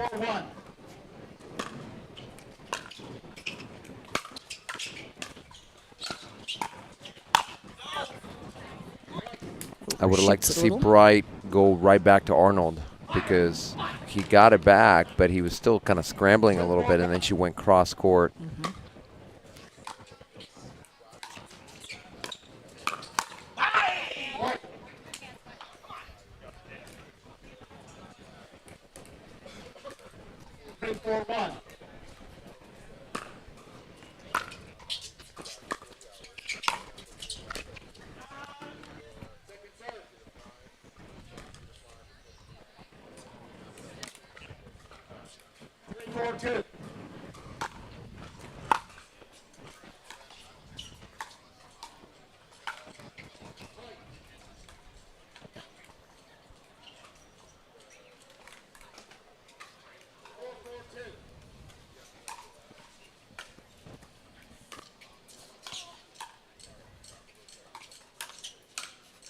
Yeah, great ball by Bright.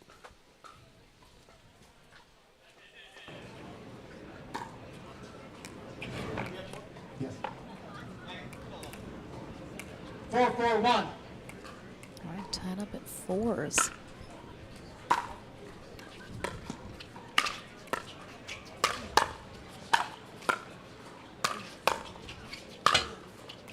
Oh, that net cord forward, throws off Frazier just enough. He was doing a great job on D here. Yeah, good job holding that by Arnold.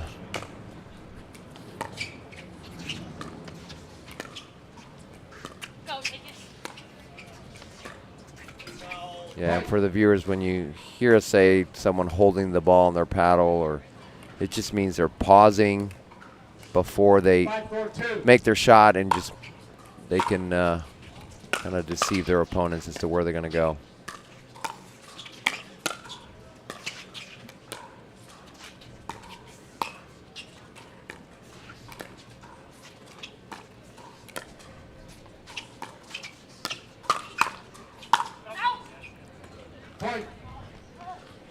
Her having done previously today. Right.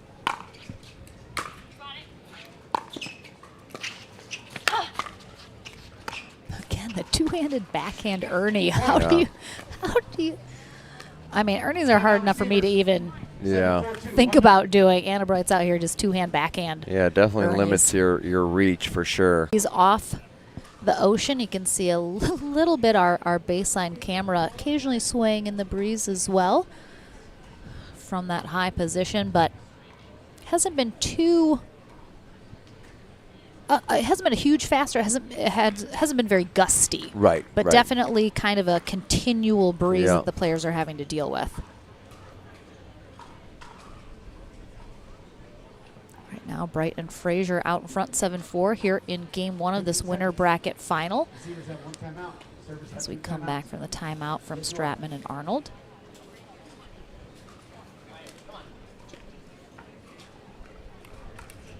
Time in. 7-4-2. Service fault, side out. Good quick side out coming out of that timeout. 4-7-1.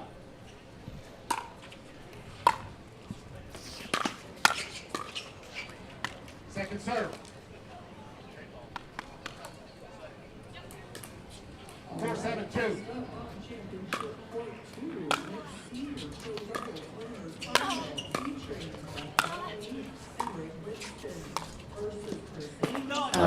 Good effort from Arnold. Even with his speed, couldn't quite get there, 7-4-1. Oh, just a beautiful shot from Frazier. Again, and we talk about sometimes how the singles game can be beneficial in doubles play as well. Dylan Frazier, very high-level singles player, and that was a great single shot right there. You learn how to hit those passing shots super well.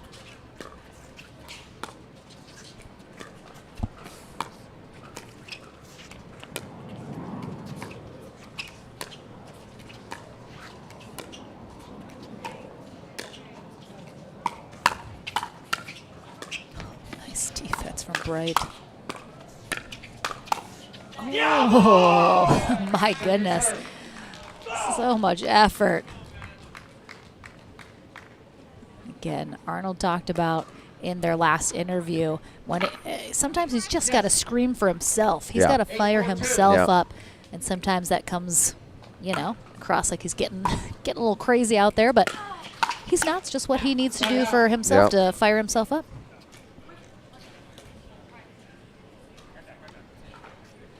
Four, 8-1.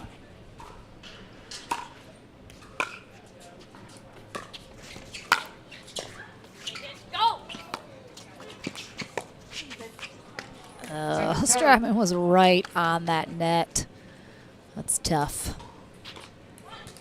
4-8-2.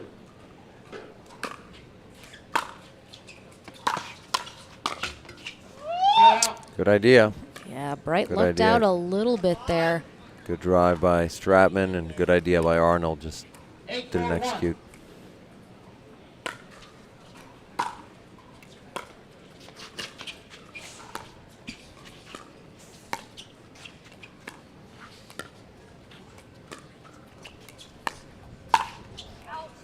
Oh, that's our shot. Just Would have liked to see her just take a little closer step to that ball. She was a little stretched out. 9-4-1.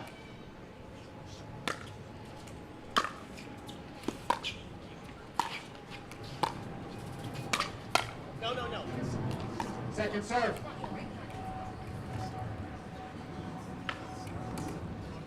9-4-2.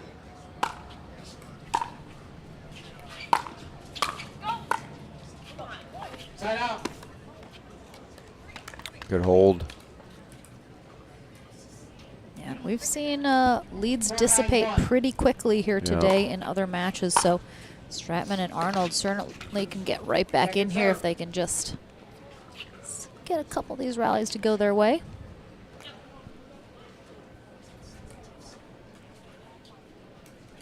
Four, 9-2.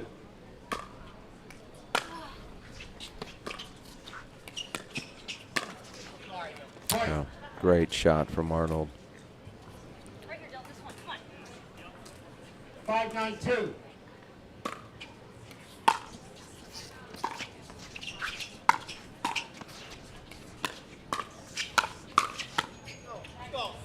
Point. Yeah, Frazier was already sliding left, try to reach for that ball. Would have been better off letting Bright have that, but thought he could get a paddle on it.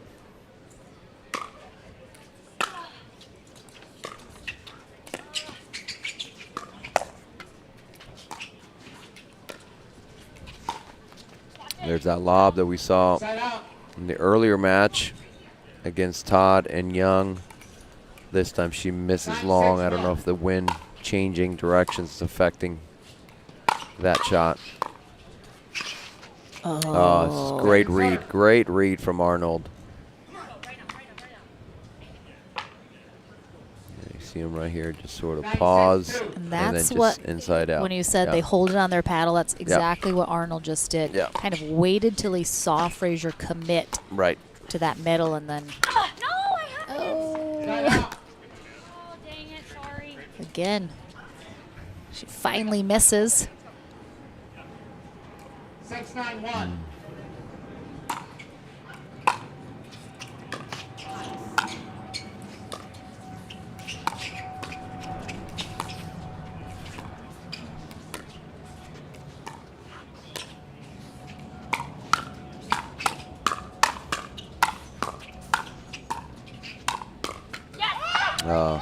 Great hands from everybody there. Frazier gets a clap from Arnold. 6-9-2.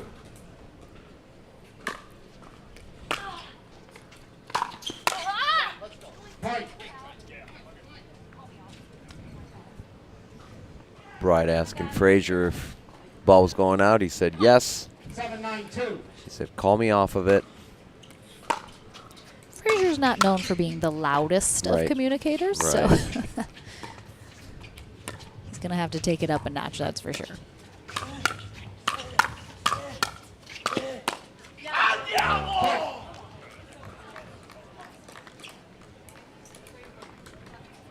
This is what Stratman and Arnold have been looking for this whole game, was to be able to hold Bright and Frazier and then get a little something going themselves, which they finally did. And they're now within one. Yeah, just 1 point away here from tying it up. Anybody's game still. Have you seen Frazier and Bright do anything that has created this kind of shift in momentum? No, I don't think so. I think we talked about it before. I think it was with Wilson and Franco. I mean, they're being aggressive, Stratman and Arnold, and they're executing well. They're reacting quickly to the ball, and they're just, I think, just executing a little better than Frazier and Bright are in the last few points. Time in. 8-9-2. They are on second server, so let's see if Bright and Frazier can get the side out.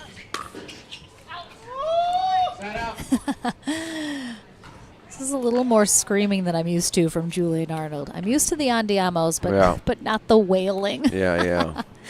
as he's missing shots that he knows he should be making. Second serve.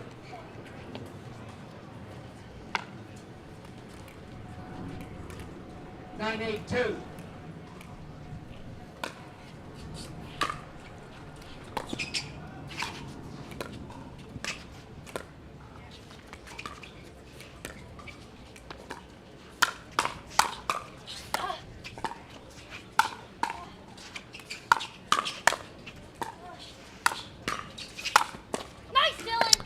I was surprised earlier in the point that Arnold did not pull the trigger on one of those. He had a couple forehand Agreed. dinks that he just chose to dink and not really do much with them. I think he had a chance to maybe speed one of those up. Yeah, really nice rally, and it puts Brighton Frazier on a game point. And they hold on, even though Stratman and Arnold were putting the pressure on big time here. Let's see if game 2 has a different outcome. Arnold very frustrated as he walks off. We'll see if he can get fired up, take him to a game 3. We'll find out right after this.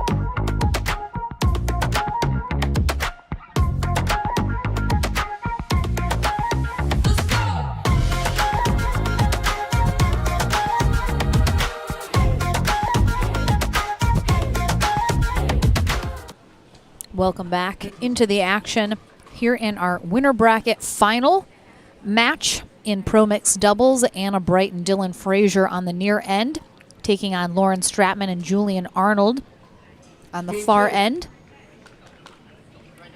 Bright and Frazier took game 1 after Stratman and Arnold mounted a bit of a comeback but weren't quite able to get the job done.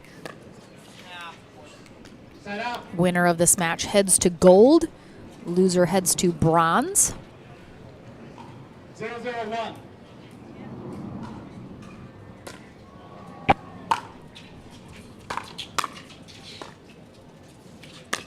No. Second serve.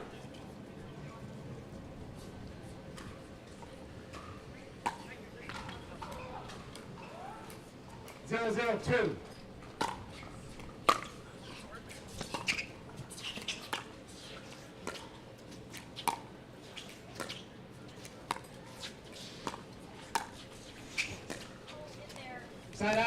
Do you think in game 1, Stratman and Arnold both just kind of had some missed opportunities where they should have been more aggressive? Yeah, there were a couple times. I think you mentioned it with Lauren. You know, she started off. Oh, wait, after this point here. She started off beating Dylan. Really, I think it was first or second point, right? Mhm. Went up that line and then kind of went back to the well too many times on that particular shot, where we saw her be so effective with the middle ball. Hasn't tried it as much in this game.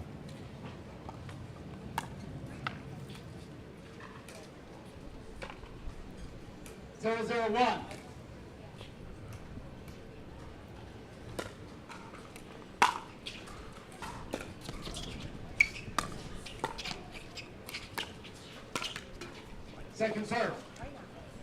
Frazier has been caught a couple times behind him, leaving it open just a little bit too much. like to see Lauren and Julian just kind of keep him a little more honest. Yeah, she dragged. I think she dragged Yep, that. so we got a foot the fault left here foot on there. Bright. 0-0-1. She drug that right through.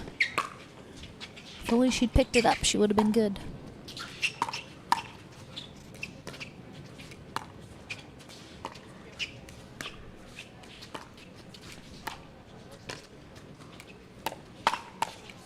And see, so she went right at him. If she was more down the line, do you think that would have been a little more successful? I think it just didn't have enough on it. Mhm. I'd like that she I like that she didn't go up the line and went to it, but it just, with his hand speed, you just got to do more with that ball.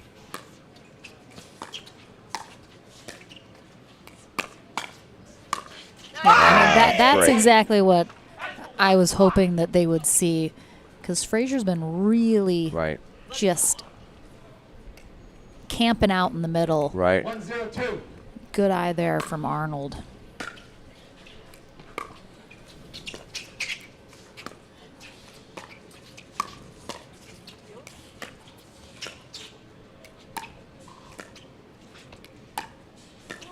Yeah, this is more where we saw Stratman have a lot of success in previous matches, working that cross-court roll until she gets a ball that she feels like she can put up the middle or into the body.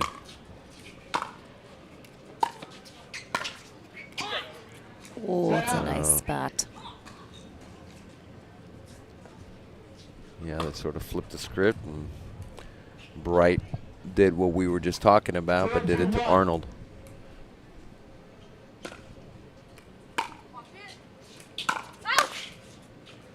Second serve. Stratman says, nope, you're okay. It was going out, but a winner will do the trick as well. 0-2-2.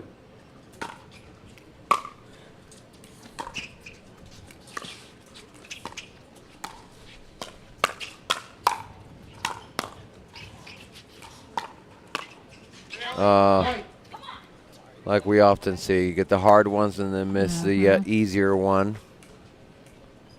1-2-2.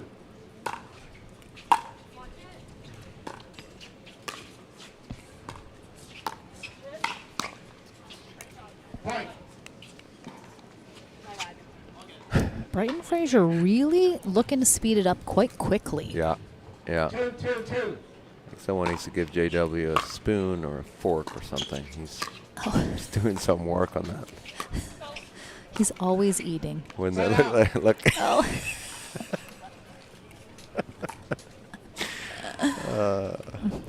Looks like he's eating spaghetti out of Tupperware with his mouth. With his mouth. Oh, JW. Yeah. Ugh, getting fired up here now. Ooh, and the wind is picking up as well. Getting a little gusty where it hasn't been before. 3-2-1.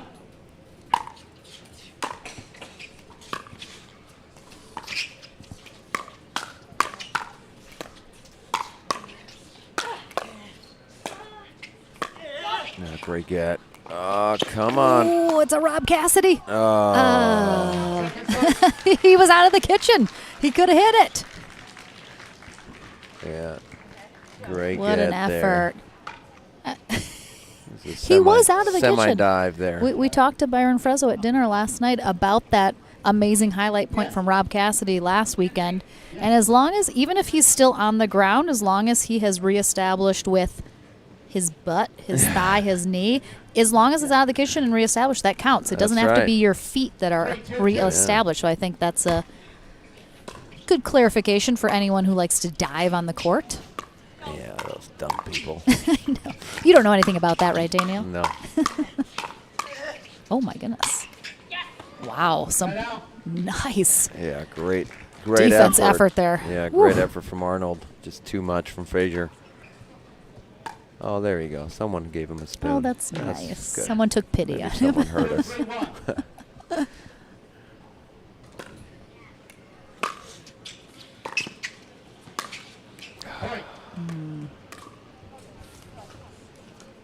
Still fairly early on score-wise here. 3-3-1.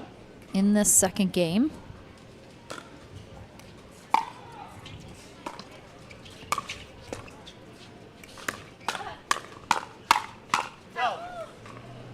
Second serve.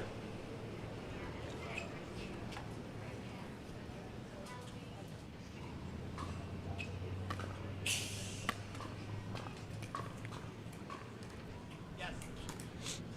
3-3-2.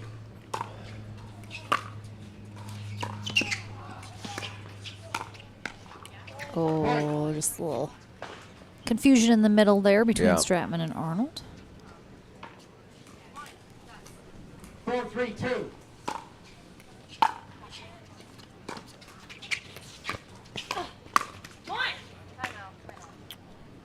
Right, we've seen Bright attempt several Ernies. I don't know that I had seen her. I don't remember her attempting very many before, but maybe Hey, yeah, here and there. she seems to be doing it a lot in this match.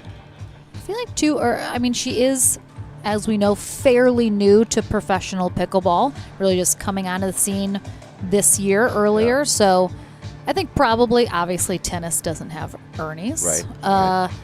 So I think probably it's one of those shots that as tennis players transition over, they got to work on it a little Right. bit, become more comfortable, and then they'll go for it a lot hit more. Yep.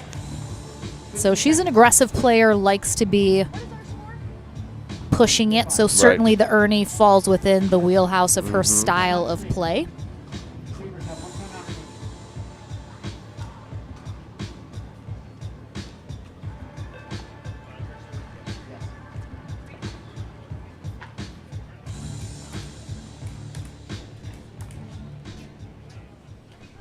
Yes, you are. All right, so let's see if Stratman and Arnold 5-3-2. benefit from this timeout as they get back into the action. Ooh. Oh, man. Wow. That just whizzed by Lauren's face. Those are so hard to see because they're so low, and he just flicks it. I mean, he just, like you've been saying, you no don't- backswing. He just You sets have his no paddle idea where up it's going. like he's going to dink it and then speeds it up.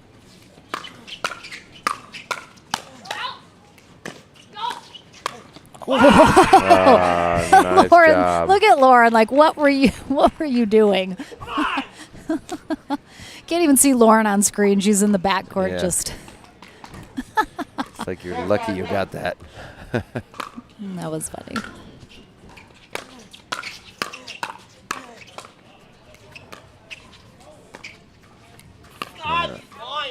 Yeah. Second serve.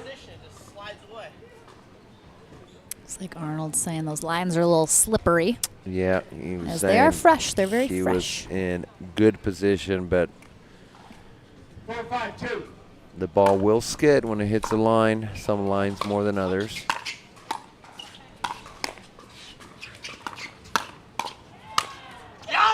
That was interesting. Frazier had a ball certainly high enough to put down, and instead just kind of blocked it with Yeah. the forehand. Yeah. It's an interesting choice. Yes, you are. 5-5-2.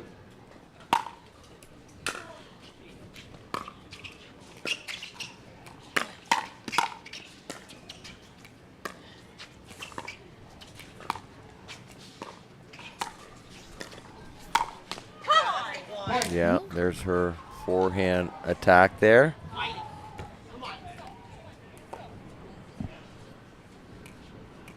Six, 5-2.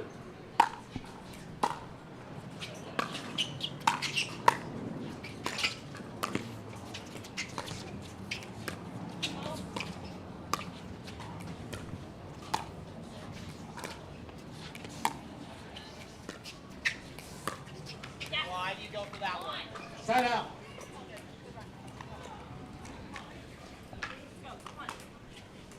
Five, 6-1.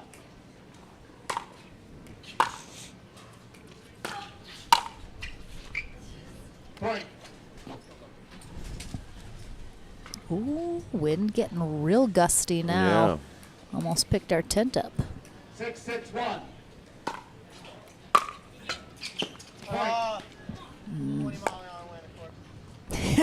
You're Arnold, 20-mile-an-hour wind, of course. So definitely playing a factor on court here in the way this ball is going to play. Oh, good idea from Frazier because Arnold goes for that Ernie. That's one of those Ernies where, like, pulls Stratman over. It wasn't worth it. You're not going to hit a winner, so it's tough. Yeah, I'm sure he was hoping to obviously get a higher ball that he could attack, but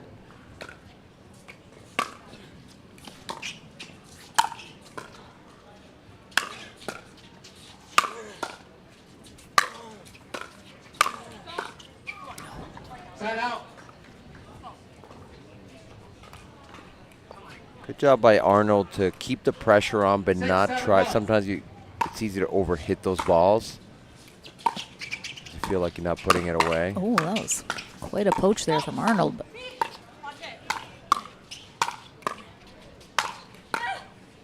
Oh, just hits the tape.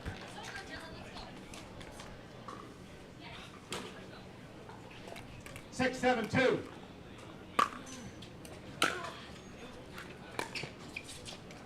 Side out.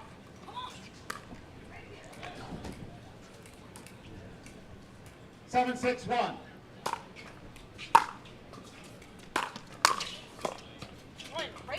Second serve. Both Bright and Stratman telling their partners, let's go right now.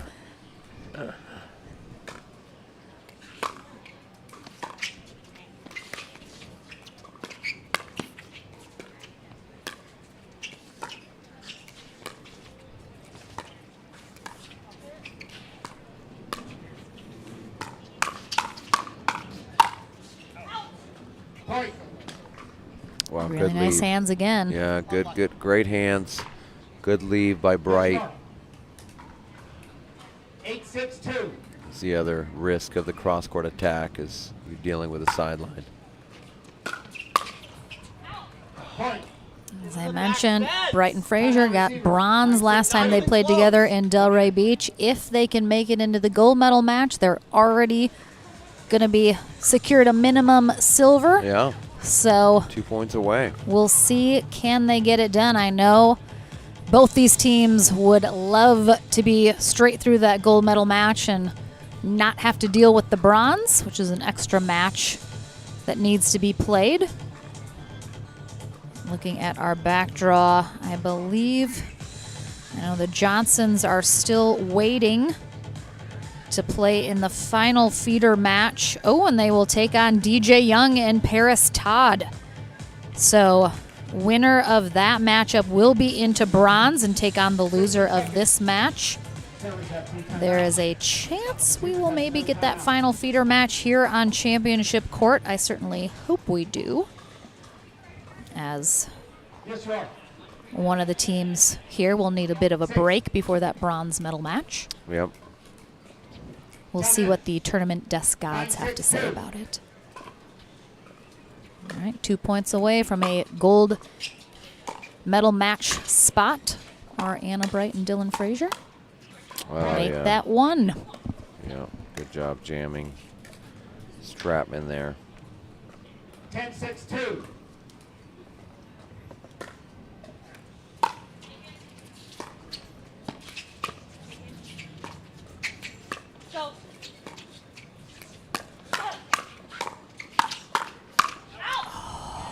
And Arnold, good reservation there, but clearly frustrated. Yeah. But they're into the bronze medal match. They could very well have a rematch of this in the gold medal match, depending how that bronze match goes. But Anna Bright and Dylan Frazier have secured themselves a spot straight into that gold medal match. We will take a short break. I head to the Franklin studio to talk with them, and then back into the mixed pro doubles action here at the APP Sunmed Los Angeles Open right after that.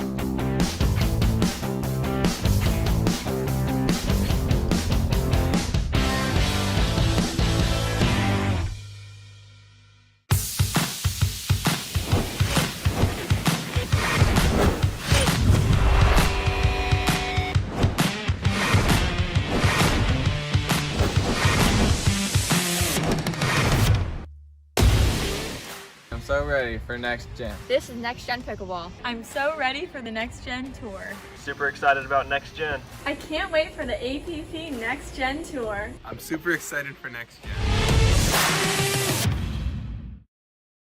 If you like to dink, then Pickleball Magazine has what you're looking for. Our bi-monthly print publication will help you become a better player with instructional tips, drills, and articles from the top teaching pros in the sport. And you'll become a healthier, stronger player with psychological, nutritional, and wellness advice from experts in their fields. Finally, if it's product reviews or the latest news, we have that too. To learn more or to subscribe today, go to pickleballmagazine.com. Welcome back to the Franklin studio. Lauren McLaughlin here with Anna Bright and Dylan Frazier. So you two, as I mentioned previously when we had you guys here in the Franklin studio, you got a bronze medal together in Delray Beach. What do you think is one thing that has helped you two as a pair now make it into that gold medal match and have a better finish than last time? I think we're playing a little more patient, and Lauren and Julian came out there and they played a really good game. They're very tough and they're both tricky on the speed ups at times. But Anna and I were playing a little more patient, playing a little smarter pickleball. I think a little more mature now. And Anna had a couple big drives there at the end that kind of slingshotted our way to the finish line. I love it. You said as we were walking over here before the interview that you're figuring out this mixed game. What is it about mixed that you maybe struggled with a little as you transitioned over from tennis that you are now starting to feel more comfortable with? Well, anyone who's watched me play women's, I'm very aggressive, and it's kind of learning, getting the consistency, getting the reps in with the dinks. And yesterday, me and Dylan practiced a lot. He's the most talented, the most athletic guy in pickleball, so just letting him take care of business. I love you. She couldn't even hold it. She tried so hard. Oh my goodness. So as you're coming from not a high level tennis background, what do you think you work on most in drilling that maybe helps you in pickleball that maybe, a tennis player, it might come a little more naturally to them, but what do you think you drill most when you're working on your game? Currently, I'm working on a two-handed backhand. It's a work in progress. Still in the very, very early stages of developing a two-handed backhand, but it's coming along. I think just taking a bigger backswing for me, like that's something that's not natural at all. No backswing at all. So especially for singles, I gotta practice that a little more. I like it. Yes, absolutely. So it was in the middle of the first game, Dylan hit an inside out drive winner, and he said, and we thank God for that. That is amazing. But so if people are watching, maybe there's some young ladies that are in college, they're playing tennis, maybe they're not going to go pro, and they see you and they think, wow, I could do that too. What do you think, what's some advice you would give maybe someone who's a little younger, maybe they play tennis now, but they're looking at pickleball to help try and encourage them to maybe make the transition into pickleball? I would say they should stay away. Oh no! Just kidding. You don't want the competition. No. I think just start playing. Play with friends. It's so much fun. And if I was just addicted, I didn't mean to go pro. I just loved it, and I watched pickleball a lot, so I think you can get a lot better by watching. Well, congratulations, you two. You're into the gold medal match. We'll see you in just a little bit. But we, I believe, are going to have that final feeder match here on Championship Court as I see the Johnson siblings warming up. They'll take on DJ Young and Paris Todd right after this.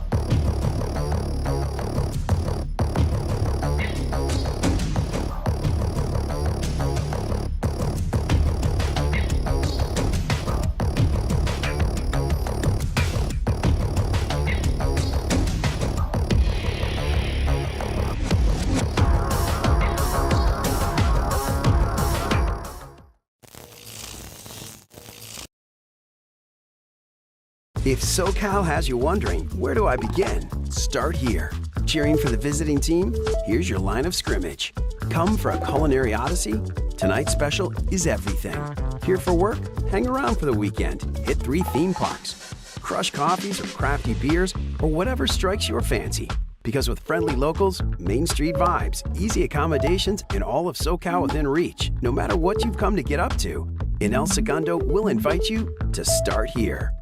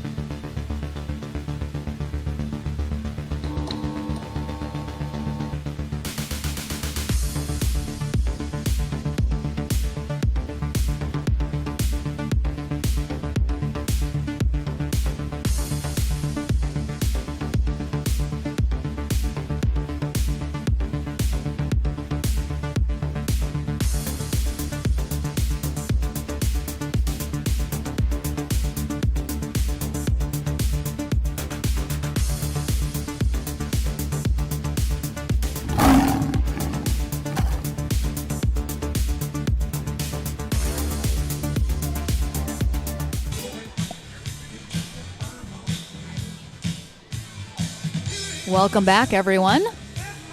Lauren McLaughlin and Daniel Roditty here on Championship Court at the APP Sunmed LA Open. We have one final feeder match left to go into our bronze medal match, and we just saw in the winter bracket final previously who's going to be in those. Anna Bright, Dylan Frazier in that gold medal match.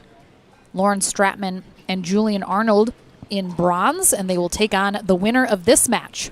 We have the Johnson siblings, JW and Georgia. Looks like they will be starting on the far end. They take on Paris Todd and DJ Young on the near end, who we saw very early today, and they did not come out on top in the match that we saw, so they've been doing some work in the back draw, but made it all the way back here. Number 7 seeded team, while the Johnsons are number 1. So I think another upset if Young and Todd are able to get back in.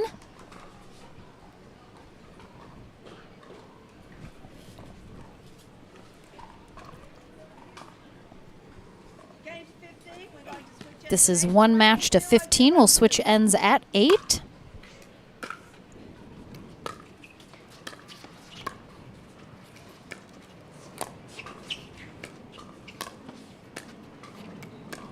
Monica Stampbeck is our USA Pickleball Certified referee.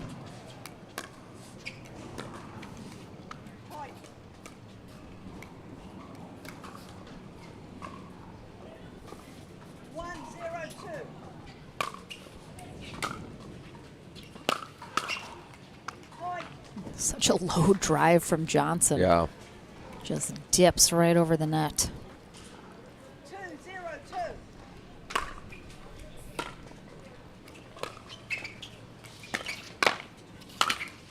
Point.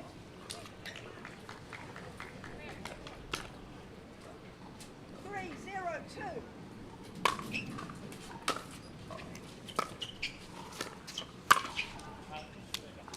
Side out. So quick start for Johnson and Johnson, up 3-0. 3-1.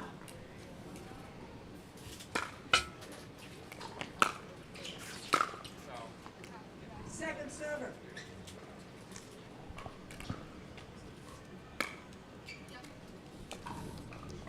Zero, 3-2.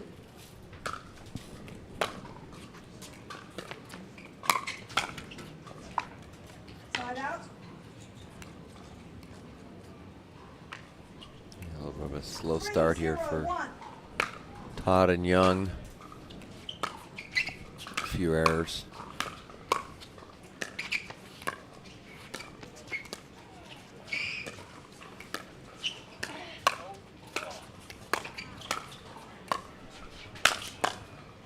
Yeah, big forehand from Young.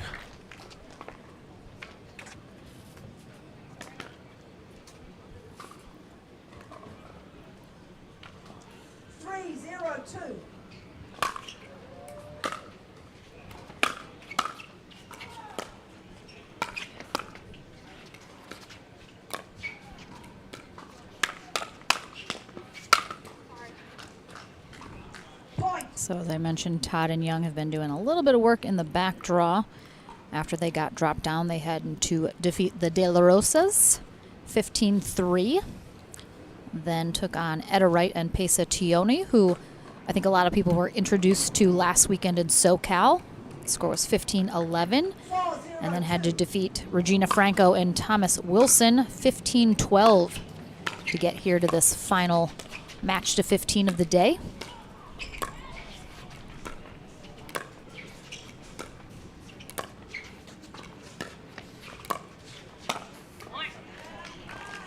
The Johnsons were also dropped down by Franco and Wilson earlier in the day, and they had to take out Lina Pedigamete and Stefan Auvergne 16-14. Wow. Tough loss. I heard Pedigamete and Auvergne had match point opportunity in that, almost, as they were, on 14. And then Johnsons were able to hang on. Wow. And then they defeated Lee Whitwell and James Ignatowicz. And then Michelle Esquivel and Rafa Hewitt, who we got to see here on Championship Court as well. 1-4-2.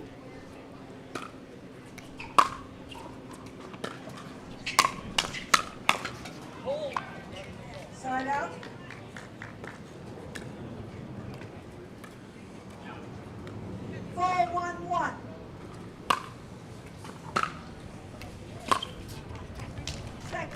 Wind picking up a little bit.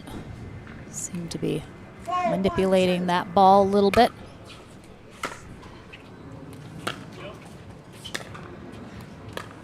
Todd and Young switching it up a little bit, trying to, again, give them a different look. They're right back to their preferred formation. Second server. 1-4-2.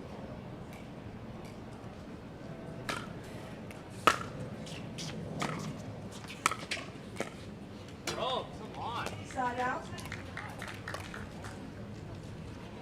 Young getting a little verbally frustrated there.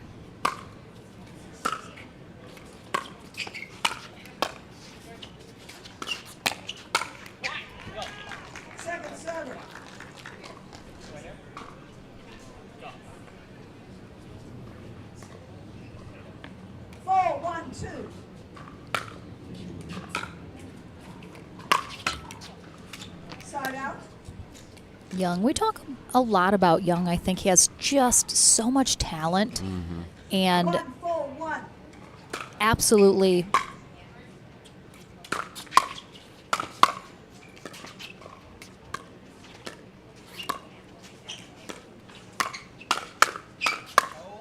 he has absolutely everything that it takes to be a top player in the world. He still struggles a little bit. He's 21 years old. He still struggles being a little streaky. Why do you think that is? I think for DJ, it has always been more of the mental side of things. He can, we talked about this last weekend, he's a great front runner, meaning if he's ahead, it's tough to catch up because he plays super confident. When he's down, it changes. It changes way too much, his demeanor changes.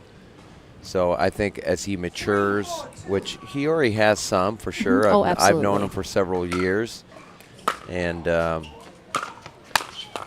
has matured some, but I think he's got a little ways to go. I mean, I've always said I don't know too many more gifted and naturally talented pickleball players, to be honest. I mean, he has a really good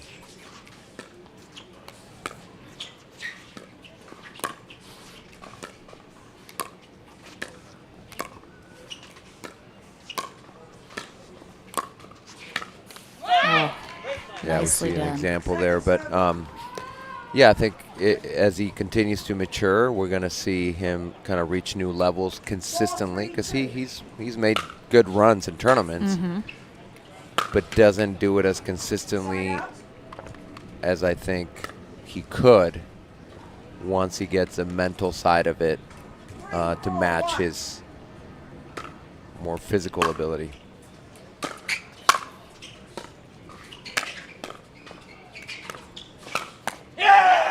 Oh my goodness, that's the first big growl yell we've heard out of Darian Young, aka DJ, today.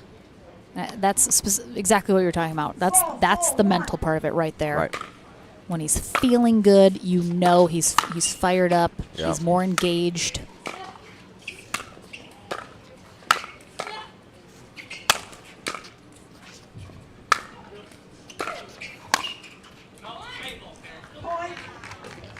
I think we talked about it last week too, and it came up, I saw, in the Pickleball Forum on Facebook,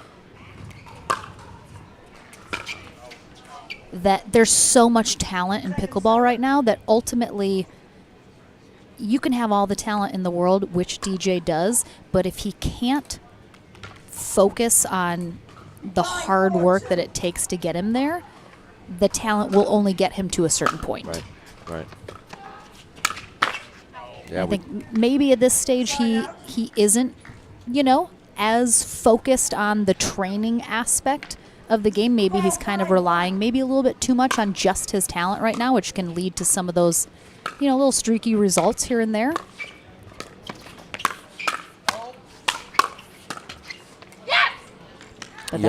Yeah, I know he put in a lot of time, I think the last maybe year to 2 years, getting in the gym, getting his fitness. And so I don't know that, I don't know his workout routine, but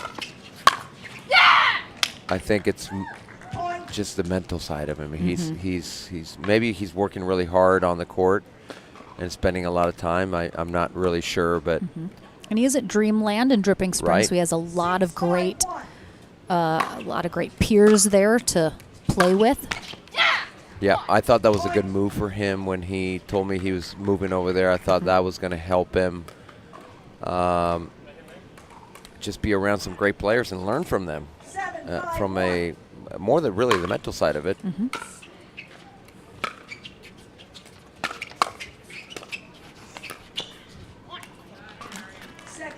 And Johnson, you can see Georgia Johnson especially has been getting real fired up these last couple rallies.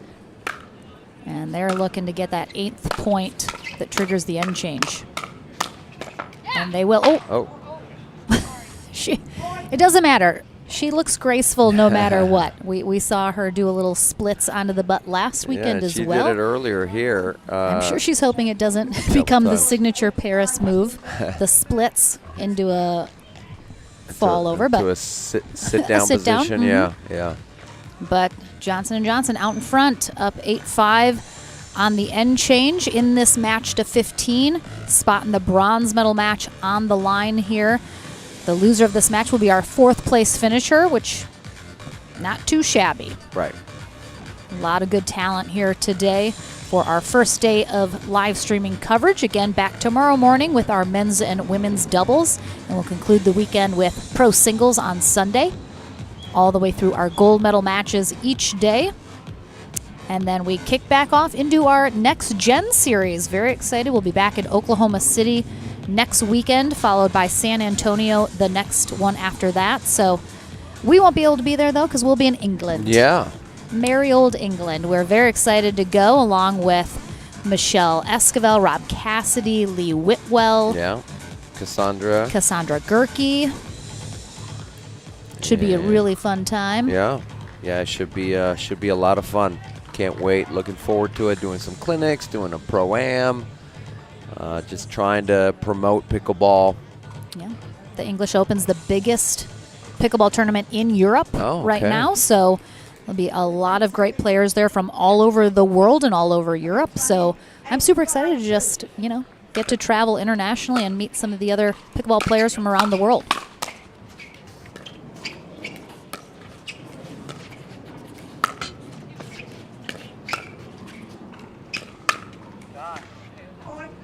Yeah, Young wondering if that ball was going to go long, but it's too hard to get out of the way of that one.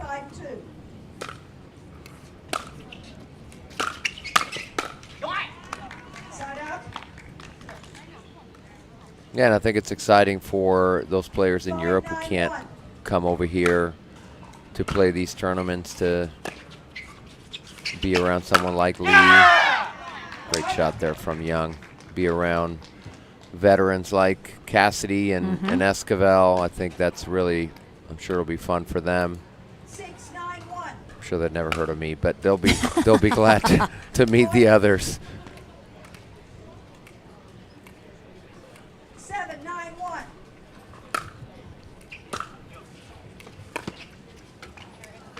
Second server.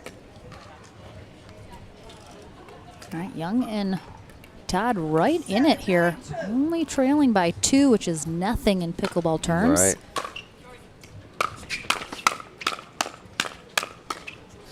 Yeah, I knew we were going to get a big yell if he won that. He loves those hand battles with JW, knowing that obviously JW one of the best at those. 8-9-2. I mean, just the energy that radiates off Young after some of these rallies. Wish you could bottle it up.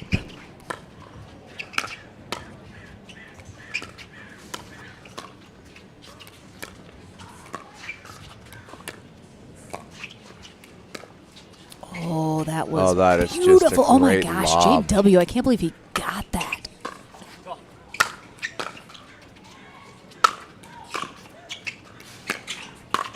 Oh, wow.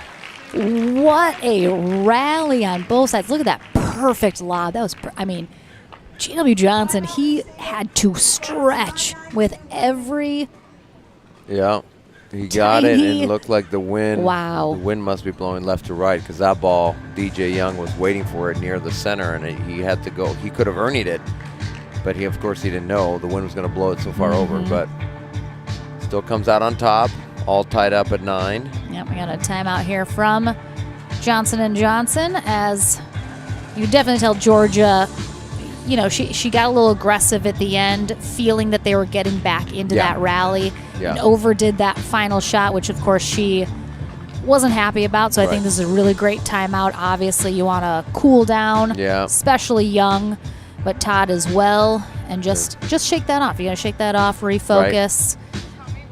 Both teams just playing phenomenally right now. You can see Julie Johnson there, right Mom. behind them, cheering them on. Don't think she said anything. She just said, "Let's go." watching. Yeah, she just clapped for them, and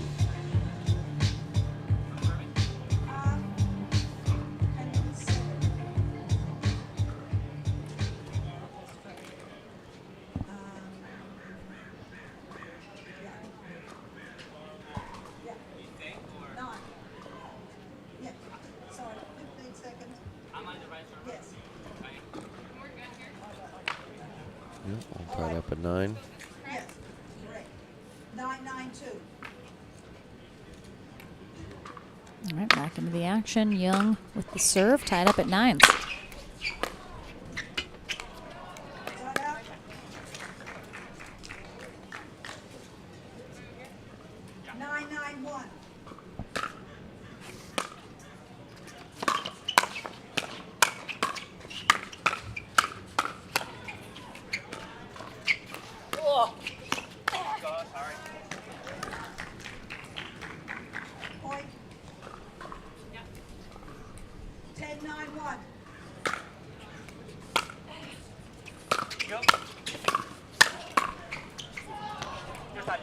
Oh, I know. I thought that was trouble for Todd.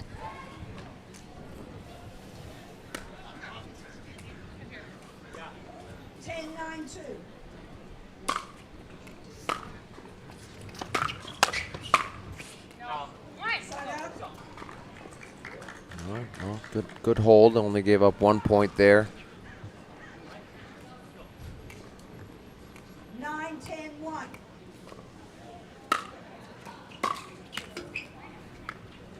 Point.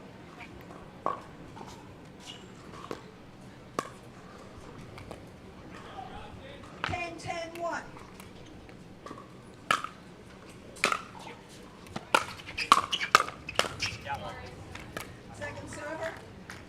Young takes one off the body there. 10-10-2.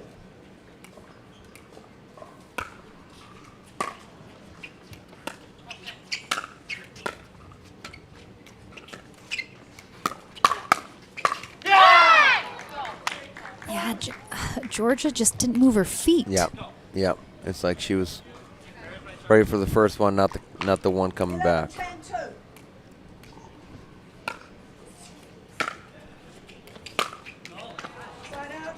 Yeah, you see a lot of these players when they make their first speed up, they start sliding one way or the other, anticipating the ball coming back and trying to be ready for the counter.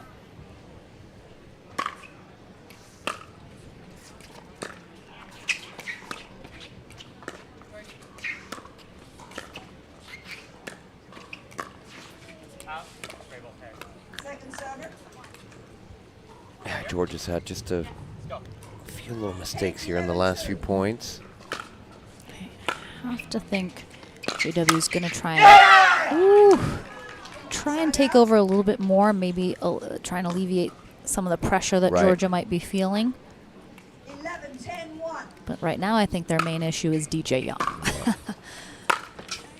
And a fired up one at that, so. Yeah. 11-10-2.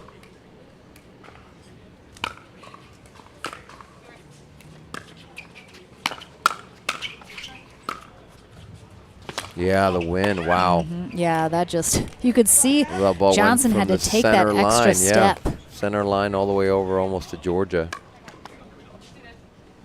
Not the state, not quite that far. Just I mean, Georgia Johnson, yeah. That would have been real far. That's really far. A stiff breeze that would have been.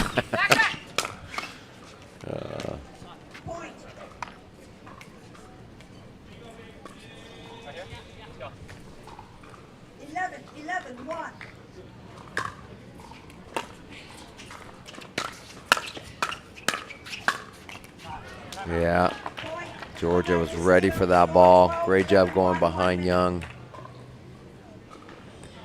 And you can see she got a little bit over. She was a little tucked in with the elbows on that, but good placement. And so this time it's Todd and Young with the timeout as Georgia and JW Johnson have taken back a 1-point lead and running out of room here. So just one match to 15 is all that remains for both of these teams to make it back through the back draw into that bronze medal match and potentially gold.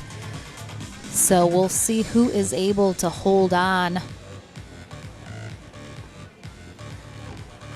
Young and Todd talking a lot during this timeout, making sure they have good strategy, good idea of what they want to do coming out of this timeout.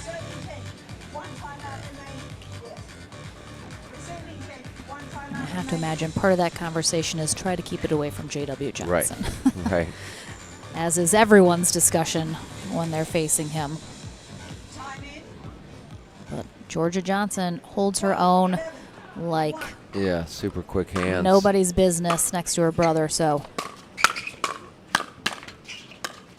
Now we see a change in the formation there for Young and Todd, choosing to put Todd in front of Georgia. And they're going to stay there.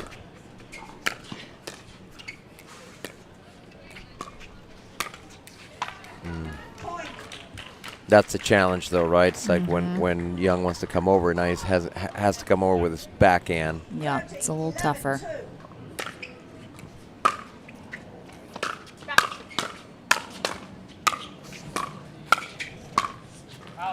Yep, he's on her butt again. Paris is living on the court this match especially.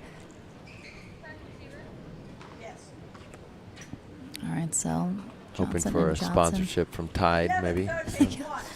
Little Tide pens for on the go. Oof, that is a tough free point to give that's a away at brutal this one, stage. 12, 13, 1. There's 12-13.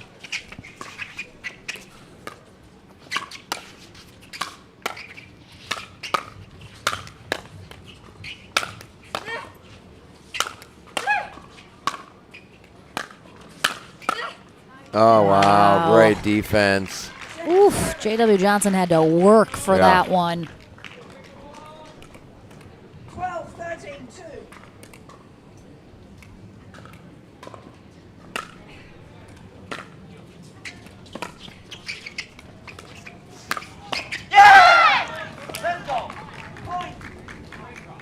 Wow, just such an awkward spot there that Young picked. I don't think Johnson was expecting it there at all. Right at his chest.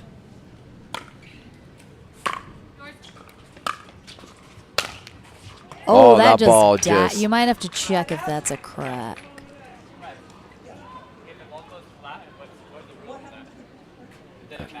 I don't know that she saw it. I think she was looking at I mean, if there's a JW's crack in it, feet. that definitely impeded the play.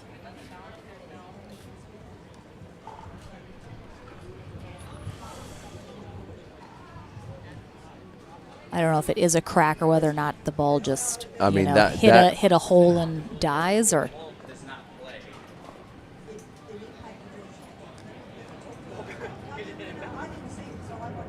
Yeah, she was. I think she was keeping an eye on JW's feet. Yeah. And so she never saw the ball hit down and didn't realize. I mean, it didn't bounce at all. Yeah, We're going to see on the replay literally here coming up. We have the lob coming up here. Yeah, and you can just see it didn't even. Oh, we missed it on that angle.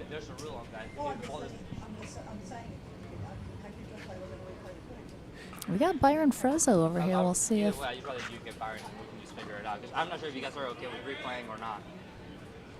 Well, they're not going to want to replay it, that's for sure. But The rule is that if I just wanted to just it's okay with them, but I mean, that's a tough break for the Johnsons because it's it's an overhead put away. Yep.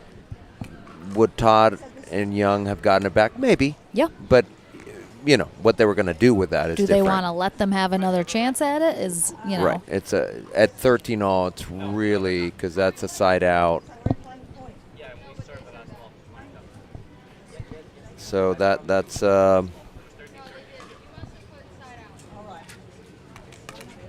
so Todd and Young did serve that. I think it's 13-13-2, I believe, right? Yep. Because that would have been a side out had the Johnsons gotten that, but it looks like we are going to replay. And that's great sportsmanship because they didn't have to agree to that because she didn't see it. The ref did not see it.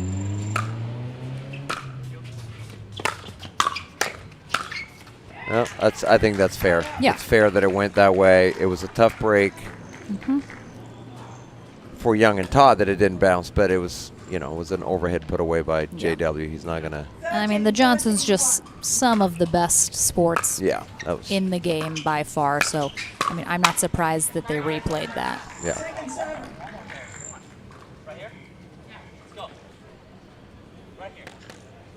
13-13-2.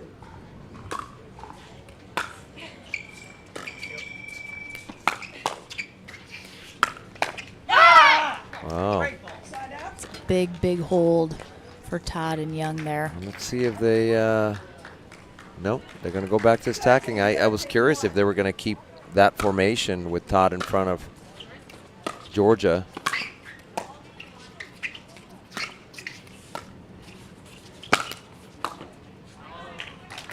Yeah, wind is definitely blowing left to right. You saw how far JW had to go for that overhead again.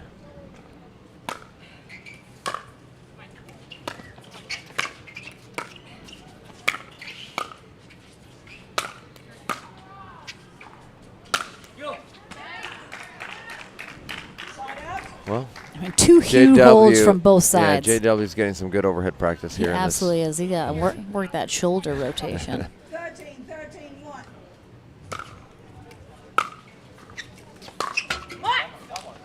Second server. Right here? Yeah. Let's go. One more. 13-13-2.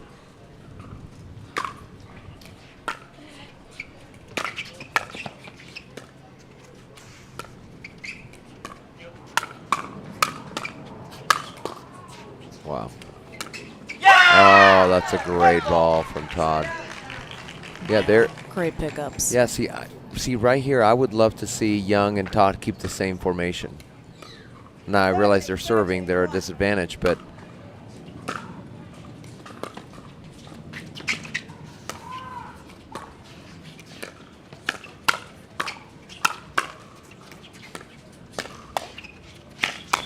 nice. Ooh, I did not think that was coming back. Johnson was in my way. point. I did not think. I thought this was a winner right here. Especially from there, yeah. I mean, what a get from Young. Match point. Ooh, Georgia Johnson took a bit of a risk. Yep. Kind of flying off the court, being aggressive, but it pays off, and GW there to cover for her. Yeah, match point number 2, and we got a timeout. Oh. Offensive timeout. Excuse me, I thought that was a side out. Pardon me.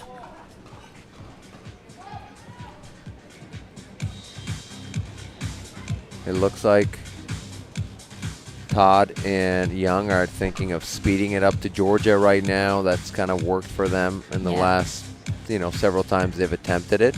Yeah, it looks like her confidence has been shaken just a little bit here at the end.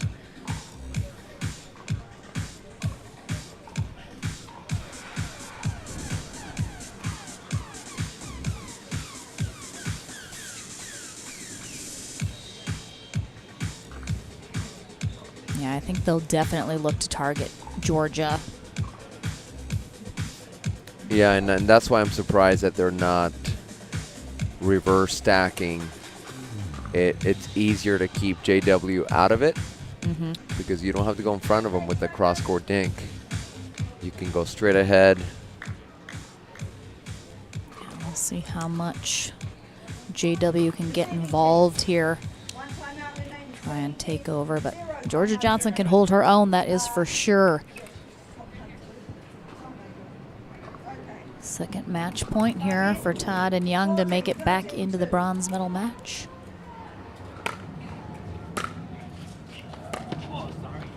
Mm. 13-14-1.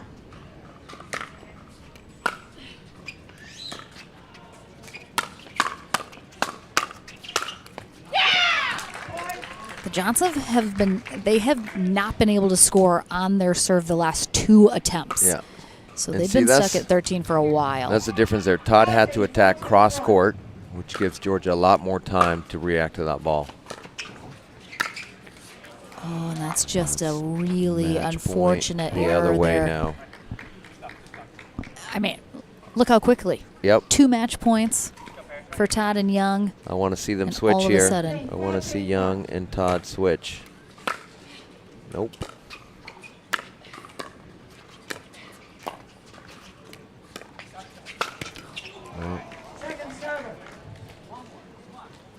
was a really nice JW lob. read it, but it was such a good lob that he couldn't It's get so anything tough on because it. Georgia's kind of in the way. Right. She tries to duck, but still a tough get for JW. Oh, wow. Wow, really, really great match between both of these teams. But the Johnsons hang on and make it back into the bronze medal match as the #1 seeded team. But Paris Todd and DJ Young, first-time partnership for the two of them, 4th place finish. Good run. Really Great nice run for them, especially after having to do a little work in the back draw as well. So really great final match, very exciting. But we have just 2 final matches remaining here at the Sunmed LA Open. It is our pro mixed doubles bronze medal match, which is going to be Georgia Johnson and JW Johnson taking on Lauren Stratman and Julian Arnold. That is going to be coming up next after a short break for our teams to be able to rest a little bit. And then Anna Bright and Dylan Frazier are waiting in the gold medal match to see who they will face still, but a couple fabulous matches still left to go. Lauren McLaughlin, Daniel Roditi will be back into the action in just a moment. Grab a drink, grab a snack, whatever you got to do, but join us in just a few minutes. We're back into our medal matches as we conclude our first day of coverage at the LA Open right after this.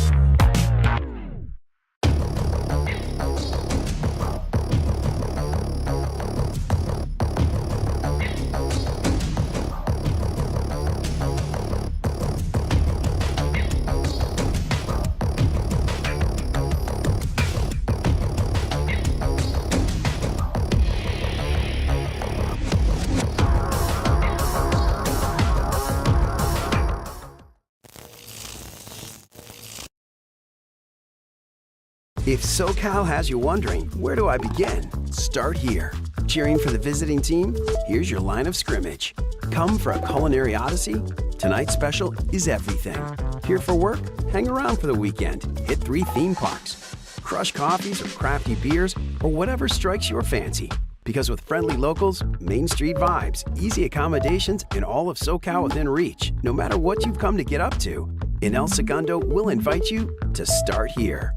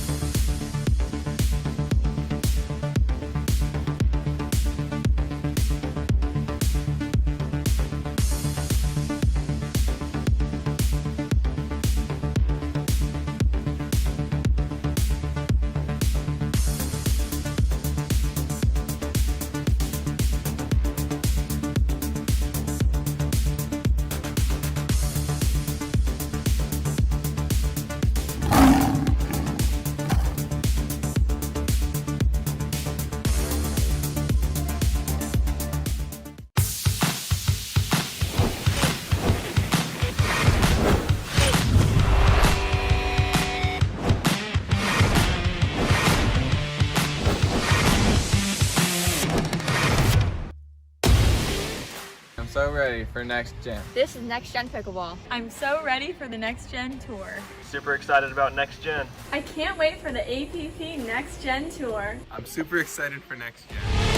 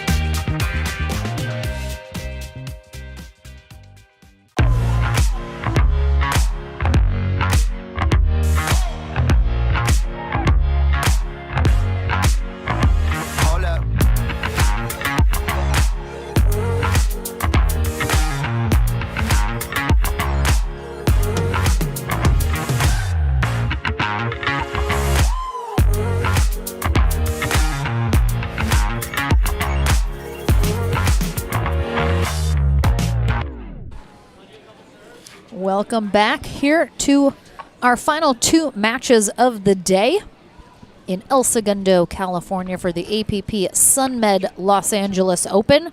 Lauren McLaughlin and Daniel Roditi here courtside. As I mentioned, two final matches remain, our bronze and gold. This will be our bronze medal match. We just saw Georgia Johnson and J.W. Johnson narrowly escaped defeat, but came out on top over Paris Todd and DJ Young in the final feeder match. They take on now Lauren Stratman and Julian Arnold on the far end, who lost in the winner bracket final to Anna Bright and Dylan Frazier, who are awaiting the winner of this match in gold. So these two teams have not faced each other yet today. 1-0-2.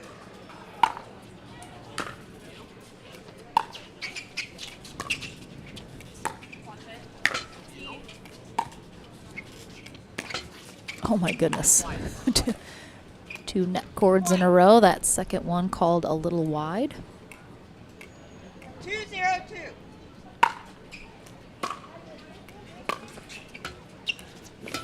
Oh. All right, there's like a magnet in the Yeah. top of the net and the ball, I think. Yeah, Georgia just can't quite get there. Oh.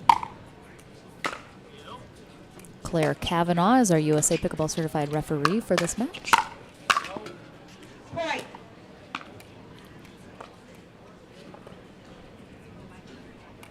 4-0-2.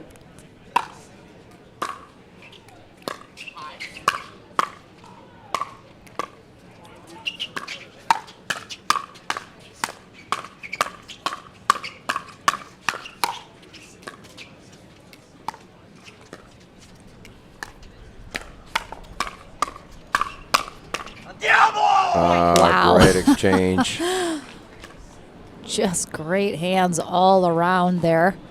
5-0-2. But as you can tell from the Andiamo, Stratman and Arnold came out on top. Point. Stratman mentioned earlier in one of our interviews that sometimes she goes a little deaf on the court with the yelling. I think I just went a little deaf from Julian Arnold yelling as well, but a big lead here. Massive start here in game one for Stratman and Arnold.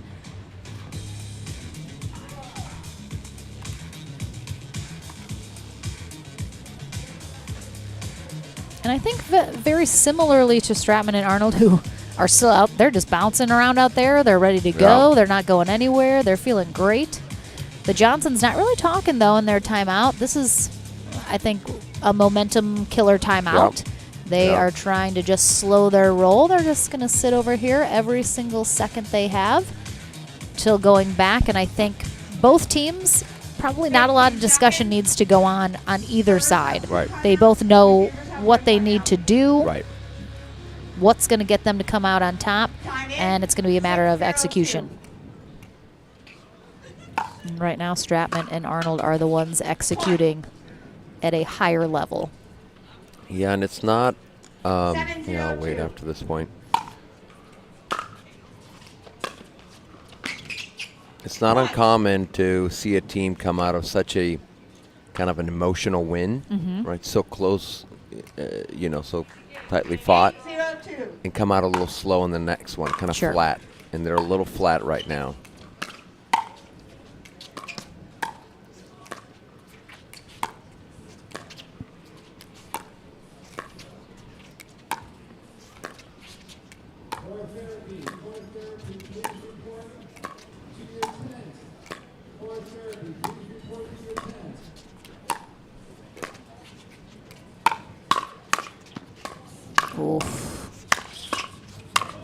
Oh, Georgia almost went down. Oh, wow. Right there. I mean, that this should get right there, that yeah. was pretty amazing. And then he was on this one, he just hits it with the tip of the paddle. That's tough.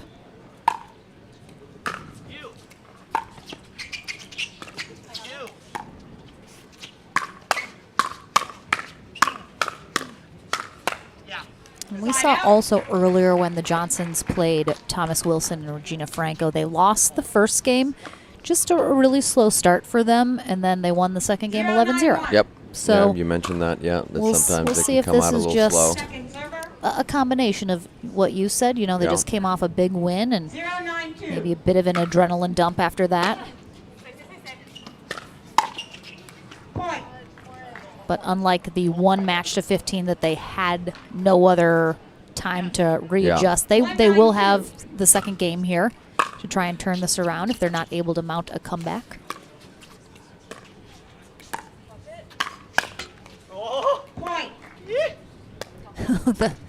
the heaths are coming out from Julian Arnold now. 2-9-2. Side out.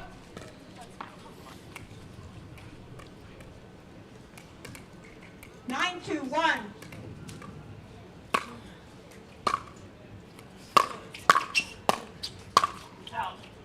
Point.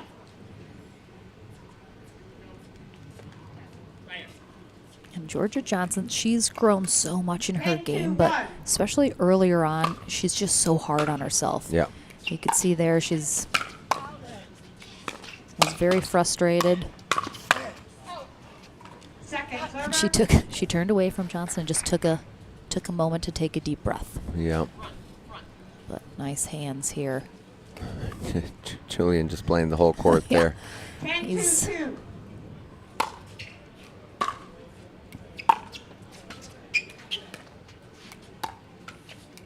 Side out. Right, everyone, come on. 2-10-1.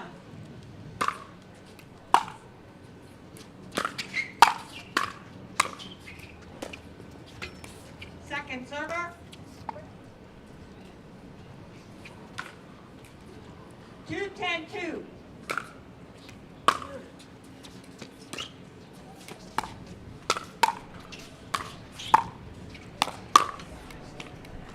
Point.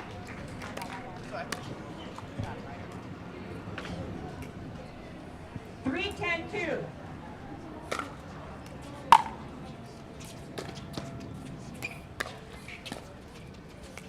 Watch.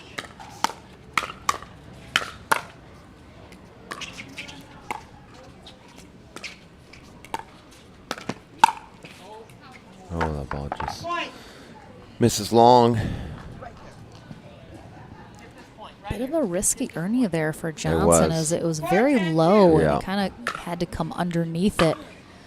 If that next shot had been hit a little better, Georgia Johnson was not going to be able to cover.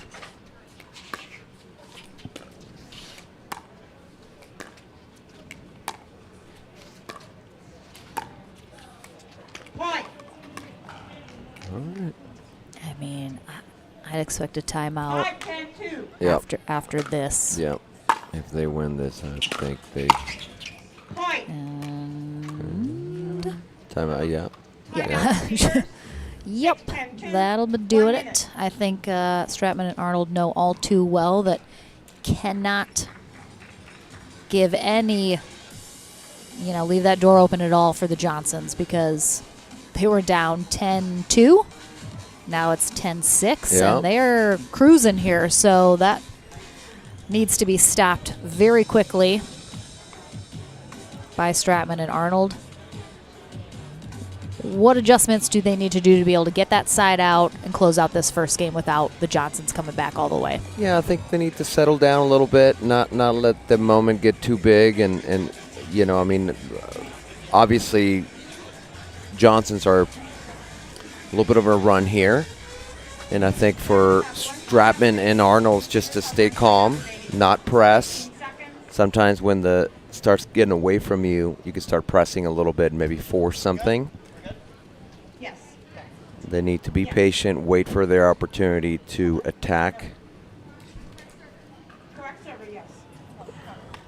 right, good job from Georgia Johnson asking our ref if everyone's in the correct spot, because they were not.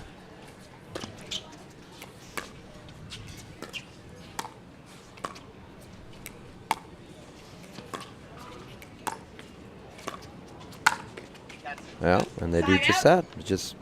That was really well played from Stratman and Arnold, showing some patience there.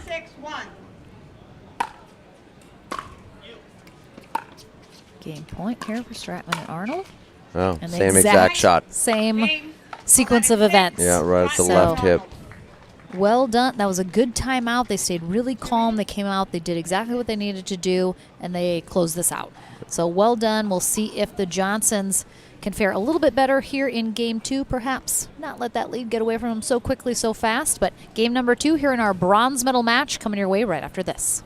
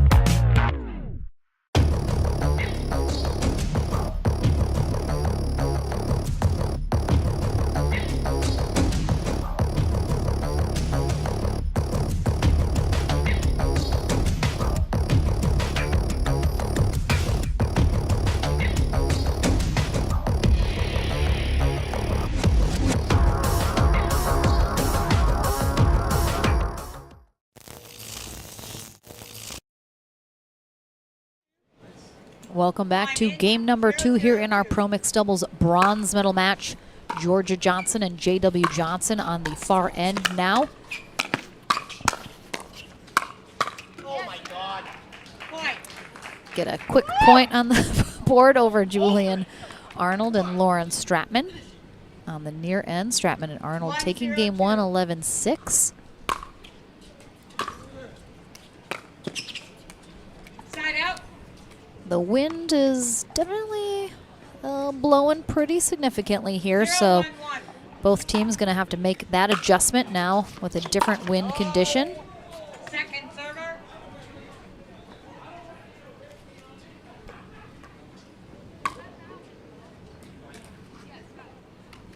0-1-2.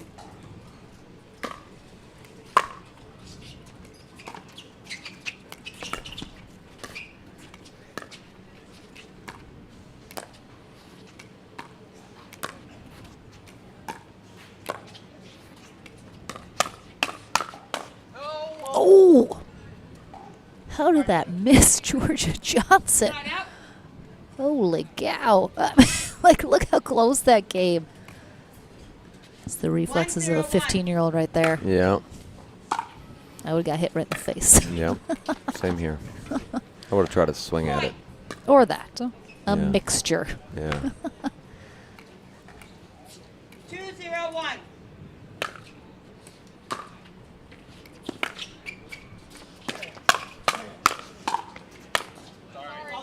Point.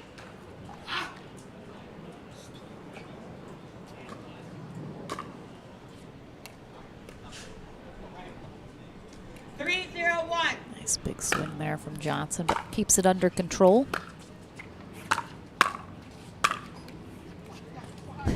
Second server. 3-0-2.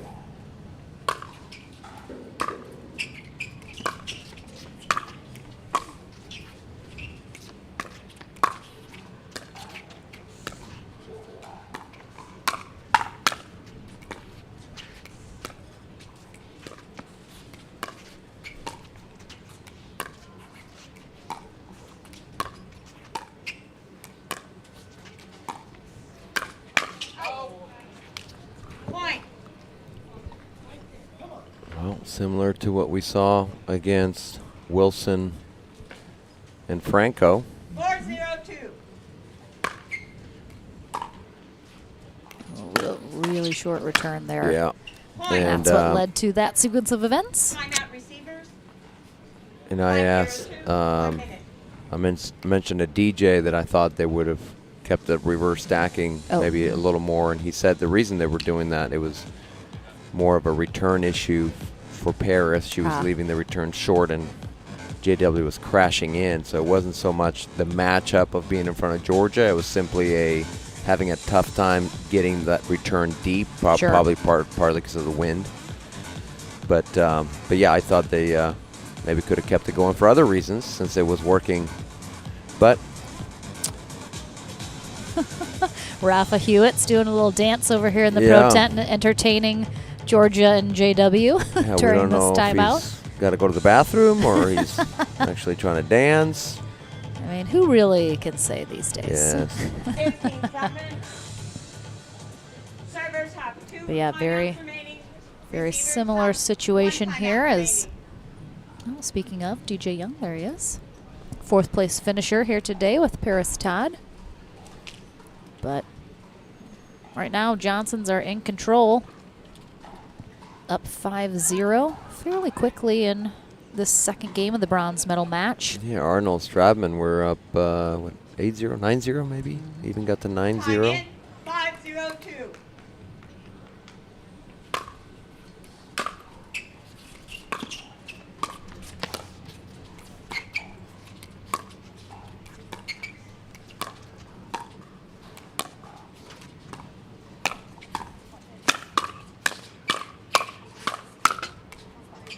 Side out.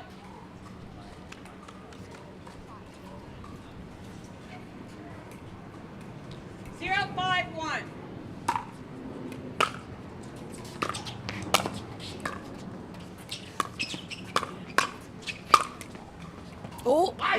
nice Nice job. little back and forth there on the kitchen from Arnold. Yeah, nicely done. He hits that Back, sideways. and then Woo. yeah, there we go. Just getting his steps in, getting his steps.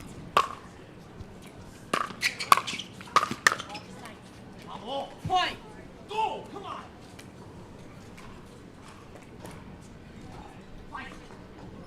2-5-1.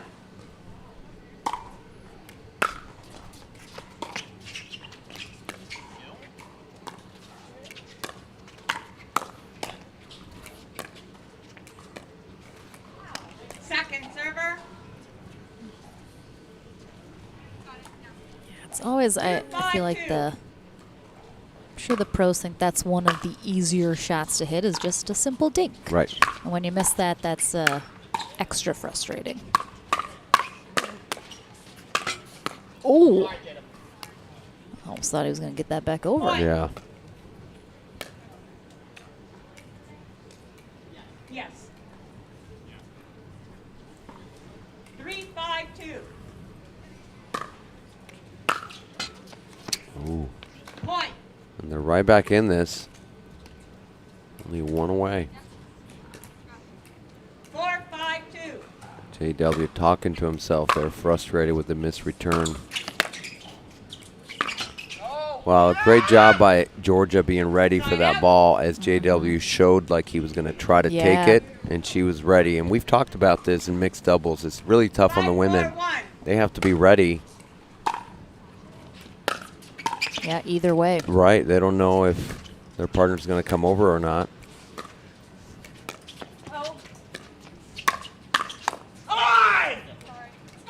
And of course, the male partner is usually looking to poach and trying to find opportunities, and sometimes you look for it and it seems like the ball's too far, and women have to be ready to pick that ball up. Really tough on them.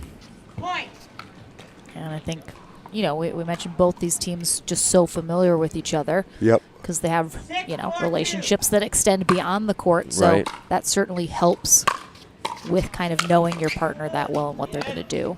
Point.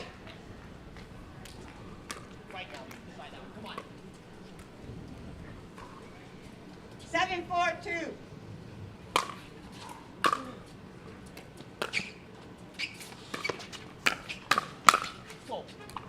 Side out. JW's had a lot of opportunities. He's right there where he needs to be. He's just leaving it, you know, a couple inches too low Yep. into the net a few times now.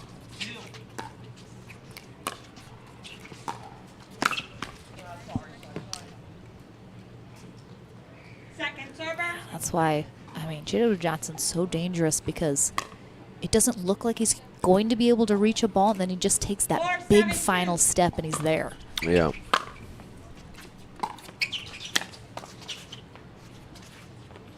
Oh, and it hits him. Oh my gosh. When has that ever happened? Oh no.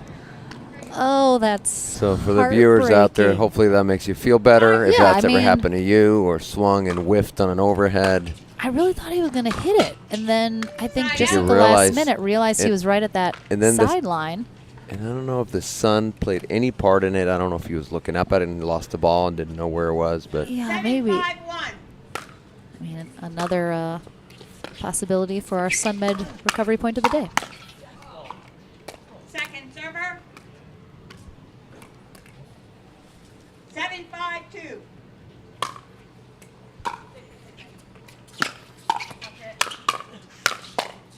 so that's a little bit of what DJ was describing there with off of Georgia's serve.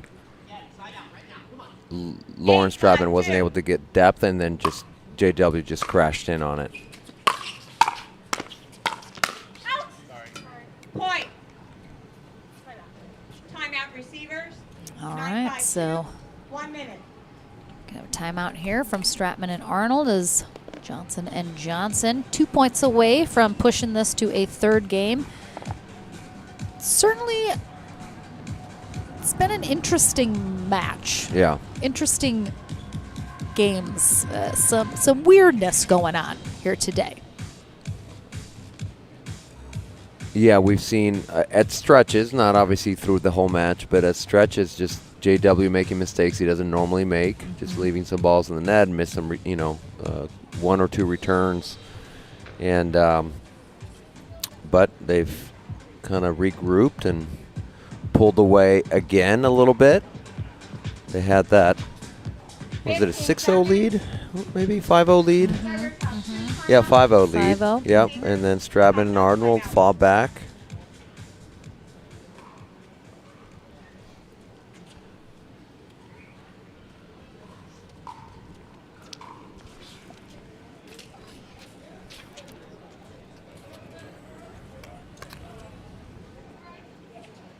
No. You have none.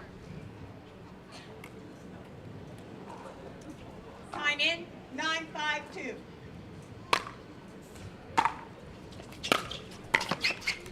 Point.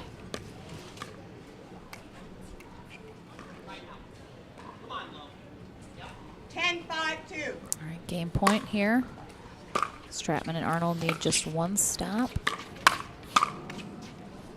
And they'll get it. Yep.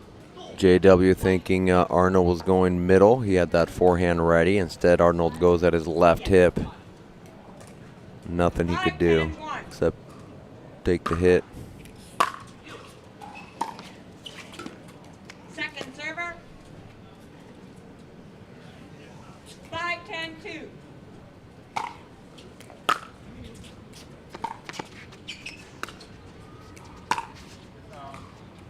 Side out. That's a shot that we've seen her make several times today, just missing with that one. 10-5-1. Another game point for the Johnsons. Really nicely put. Oh, I thought that was very in. I thought that was well in, but maybe Lauren. Point. Game. Yep. All right. Yep. Yeah, I mean, Let's see. yes, Yeah, well, yeah, yeah. well in. So I think Stratman maybe just turned around a little too late to see it. But Johnson & Johnson fight back, taking game one, almost the same score, but flipped from game one. So game three is what it's going to come down to here in our bronze medal match. Who's going to gold? We'll find out right after this.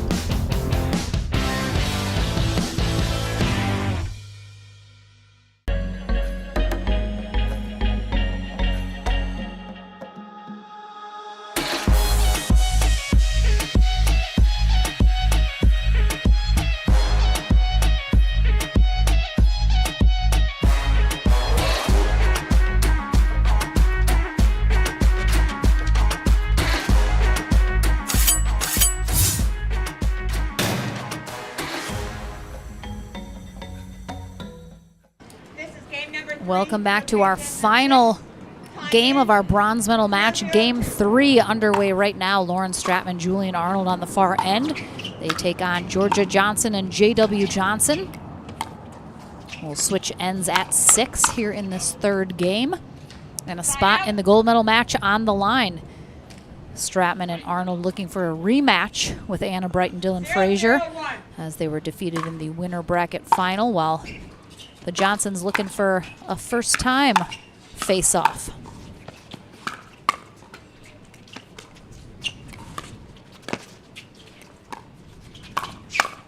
Let's go! you done? Yeah, Georgia played with Anna Bright last weekend. Are they playing together this weekend? I don't know. I don't know if they're teaming up, but JW. They are not. They're not, okay. JW and Dylan played together last weekend, so if they make it to the finals, it's going to be like partners against each other. Georgia Johnson and Lauren Stratman are playing together tomorrow, well, so there they you go. face off right now. And a Bright playing with Regina Franco tomorrow. Is it just me, or does J.W. Johnson look a little energized coming into this third game? Yeah, he's, I'm sure he's going to make sure he doesn't come out slow. Ooh. Point. Blizzard? Blizzard? It's Blizzard? cold?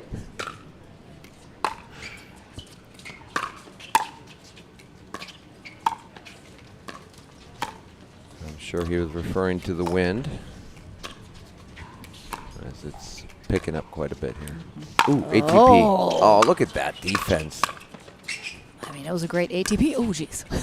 A lot of flailing.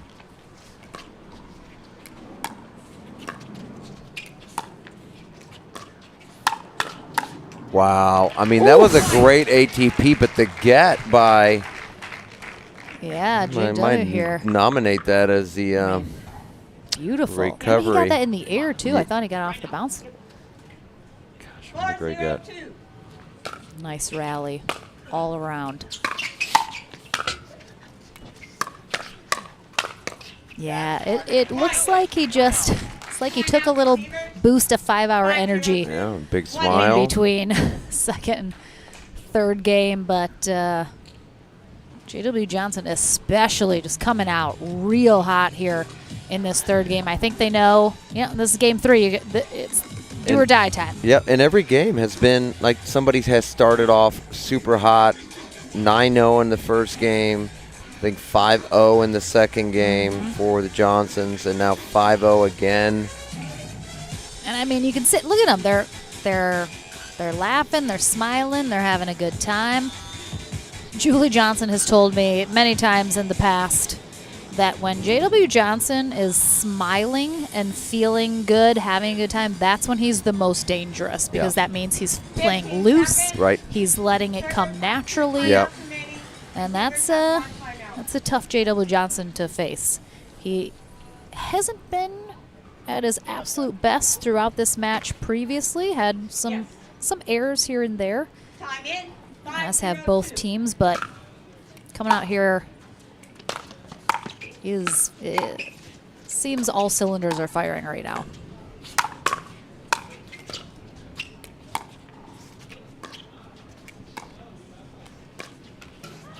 Side out. Well, when he beat me twice, he didn't smile at all, so I guess I'm glad That's a that he win for wasn't, you. because it would have been Yep. bagels, I guess.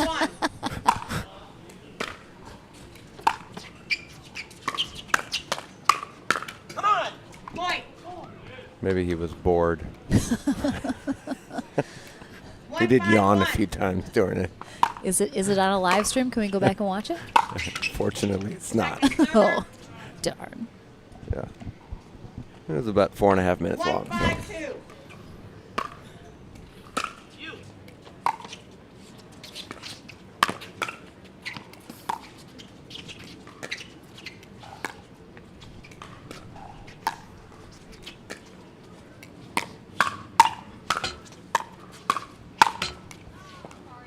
Couple net cords in the middle there. There was a couple balls there that I thought JW might try to roll up that sideline. Julian was really close on that center line, but he chose not to. But if he gets another look, I wonder if he might try it.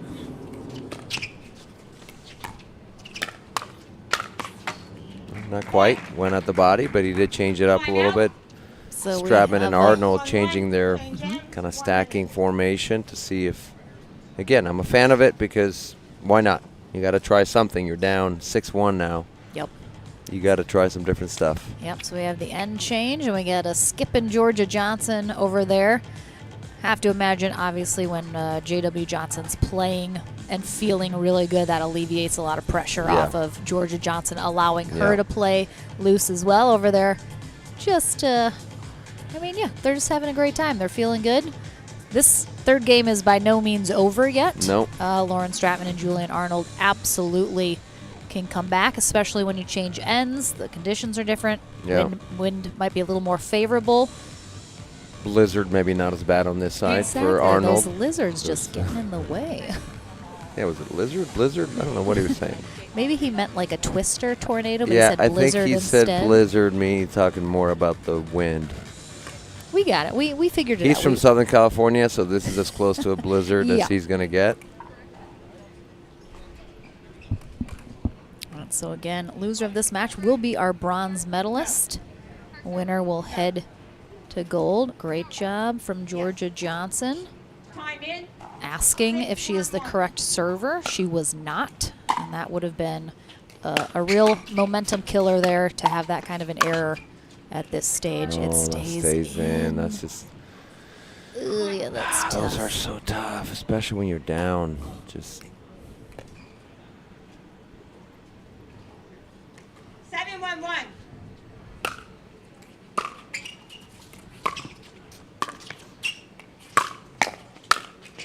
Point. Yeah. I mean, this entire third game has really. It seems like JW and Georgia just came out and they're playing differently here in this third They were game. very dialed in from the beginning. Oh, there you go. Yeah, Stratman trying to fire Arnold up there. They're going to need a couple points just to get. I'd like to see them get a couple points and just get fired up, get emotional. Going to need some of those to go their way right there. Yeah, just put the pressure on a little bit more for the Johnsons.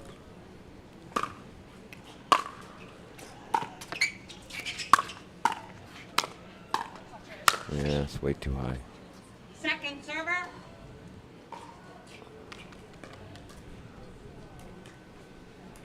One 8-2.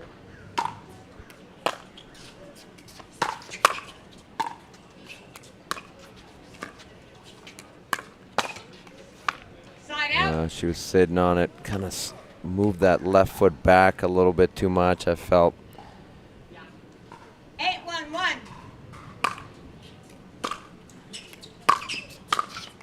Point. Yeah, back-to-back balls that they normally would not miss. That those would normally be winners. 9-1-1. And that can happen. Just things can get away fast. Not over yet, but they need a big change of momentum here.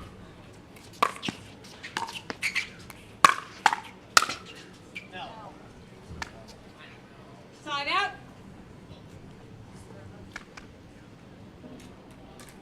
One 9-1.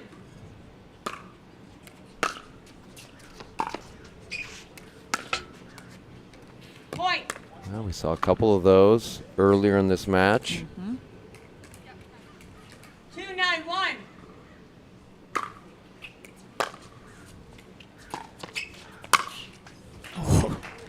Second server. Just such great placement there from Georgia Johnson. 2-9-2.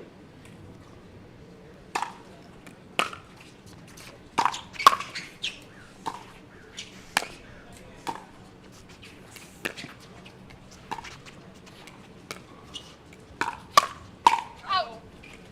Side out.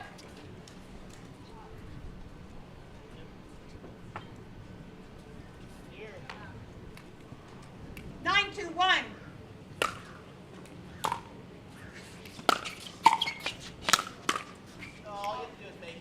Point. That drive by JW, it wasn't the pace, it's just so low, and he crashes in so quickly that you can see him come and put so much pressure on that volley. Yep, match point here. Oh, that's not going to be good enough. Second server. But again, with such a big lead here in this third game, Yep. it's still just Right. they're playing loose. They don't. Yep. That doesn't They're- bother they're them at all. comfortable. Right, exactly. The error, the missed opportunity.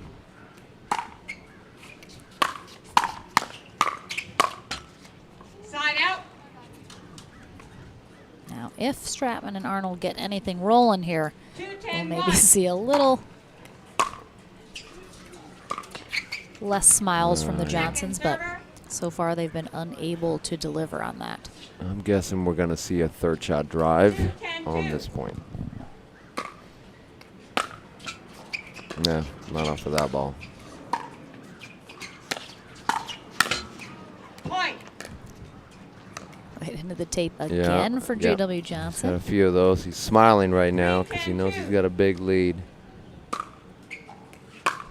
Oh, that missed serve.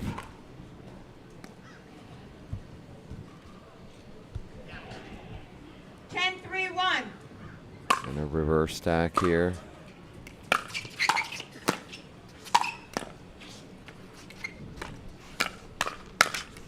Yeah, wow, that's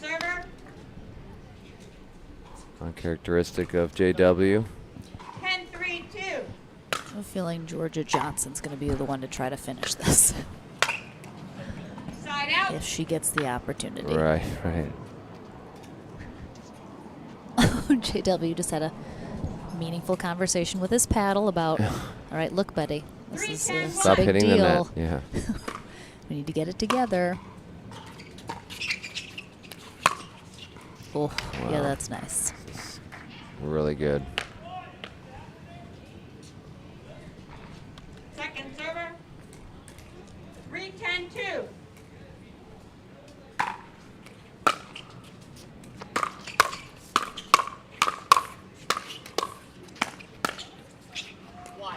Wow. Yep. I like seeing that from Arnold. I'm anticipating another drive here on this third. There it is.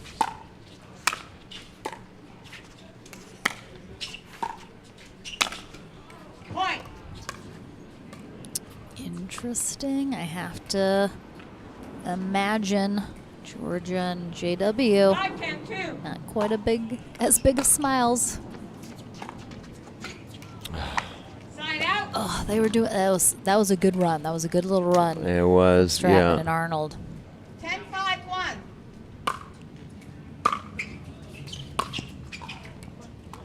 Second server. This is 5th match point opportunity now.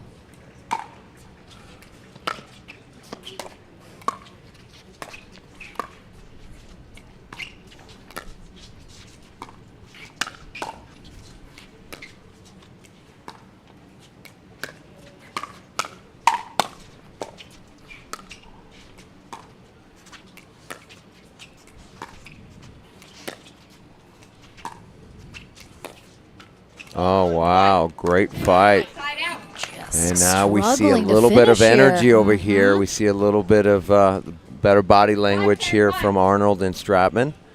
I mean, they've held off 5 match points. That's got to feel pretty good. And they're making progress in the meantime.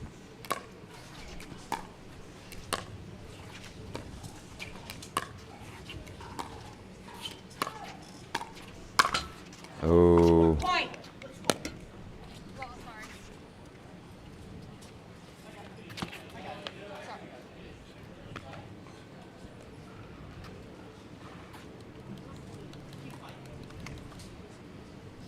Arnold saying to Stratman, keep fighting.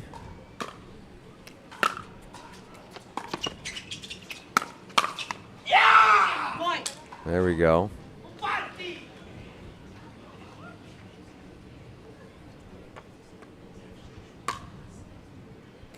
Anna Bright in the background. She's going to face the winner of this match in gold.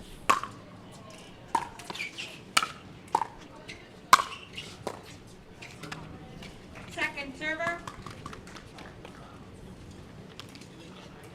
7-10-2.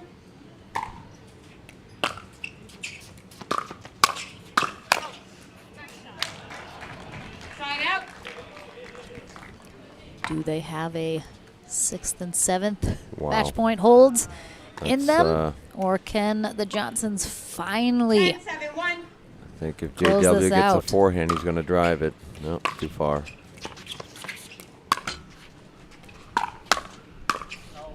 Yeah, boy.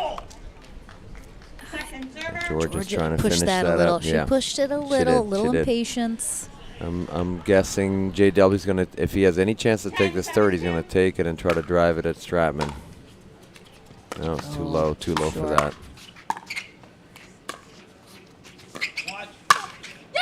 Wow. Well, Georgia Johnson is the one to finally finish it. Took 7 tries to do so, though, and a big congrats to Lauren Stratman and Julian Arnold. They are our bronze medalists. I'm sure they would have liked to get back into that gold. That was a good fight, though. That was a good fight for them to get back into that third. Definitely. I'll head to the Franklin studio to talk to the Johnsons for the first time today before they head to gold and face Anna Bright and Dylan Frazier. And then our final match of the day will be underway right after that.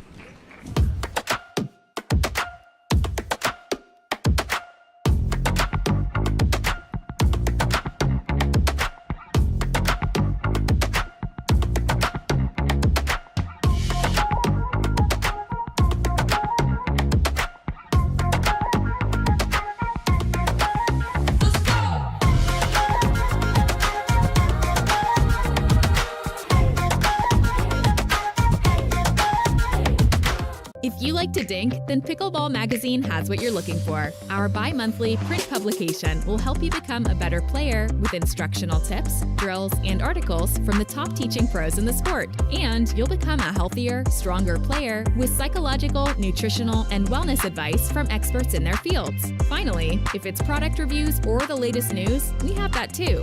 To learn more or to subscribe today, go to pickleballmagazine.com. If SoCal has you wondering, where do I begin? Start here. Cheering for the visiting team? Here's your line of scrimmage. Come for a culinary odyssey? Tonight's special is everything. Here for work? Hang around for the weekend. Hit 3 theme parks. Crush coffees or crafty beers or whatever strikes your fancy. Because with friendly locals, Main Street vibes, easy accommodations, and all of SoCal within reach, no matter what you've come to get up to, in El Segundo, we'll invite you to start here.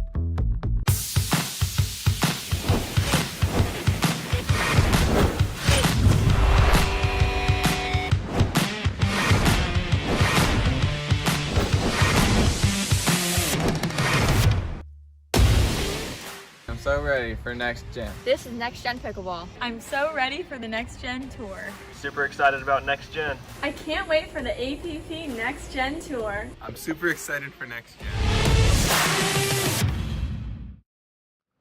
Welcome back to the Franklin studio. Lauren McLaughlin here with the Johnsons, Georgia and JW, as they are heading into gold to face Anna Bright and Dylan Frazier. Took 3 games to get it done there in the bronze. You guys lose the first game. What did you guys talk about? What was the thought process going into 2 to try and make sure you could push it to a third game? I thought, we were down fairly far in the first game and started making a little run, but it was way too late. So I think the second game we just came in with a little more momentum and kept it rolling into the third. So in that third game, it seemed like you especially came out really hot, firing on all cylinders. You guys were having a great time out there. There were a lot of smiles and laughing, and then they started mounting a comeback and kind of cooled you guys off a little. What did you guys need to do to make sure you were able to finish strong and close that one out? Just keep it mentally there. I mean, obviously they were having a few good shots, but I knew if we just played it safe and just kept it consistent, we would get through.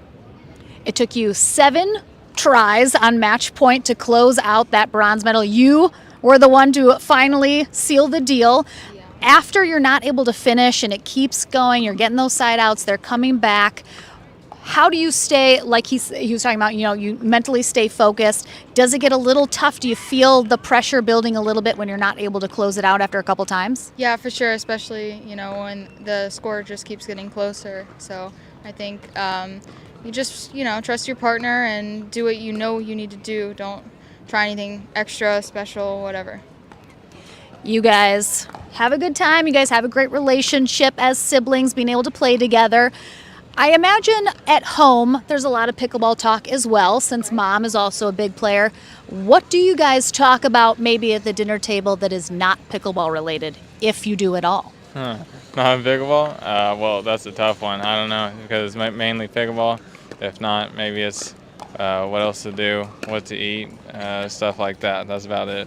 It's always what to eat with this one. I know that's going to be his answer every time. Yeah. Do you guys like to do as a family any other activities together outside of pickleball? Well, me and J-Dub will play like spike ball or video games, stuff like that. All right, I like it. We'll have to play spike ball sometime. That would be fun. All right, you guys are headed to gold. You face Anna Bright and Dylan Frazier. You'll have a little bit of a break before that goes, so go get rested up, and we'll see you guys momentarily. That gold medal match is coming up right after this.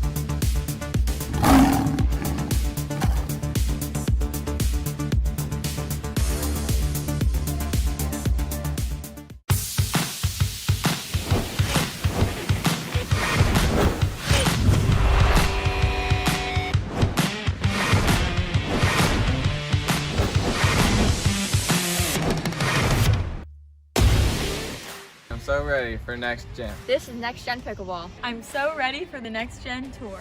Super excited about next gen. I can't wait for the APP Next Gen Tour. I'm super excited for next gen.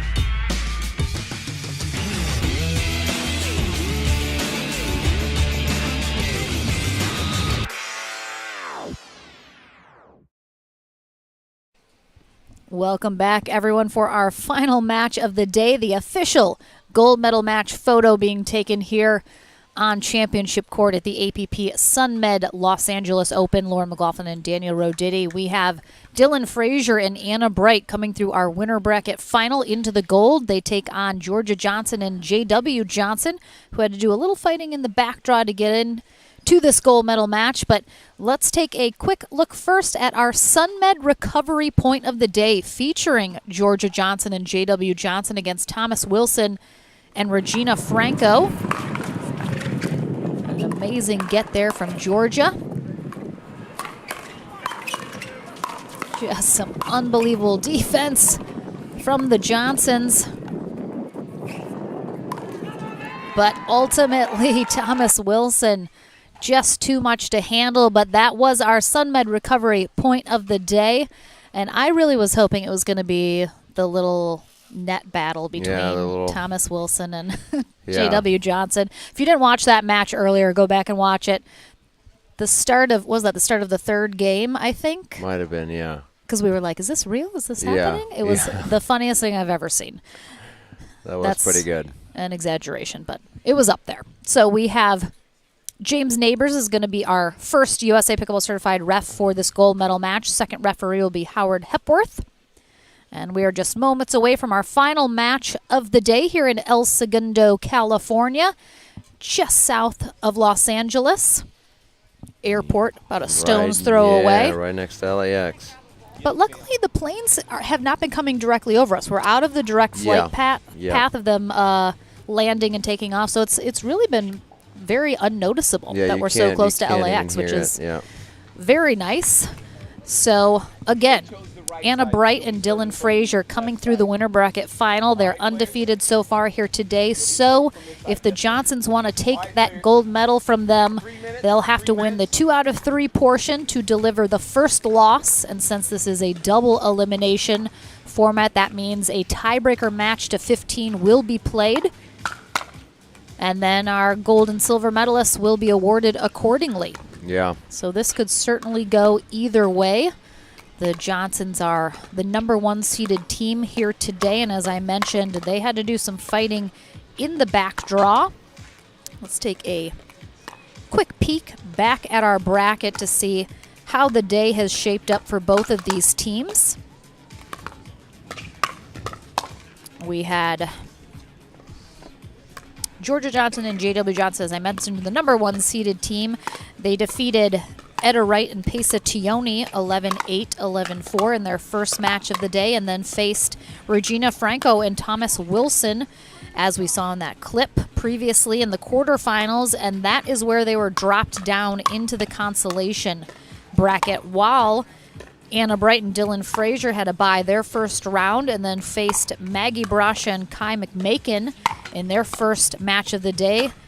12-10, 5-11, 13-11. So a very, very tight match that they eked out the win in that one.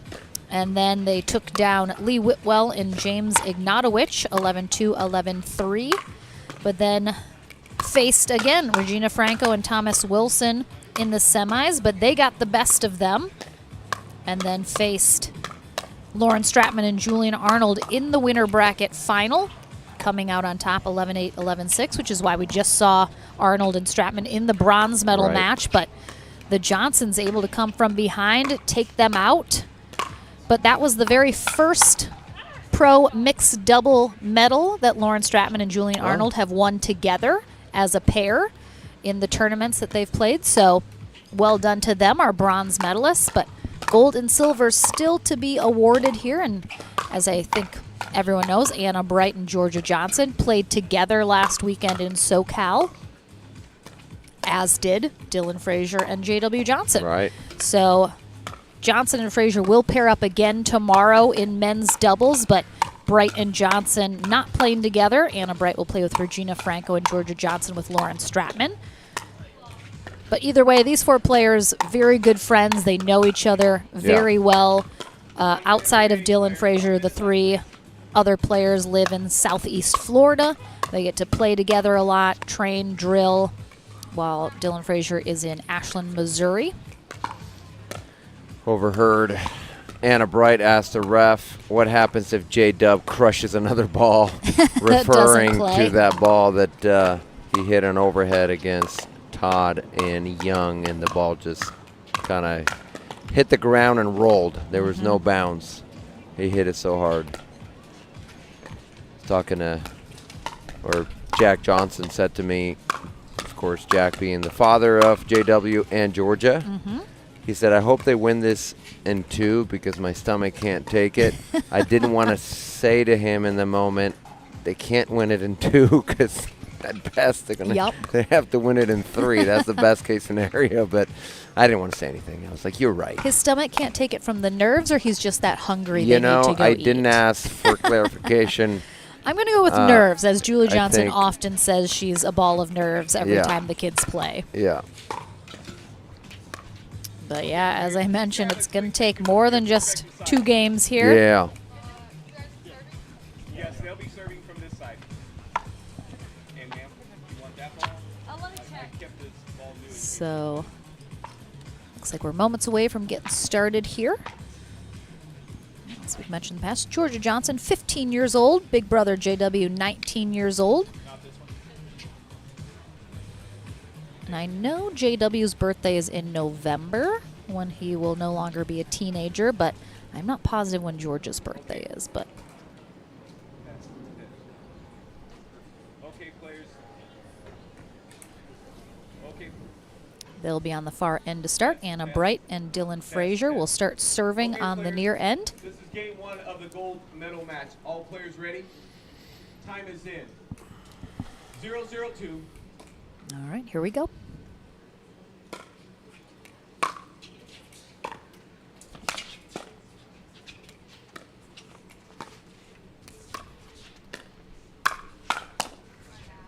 I should have mentioned Dylan Frazier and Georgia Johnson also played together last weekend in SoCal. Got themselves a gold medal together.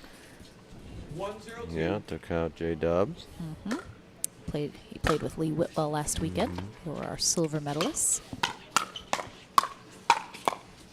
Point.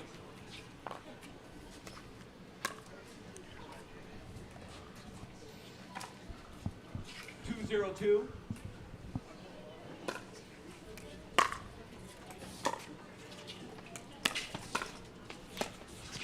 Point. And it looks like our senior pro mixed gold medal match is set with 3-0-2. Witskin and Bellamy will be taking on Gingrich and Chris Anderson. Oh, excellent. Oh, that's a good shot. Side Right on out. the line. Yep. Good spot there from Johnson. When we start to get these teams like this mix-up where the players just know each other so well, do you think that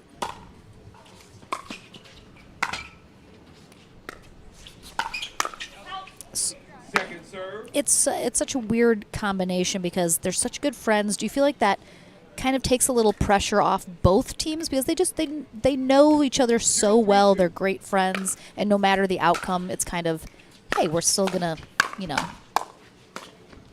all be friends in the end? A little less cutthroat competition feeling? I think it takes maybe the edge out, but they're so competitive that Sure. because they're great friends, they love beating each other Well, of and hate course. losing to each other. But it does take out, one of the dynamics that can be there sometimes if you don't know somebody or maybe don't have the best relationship with somebody. But 3-1-1. fortunately in pickleball, the vast majority of the players get along great. Second serve. Yeah, there's the occasional rivalries or people that definitely don't like each other, but For sure. that's any sport. Any sport, and it adds to, maybe a little extra drama on the court, which is always fun. Side out. I won't name names, but I have my Your- list. Your enemies in I have pickleball. well, Same, Daniel. 1-3-1. very short list, but It's a short but important list. Point.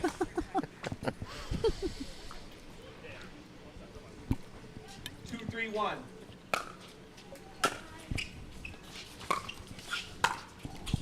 Oh, Second serve. That ball took a weird bounce, too. Did a little, yeah.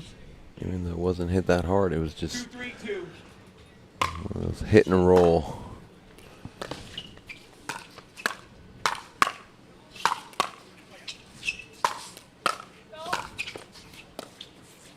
Oh, nice job by Bright getting out of the way of Frazier. Yeah. Yes. 3-2-1.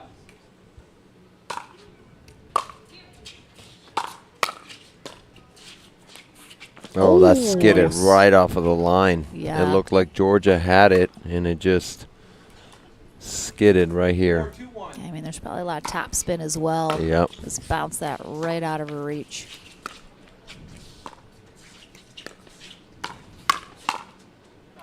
Second serve.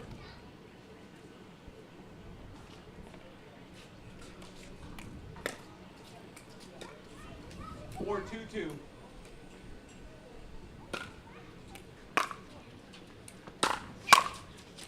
That ball missed, yep.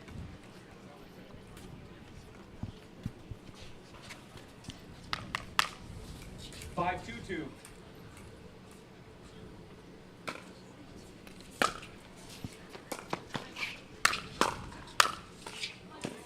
Side out.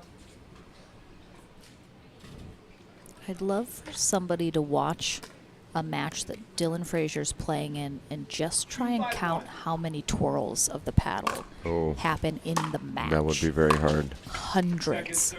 Hundreds. If anyone's up for a real challenge.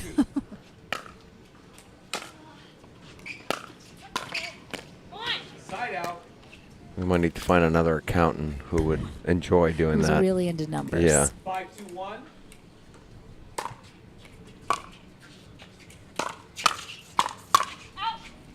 Point. Right now, Brighton Frazier 6-2-1. starting to pull away.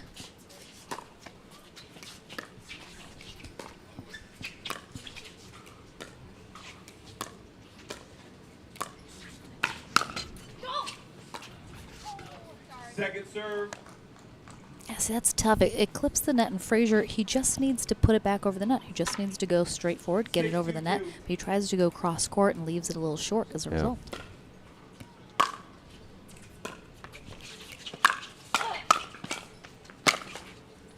Side out.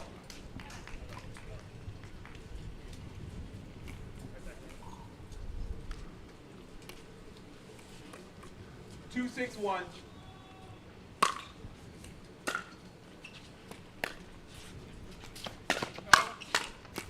Second serve. Let it go. 2-6-2.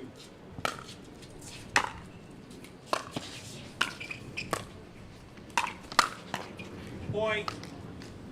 Anna Bright and Dylan Frazier got themselves a bronze medal together last time they played in Delray Beach. 3-6-2. That was the first medal Anna Bright had gotten in mixed doubles. This will be her second. Oh, wow. Both times with Dylan Frazier. And That's great. better result the second time. Yeah, guaranteed at least silver.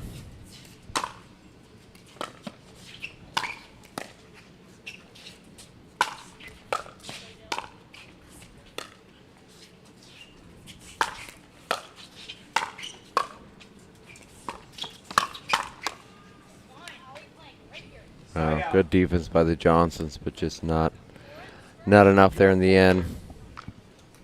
Small sails wide. 6-4-1.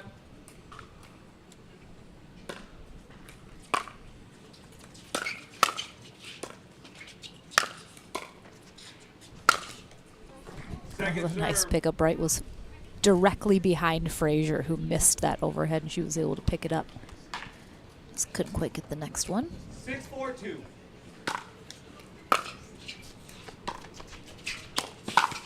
Side out.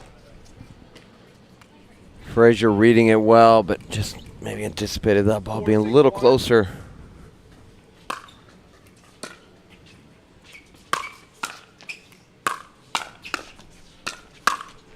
Yeah, there's always a lot of conversation around mixed with how much court should Yeah. the man take?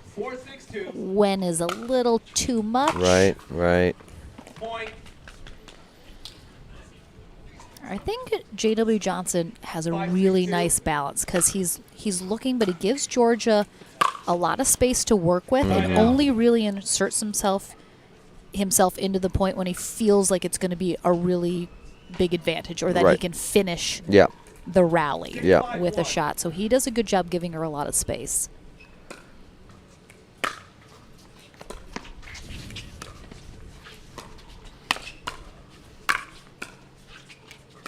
Regional players next up on championship court 2 is the senior pro mixed doubles championship. Second serve. Beth Bellamy, Rick Winskin against Chris Anderson and Dane Ingrid. 6-5-2. Next match on championship court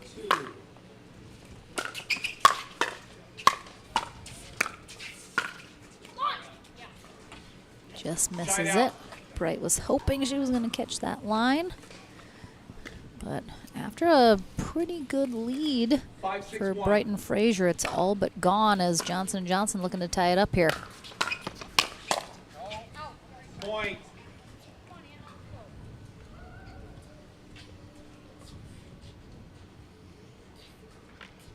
Six, 6-1.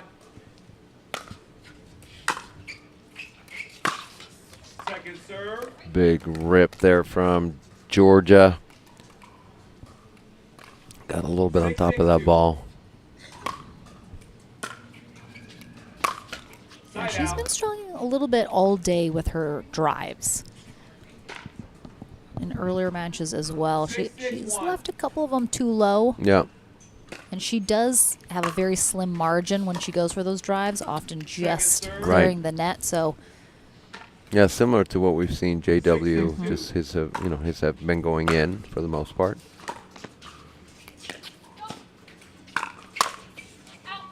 Point.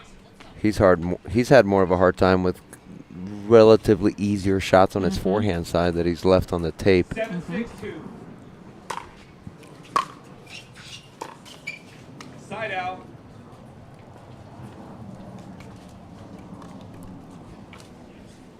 Six, 7-1.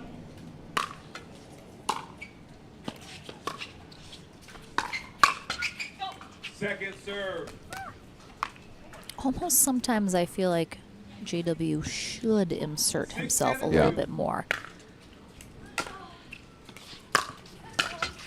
But again, a lot of times in a game one, when it's a 3-game match, I feel like J.W. Johnson will let his partner have a lot more room.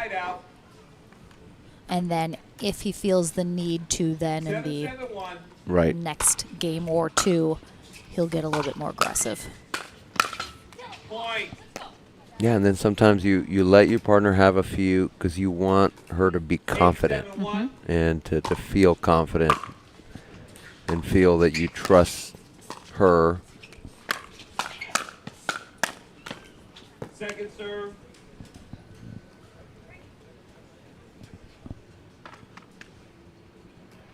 Eight, 7-2.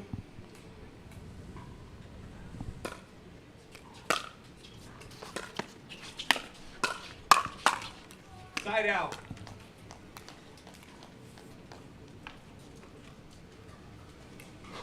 Seven, 8-1.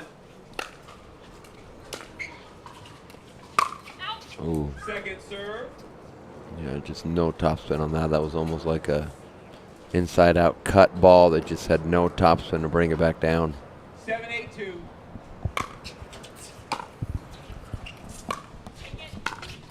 Point. And we've talked about the younger players. You know, Georgia's only 15 years old. She has played a little bit of tennis, I think, recreationally, but she doesn't have a big tennis background either. So essentially, you know, she's not able to transfer over, you know, a high-level tennis game. Right. Because she hasn't had one.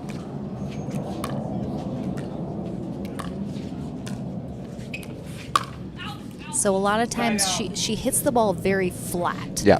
She just kind of smacks it versus, you know, rolling over or, you know, the cut doesn't have quite the touch that a former tennis player would have.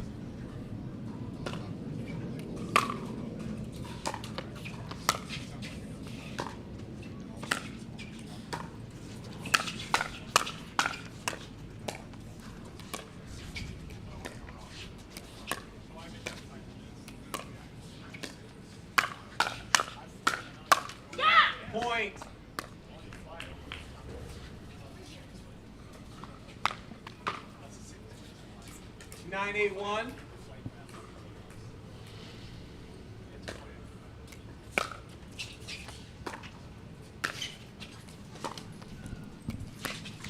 Point.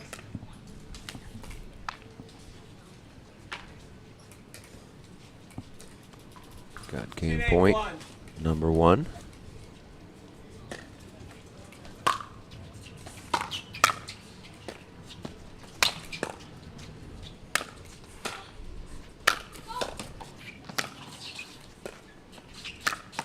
Oh, great digs from Bright and Frazier. Just too much JW there, but still another opportunity to take game 1. Side out. Almost gets it. 8-10-1. Second serve.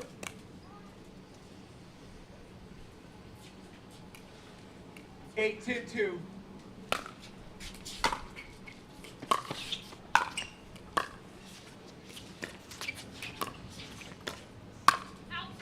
Side out. I like I knew the thought of what Georgia Johnson was trying to do. Trying to hit that back corner, a little inside out behind Frazier. She was giving him a lot of room to work with there, but we're going to see the Georgia Johnson special, which is she's going to go by herself and sit on the court, cross-legged. Yeah, likes to do that sometimes. Seeing that at Mesa when she was playing singles. Yeah, sometimes you can tell she's obviously, this is when you know she's kind of most frustrated with herself and just needs to a be minute left alone, to just collect herself. Right.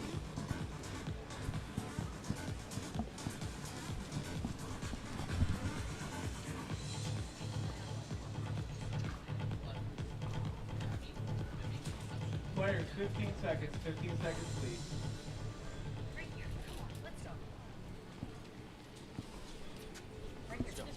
All right, so JW goes over to collect Georgia. Yeah, brings her her paddle.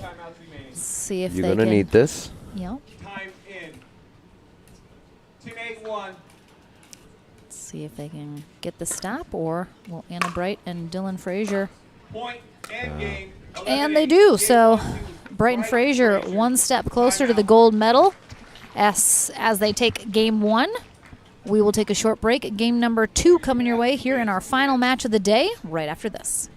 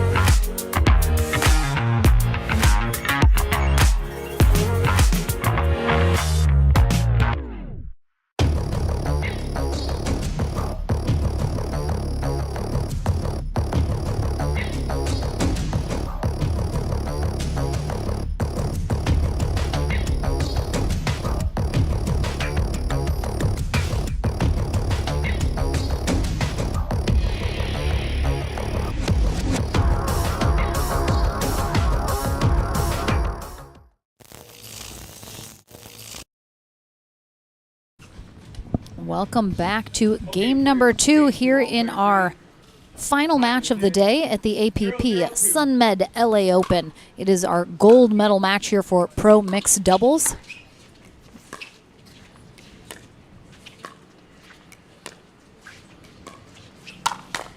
Dylan Frazier and Anna Bright on the far end took game 1 11-8 over Georgia Johnson and JW Johnson on the near end, and they are one game closer to that gold medal, as if they can take this second game, they will be undefeated through the day and are gold medalists. So Georgia Johnson and JW Johnson must win this second game if they want any hopes of that gold medal still left.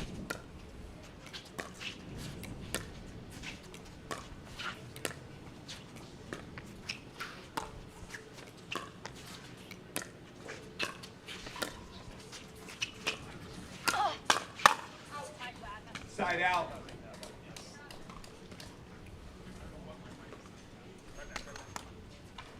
Zero, 0-1.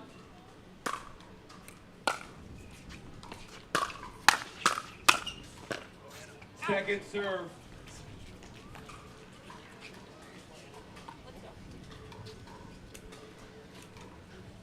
0-0-2.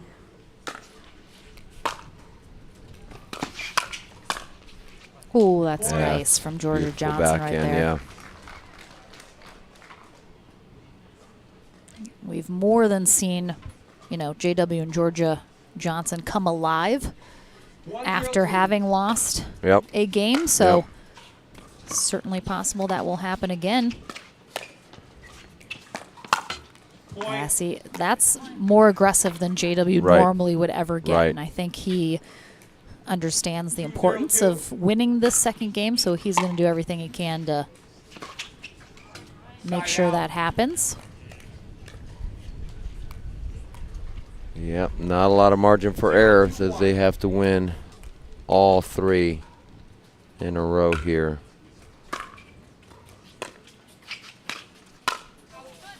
Second serve. Anna Bright gives herself a big thumbs up after that shot. Says, good. Yep, good for me. That was nice. He's one of the more fun players to watch and listen to on court.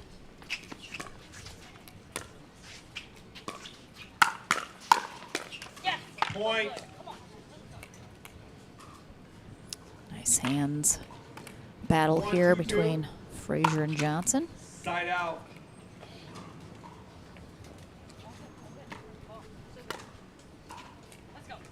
We will be back tomorrow morning at 11 a.m. Pacific time for our men's and women's doubles day. So please plan to join us. Everyone should be more than awake on a Saturday morning or afternoon by then, wherever you're located.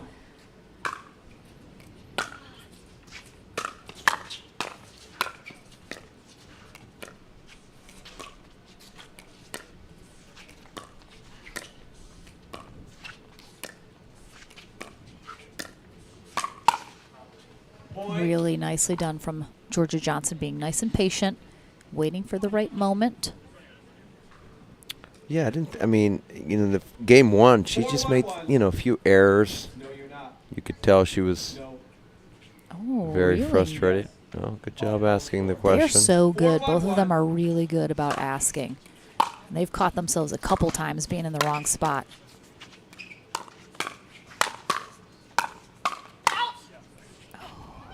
Second serve.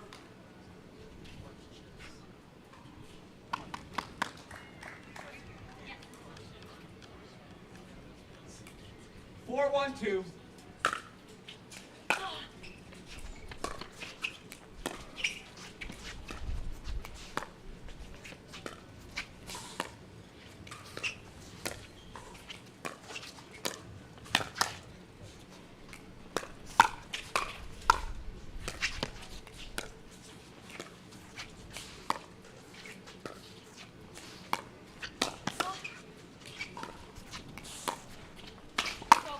Point.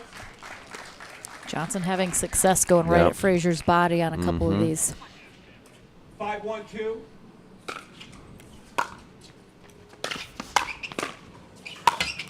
Point.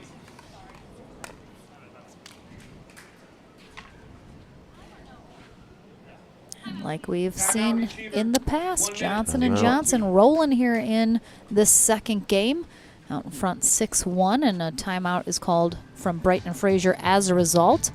And as we're nearing the conclusion of our first day of coverage here at the APP Sunmed LA Open, just want to give a big thank you to all of our USA Pickleball certified referees that we have working the tournament that help make these matches run smoothly. Our tournament desk run by D. Davison this weekend, making sure everyone gets to the right place at the right time. No small feat. And of course the volunteers here in El Segundo, as well as the rest of the APP staff and Pickleball TV running our production. Spencer Laurent and Mitch DeVoe. And Steve Taylor out there capturing the great action shots that we get to show you guys on social media and online. Lauren McLaughlin and Daniel Roditi here in the booth for this final match of the day. Again, back tomorrow morning, 11 a.m. Pacific time. Put it on your calendar. Set a reminder. Plan to join us. Yeah, should be a great day. Back into the action here in Game 2 of this gold medal match, and Johnson and Johnson trying to take this to a third. Yeah, we've seen that a lot today of JW driving and crashing on his own drive.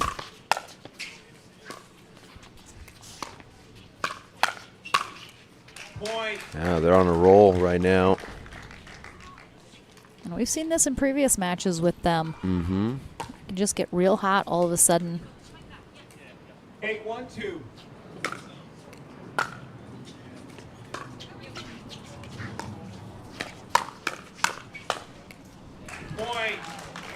I equated a little bit to maybe Fast and the Furious, where it's like, oh, hey, like we're driving really well, we're driving very fast, but oh, wait, let me hit that nitrous booster. And that's what the Johnsons will do sometimes. All of a sudden it's like, oh, I mean, you were playing great, but I didn't know you had that other level that you still could go to. Another gear. And they are showing it right now with the second and final timeout taken by Bright and Frazier fairly quickly after the first one. Julie Johnson in the little tent with JW and Georgia, just supporting them, encouraging them to continue to keep it going here in Game 2, I think. Yeah, be feeling pretty good. Good chance we're going to see a Game 3.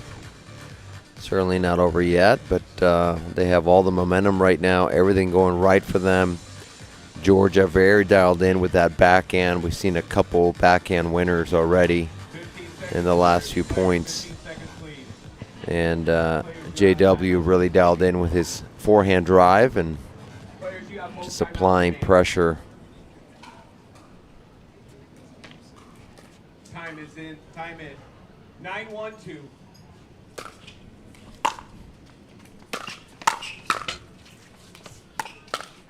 Yeah, he read that ball well. Could see it. Could see it coming there. That's part of the experience of playing with and against JW. Anticipating what he might be looking for.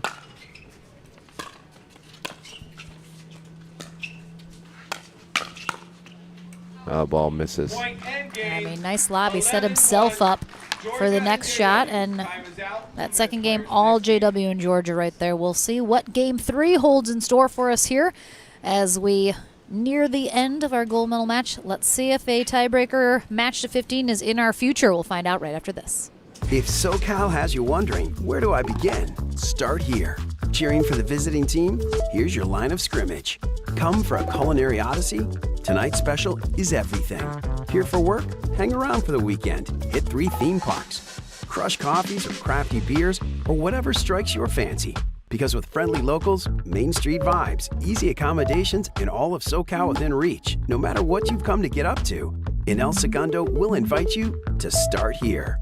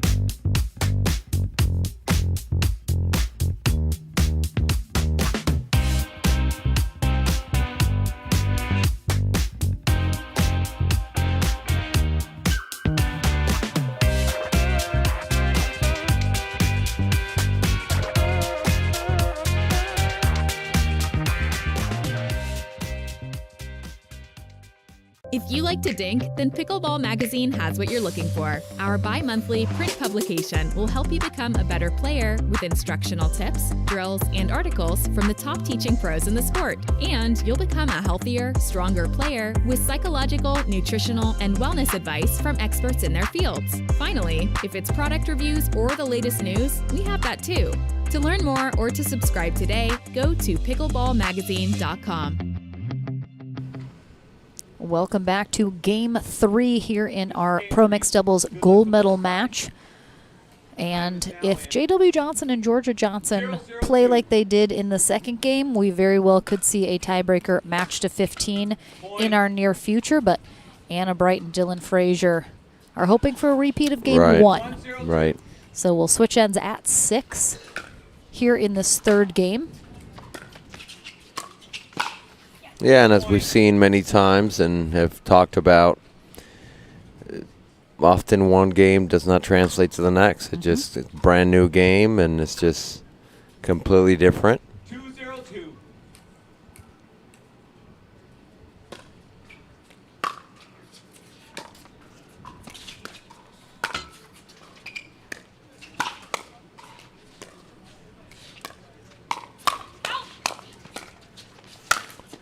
Side out.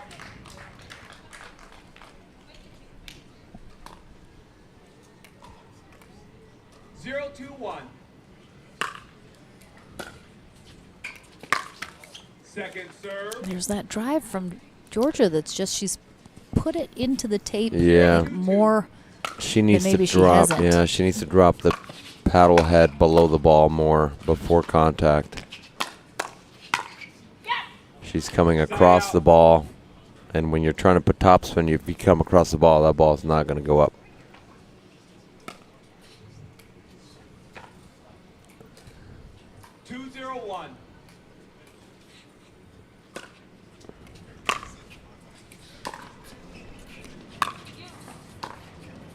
Second serve.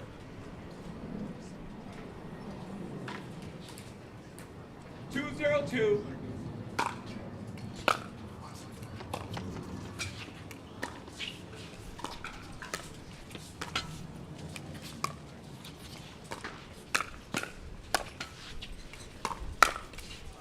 Side out. A reminder, if Anna Bright and Dylan Frazier win this third game, they are our gold medalist. If Georgia Johnson and J.W. Johnson win this third game, we go to a tiebreaker to 15. Second serve.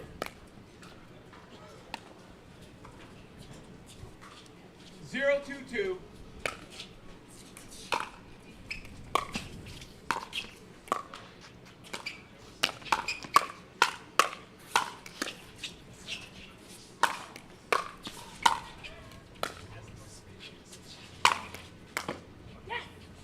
Side out. Some good defense from the Johnsons, but Dylan Frazier just working the placement with that ball. Finally gets one that doesn't come back.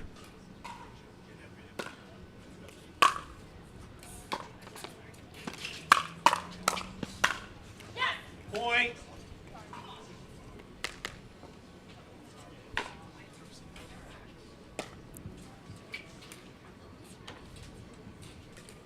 Three, 0-1.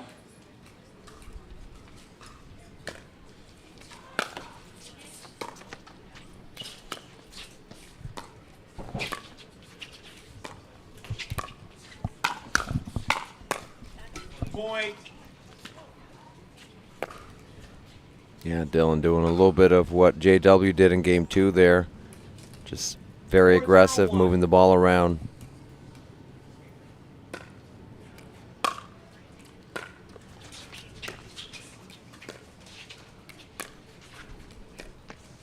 See if Georgia goes behind him one of these times. I was just thinking, go behind him. Go behind him. He's so far over. And he's not really coming back all that much to cut it off because she hasn't shown him that she's going to go down that line. Yeah, she tried it once, missed it wide in that game 1, and hasn't really tried it since.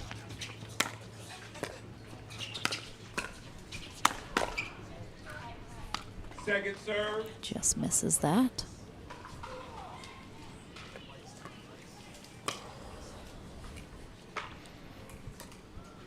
5-0-2.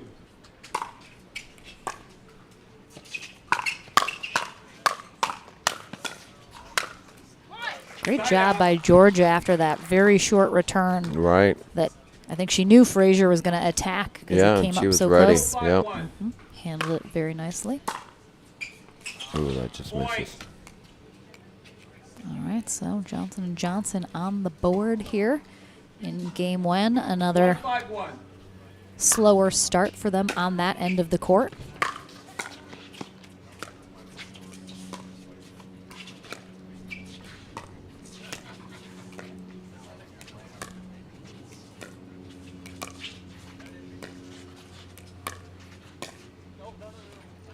Ooh. I like the idea. 2-5-1.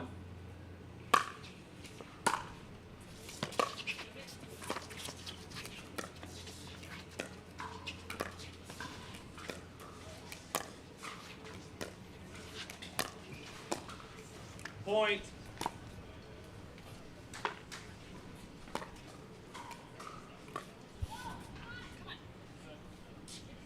3-5-1.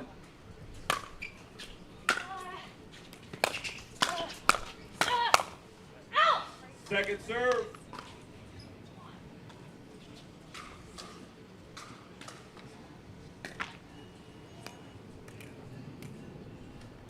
Three, 5-2.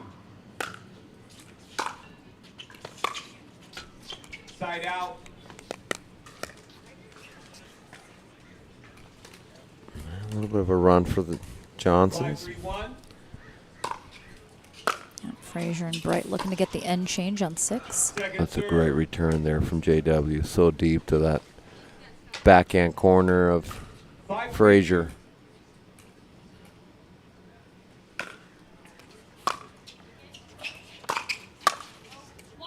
Point. Timeout on the court. 1 minute switch in. 6-3-2. 6-3-2. You can see Georgia Johnson as she walks off, showing how she got jammed up with her paddle there. Yeah. And didn't have a good look at that. So Brighton and Frazier do get the 6th point that triggers the end change here in game 3 of our gold medal match. Brighton Frazier will conclude this portion of the gold medal match on the far end, while Johnson & Johnson will finish on this near end, where they were very successful in game 2. We'll see if maybe the end is a part of the magic that made that second game successful for them, and see if they can go on a little roll here. Again, Johnson & Johnson must win this 3rd game to force the tiebreaker to 15. Johnson still explaining to her brother, "Did you see what I did? Did you see what happened? The ball Did you was see right what going here, on?" and I was trying And I to was get jammed my up paddle. here and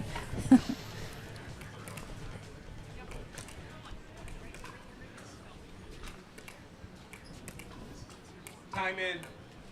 6-3-2.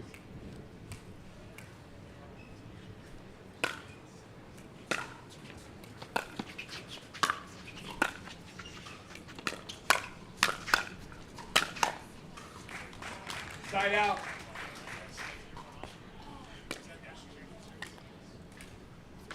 I think we're going to see a lot of that right now. A lot of drives from JW, crashing on his own. Yep, there he goes. Second serve. 3-6-2.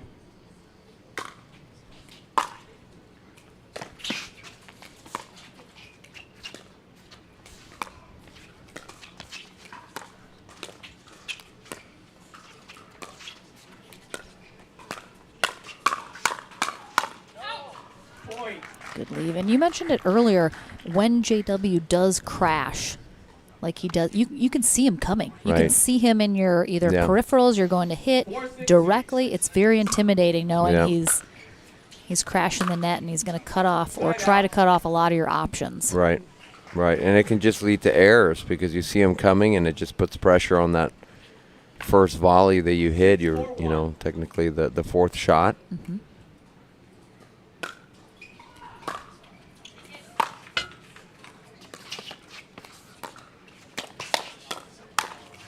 Point.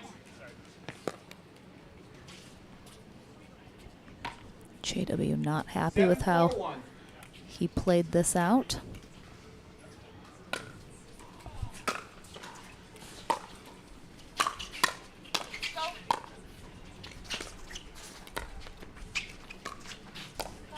Second serve. And that's a little bit of what we talked about when Frazier overplayed it a little bit. Yep, and he said sorry to Anna, and Anna said, I have to get out of your way.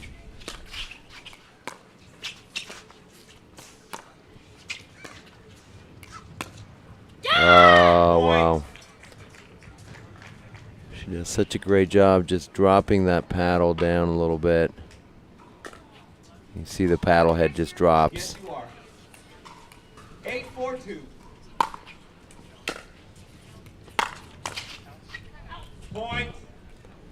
Dylan doing his own version of the drive and crash. 9-4-2. 2 points away.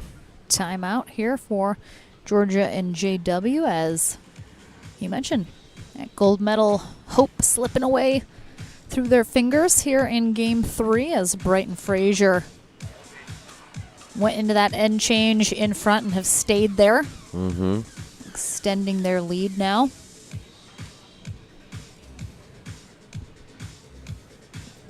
See if they can stay there or if the Johnsons still have a little bit left in the tank to give here. But JW.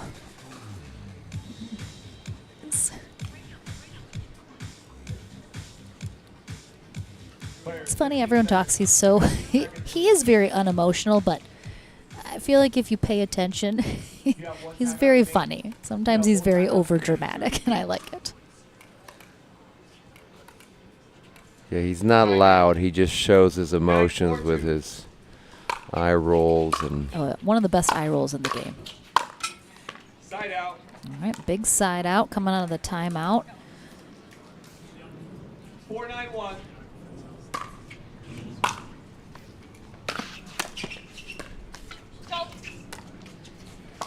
That was a great lob by Frazier.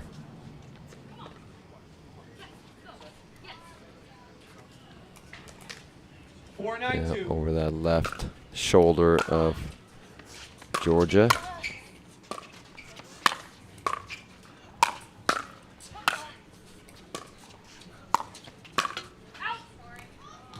Stays in. Johnson, just such a low position when she attacks that.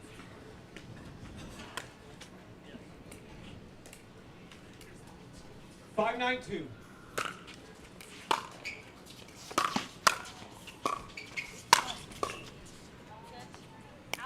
Side out. Right, trying to get Frazier pumped up to try to close this out. Wow, Frazier set himself up so well by going up that line. Had JW out of position, just couldn't quite finish.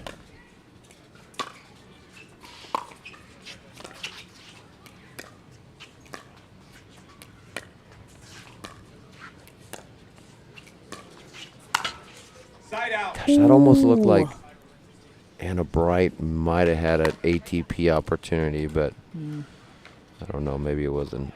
Maybe it wasn't wide enough. 5-9-1.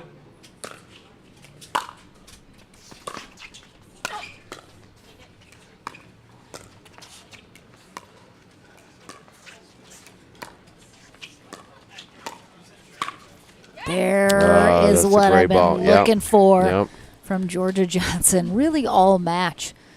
It seems she finally felt like she had the right she kind of dropped her paddle. That was good. 6-9-1. And that was about as close as it gets right there on that shot, too.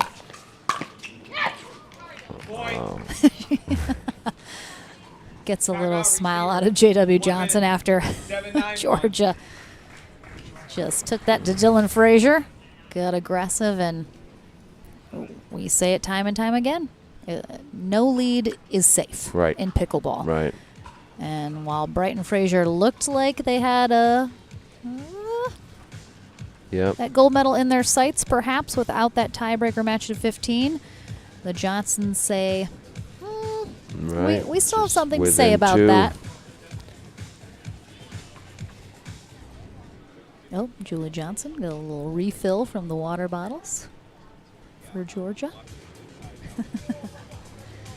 I mean, I don't know why she can't just give her the other water bottle, right? I was thinking the same thing, but maybe she Just likes switch water maybe bottles. she likes a little paper thing tied to the handle.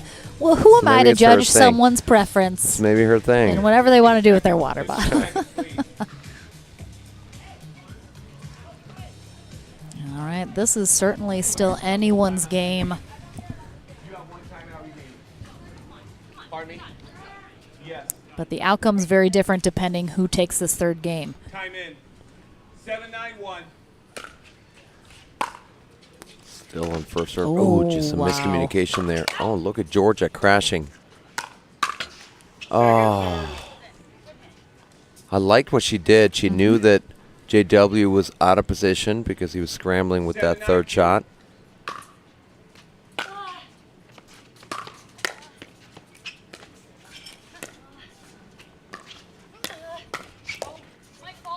Yeah, much better job with Georgia with that drive. Took a little bit of pace off of it, but got more of that dip. Didn't miss it in the net like we saw earlier. There he goes. They caught him. He was we coming are over. all tied up. Ooh, baby. Wow. Wow. 9-9-2. Point. Wow. All right. 10-9-2. The first dip of the double dip on the paddle of JW and Georgia Johnson. And they get it done. Wow. A tiebreaker match to 15 is coming your way here in this gold medal match. We're not done yet. Georgia Johnson and JW Johnson, they still had a little left in the tank. Yeah. Sorry, Jack. This is going as long as it possibly can. I know. Steel your stomach of nerves. So we'll take a short break. Our players do have up to 10 minutes that they can take in between this portion of the match and the tiebreaker. So stay with us. Don't go anywhere. We are not done yet. One final match to 15 remains here in El Segundo, California. We're back right after this. The APP SoCal Classic is brought to you by Pickleball Central, the Pickleball Superstore, catering from beginners to pros. Yola, for the champion in you. Sunmed, the official CBD sponsor of the APP. Keto Crisp, a delicious blend of healthy fat, protein, and energy to fuel your day. It's about what you can do, not what you can't.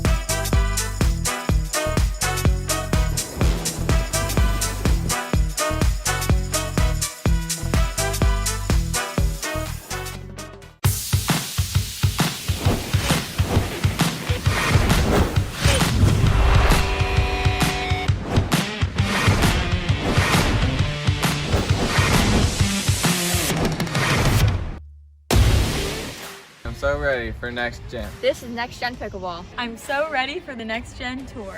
Super excited about next gen. I can't wait for the APP Next Gen Tour. I'm super excited for next gen.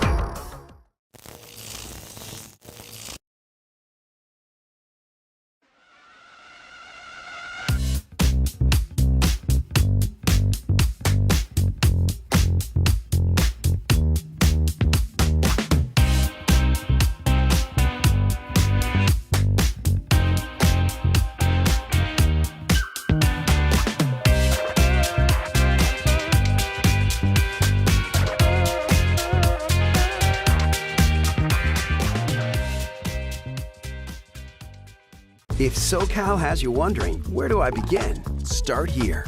Cheering for the visiting team? Here's your line of scrimmage. Come for a culinary odyssey? Tonight's special is everything. Here for work? Hang around for the weekend. Hit 3 theme parks. Crush coffees or crafty beers or whatever strikes your fancy. Because with friendly locals, Main Street vibes, easy accommodations, and all of SoCal within reach, no matter what you've come to get up to, in El Segundo, we'll invite you to start here.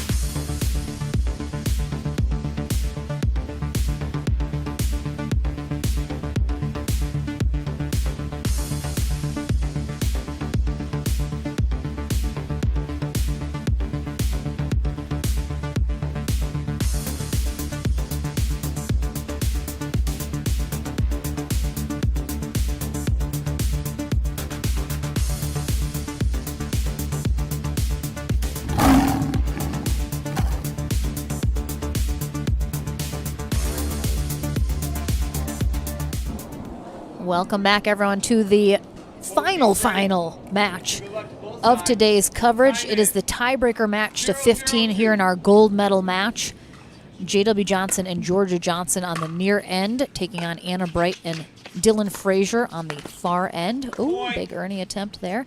As a reminder, this is a double elimination style format. Because Anna Bright and Dylan Frazier were undefeated into the gold medal match, Georgia and JW won the 2 out of 3 portion, giving them their first loss of the day. But they have to lose twice to be out. So now that's why we go to this tiebreaker match to 15. And either of these teams could be the gold medalists now. This is one match to 15. They'll change ends at 8.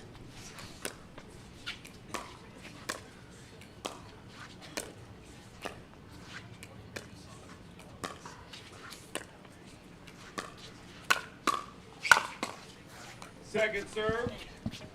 Lauren McLaughlin and Daniel Roditi here for this final portion of our gold medal match, but we're back tomorrow morning, 11 a.m. Pacific time for our men's and women's doubles day.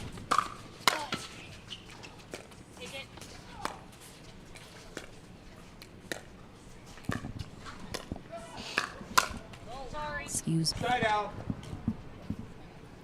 Georgia Johnson not able to get out of the way there. 1-0-1.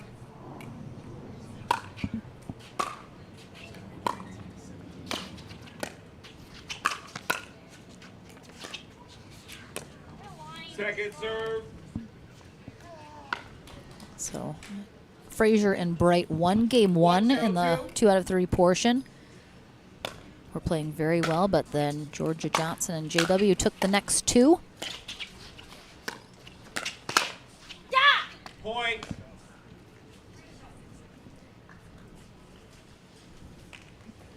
JW getting really low on that get. Frazier splits up the middle. And Bright and Frazier out in front early here. Yeah, good return from Georgia.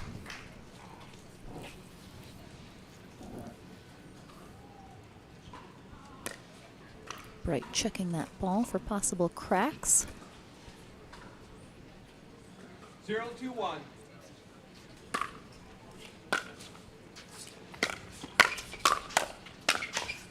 Point.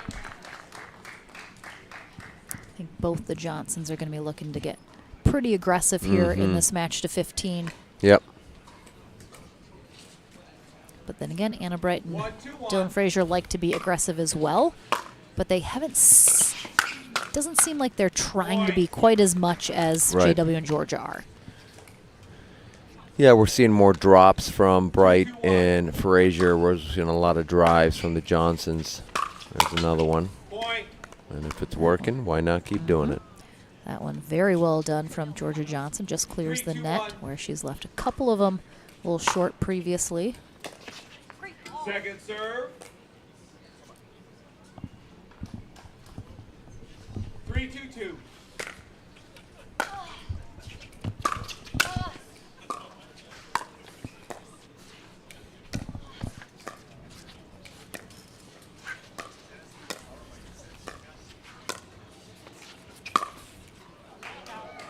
Side out. Didn't look Lost called out.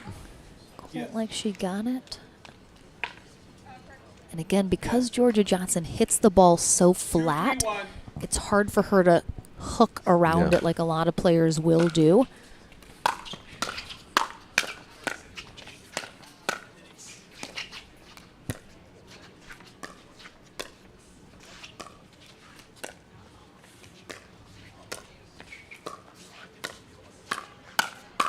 Point.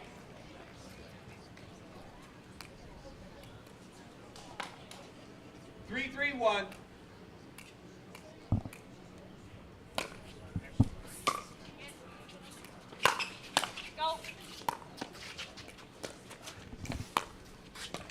Point.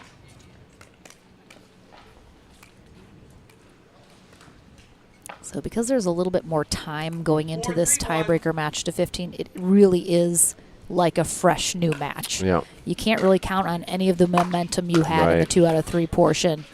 Football. Right foot. Point. And that's one of the only times we've seen JW and Georgia kind of get in each other's way. And we got a foot fault from JW Johnson as a result. Point. Yeah, I think it was a little ambitious from Georgia to try to go up at Dylan on that first ball. Ball was low. 1 minute. 6-3-1. All right, so a little discussion between the Johnsons, and they decide to call a timeout as Bright and Frazier are now out in front 6-3, 2 points away from the end change. And, you know, I mentioned there's a little bit more time in between. Clearly the Johnsons have cooled off a little because they had just a ton of momentum in that third game that carried them into this. What as players, I mean, is it just it doesn't matter what happened before, it's a fresh start? How do you stay kind of engaged and try to roll over the momentum when you have a bigger break in between? Yeah, I mean, I think it was a challenge for Bright and Frazier after they were so close to match point. You know, I think they were up like 9-7, maybe 9-5. And Johnson's came roaring back to take that game. And yeah, I mean, it's hard, but you have to put it behind you because there's nothing you can really you can take from the confidence of what was working, like the strategy. Hey, we did this and that worked. Let's keep doing that. But really, momentum is kind of done after that long break. Second serve. And like we've said, so many times, it comes down to execution. Sure. All four of them know what they really want to do. It's a matter of being able to do it. 7-3-2.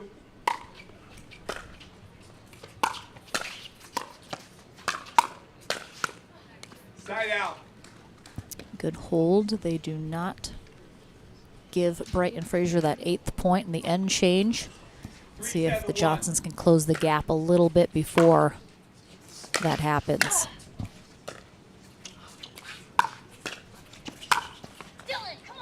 Second serve.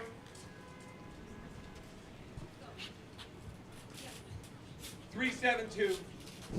Jack and Julie in the background. That's a great drive from Georgia. We've seen her do it very effectively here the last few times she's tried it after having some trouble with it earlier in the match. Point. I don't know if Dylan thought that Bright was going to take that ball, and then she said and didn't seem quite ready for it. I think we might have a cracked ball situation. And you may notice we actually have the lights on here on Championship Court because a bit of a marine layer has blown in from off of the ocean and completely clouded out. The sun dropped the temperature fairly significantly. So a little bit cooler. Might make the ball play a little bit faster than they've been used to today when it's been a little warmer. But we got the lights on. All players ready. So we're getting into early evening. Oh. Was that spin? Wind? I didn't even see. I had the I barrier in front of me, so I couldn't quite Georgia see what happened. thought JW was taking it and let it go. Second serve. 7-5-2.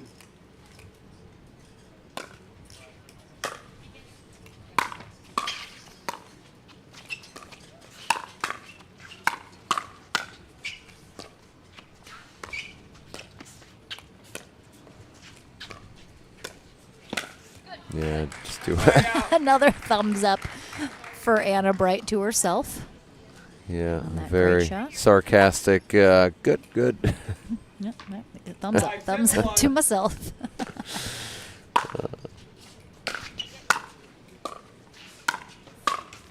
Second serve. Saw Georgia make a few of those in the previous game that helped them 5-7-2. take that game. This time she misses. Oh, I like the idea from Georgia. She just didn't commit to it fully. And there's the ATP she wanted earlier. And now just one away from tying this up. Yeah, that was so good. 6-7-2. Ooh. Oh, yeah. Very close to being out. Whoa. Yeah. That was. The wind took that about 4 feet to the right of where it would have been normally. That's unfortunate. 7-6-1.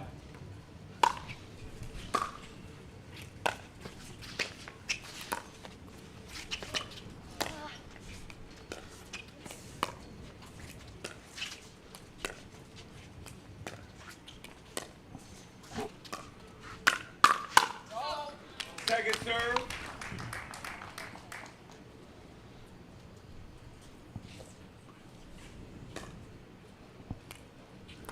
Frazier still trying to get that 8th point. Yeah. 7-6-2. 7-3 lead. Side out. Now only 7-6 with Johnson's with an opportunity to tie and may even take the lead. 6-7-1.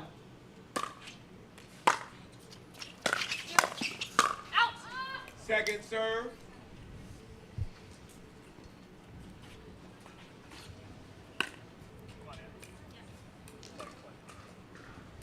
Six, 7-2.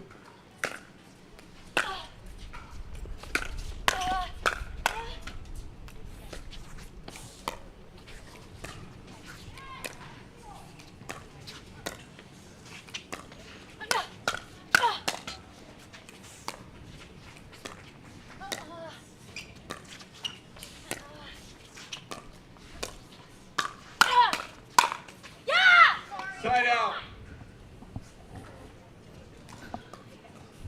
Big rally, big come on there from Anna Bright. Yeah, good patience. She took 7-6-1. a few shots at JW. Point.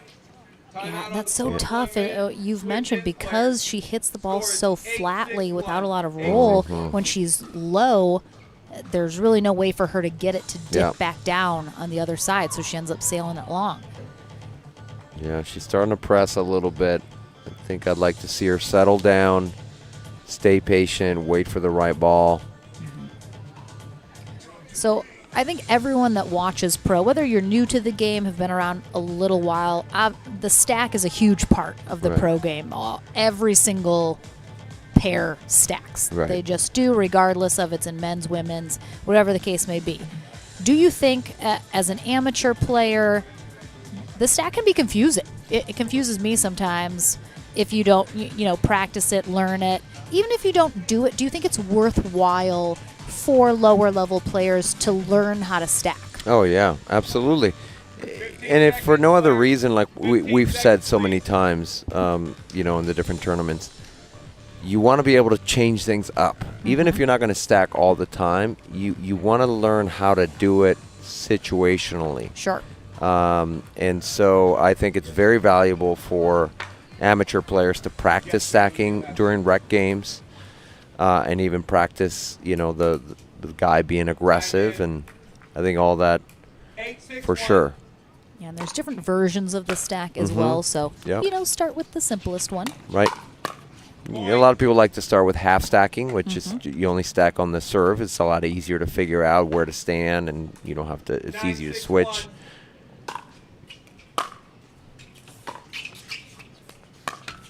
Point. And after the end change, Georgia and JW Johnson on the far end to A conclude it. Yeah, a little bit of what we saw in game one, right, where Georgia just made a few mistakes. Point. And actually JW as well. I think he missed a return in that game one. We just saw that again, and 11-6-1.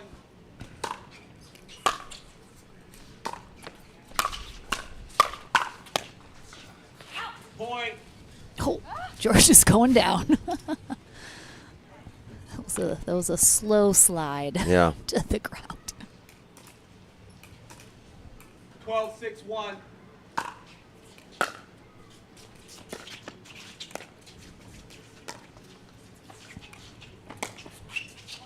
Gosh, that wind. Wow. I mean, Frazier had an overhead on the center line. The ball almost went wide by the time it bounced. The wind just carried it so far. We see Georgia trying to calm herself down. Yeah, Brighton Frazier really ran away a little bit here in this match to 15. It's not done yet, but It was very tight up until the changeover, right? They had that 7-3 lead. Johnson's came back to 7-6. They finally get the 8th point, and then after that, they've rattled off another 5. They are for sure on a roll here. got a bronze last time they paired up together in Delray Beach. And Anna Bright and Dylan Frazier look very determined to skip right over to silver and head straight to gold. Yeah.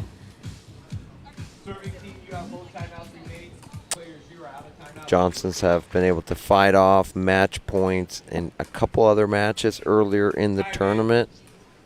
13-6-1. Wow. Point. That was just Gold medal match tough point. Serve. 14-6-1.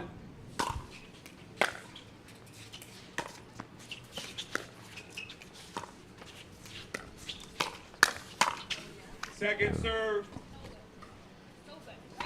I expect a drive on this third from Frazier if he has an opportunity. Oh, that's a great return from Georgia. So deep to Bright. Bright didn't have too many choices of what she could do with that. 6-14-1.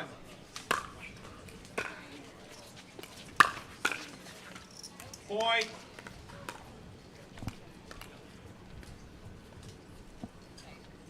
Seven 14-1.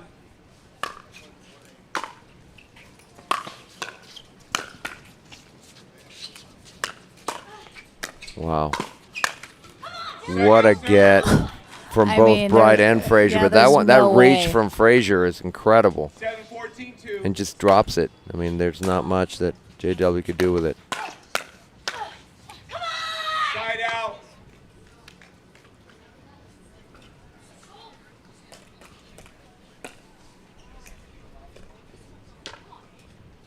Match point.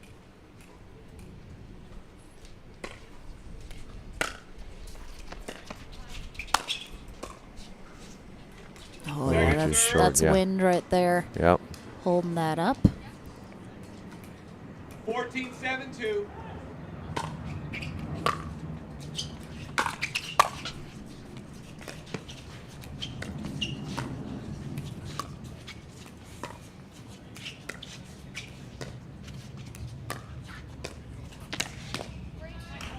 Looks like Johnson decided just at the last moment he was going to try and poach that. 7-14-1. Second serve. Yeah. We haven't seen a lot of those. We've seen a few in the net. She really got under that one. 7-14-2. Oh, I didn't miss the serve. But you got to be aggressive. I mean, when you're down that much, you have to take some chances.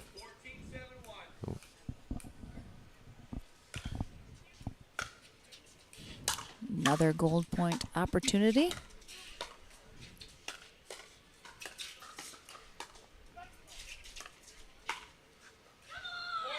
And that will get it done. Yeah, great job. Big come on from Anna Bright. And a hug for Dylan Frazier. They are our gold medalists here at the Sunmed LA Open, and a big congrats to siblings JW and Georgia Johnson. Almost were able to complete the double dip. Just a single scoop for them today, so they'll settle for silver, but really well played day for each team. We will head to the Franklin studio one final time to talk to our winners, and then please plan to join us tomorrow morning, 11 a.m. Pacific time. We're back with men's and women's doubles. Lauren McLaughlin and Daniel Roditi will be back in the booth, and we'll sign off from the Franklin studio in just a moment. Thanks so much for joining us, everyone.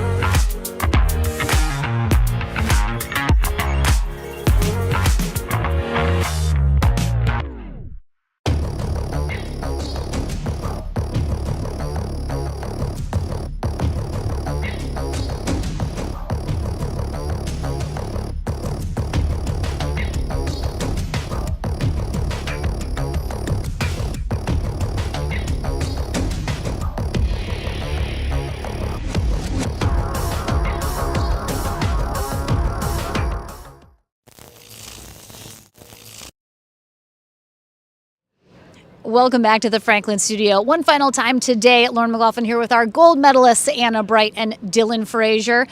We mentioned it. You got bronze last time you played together, skipped right on over silver to gold.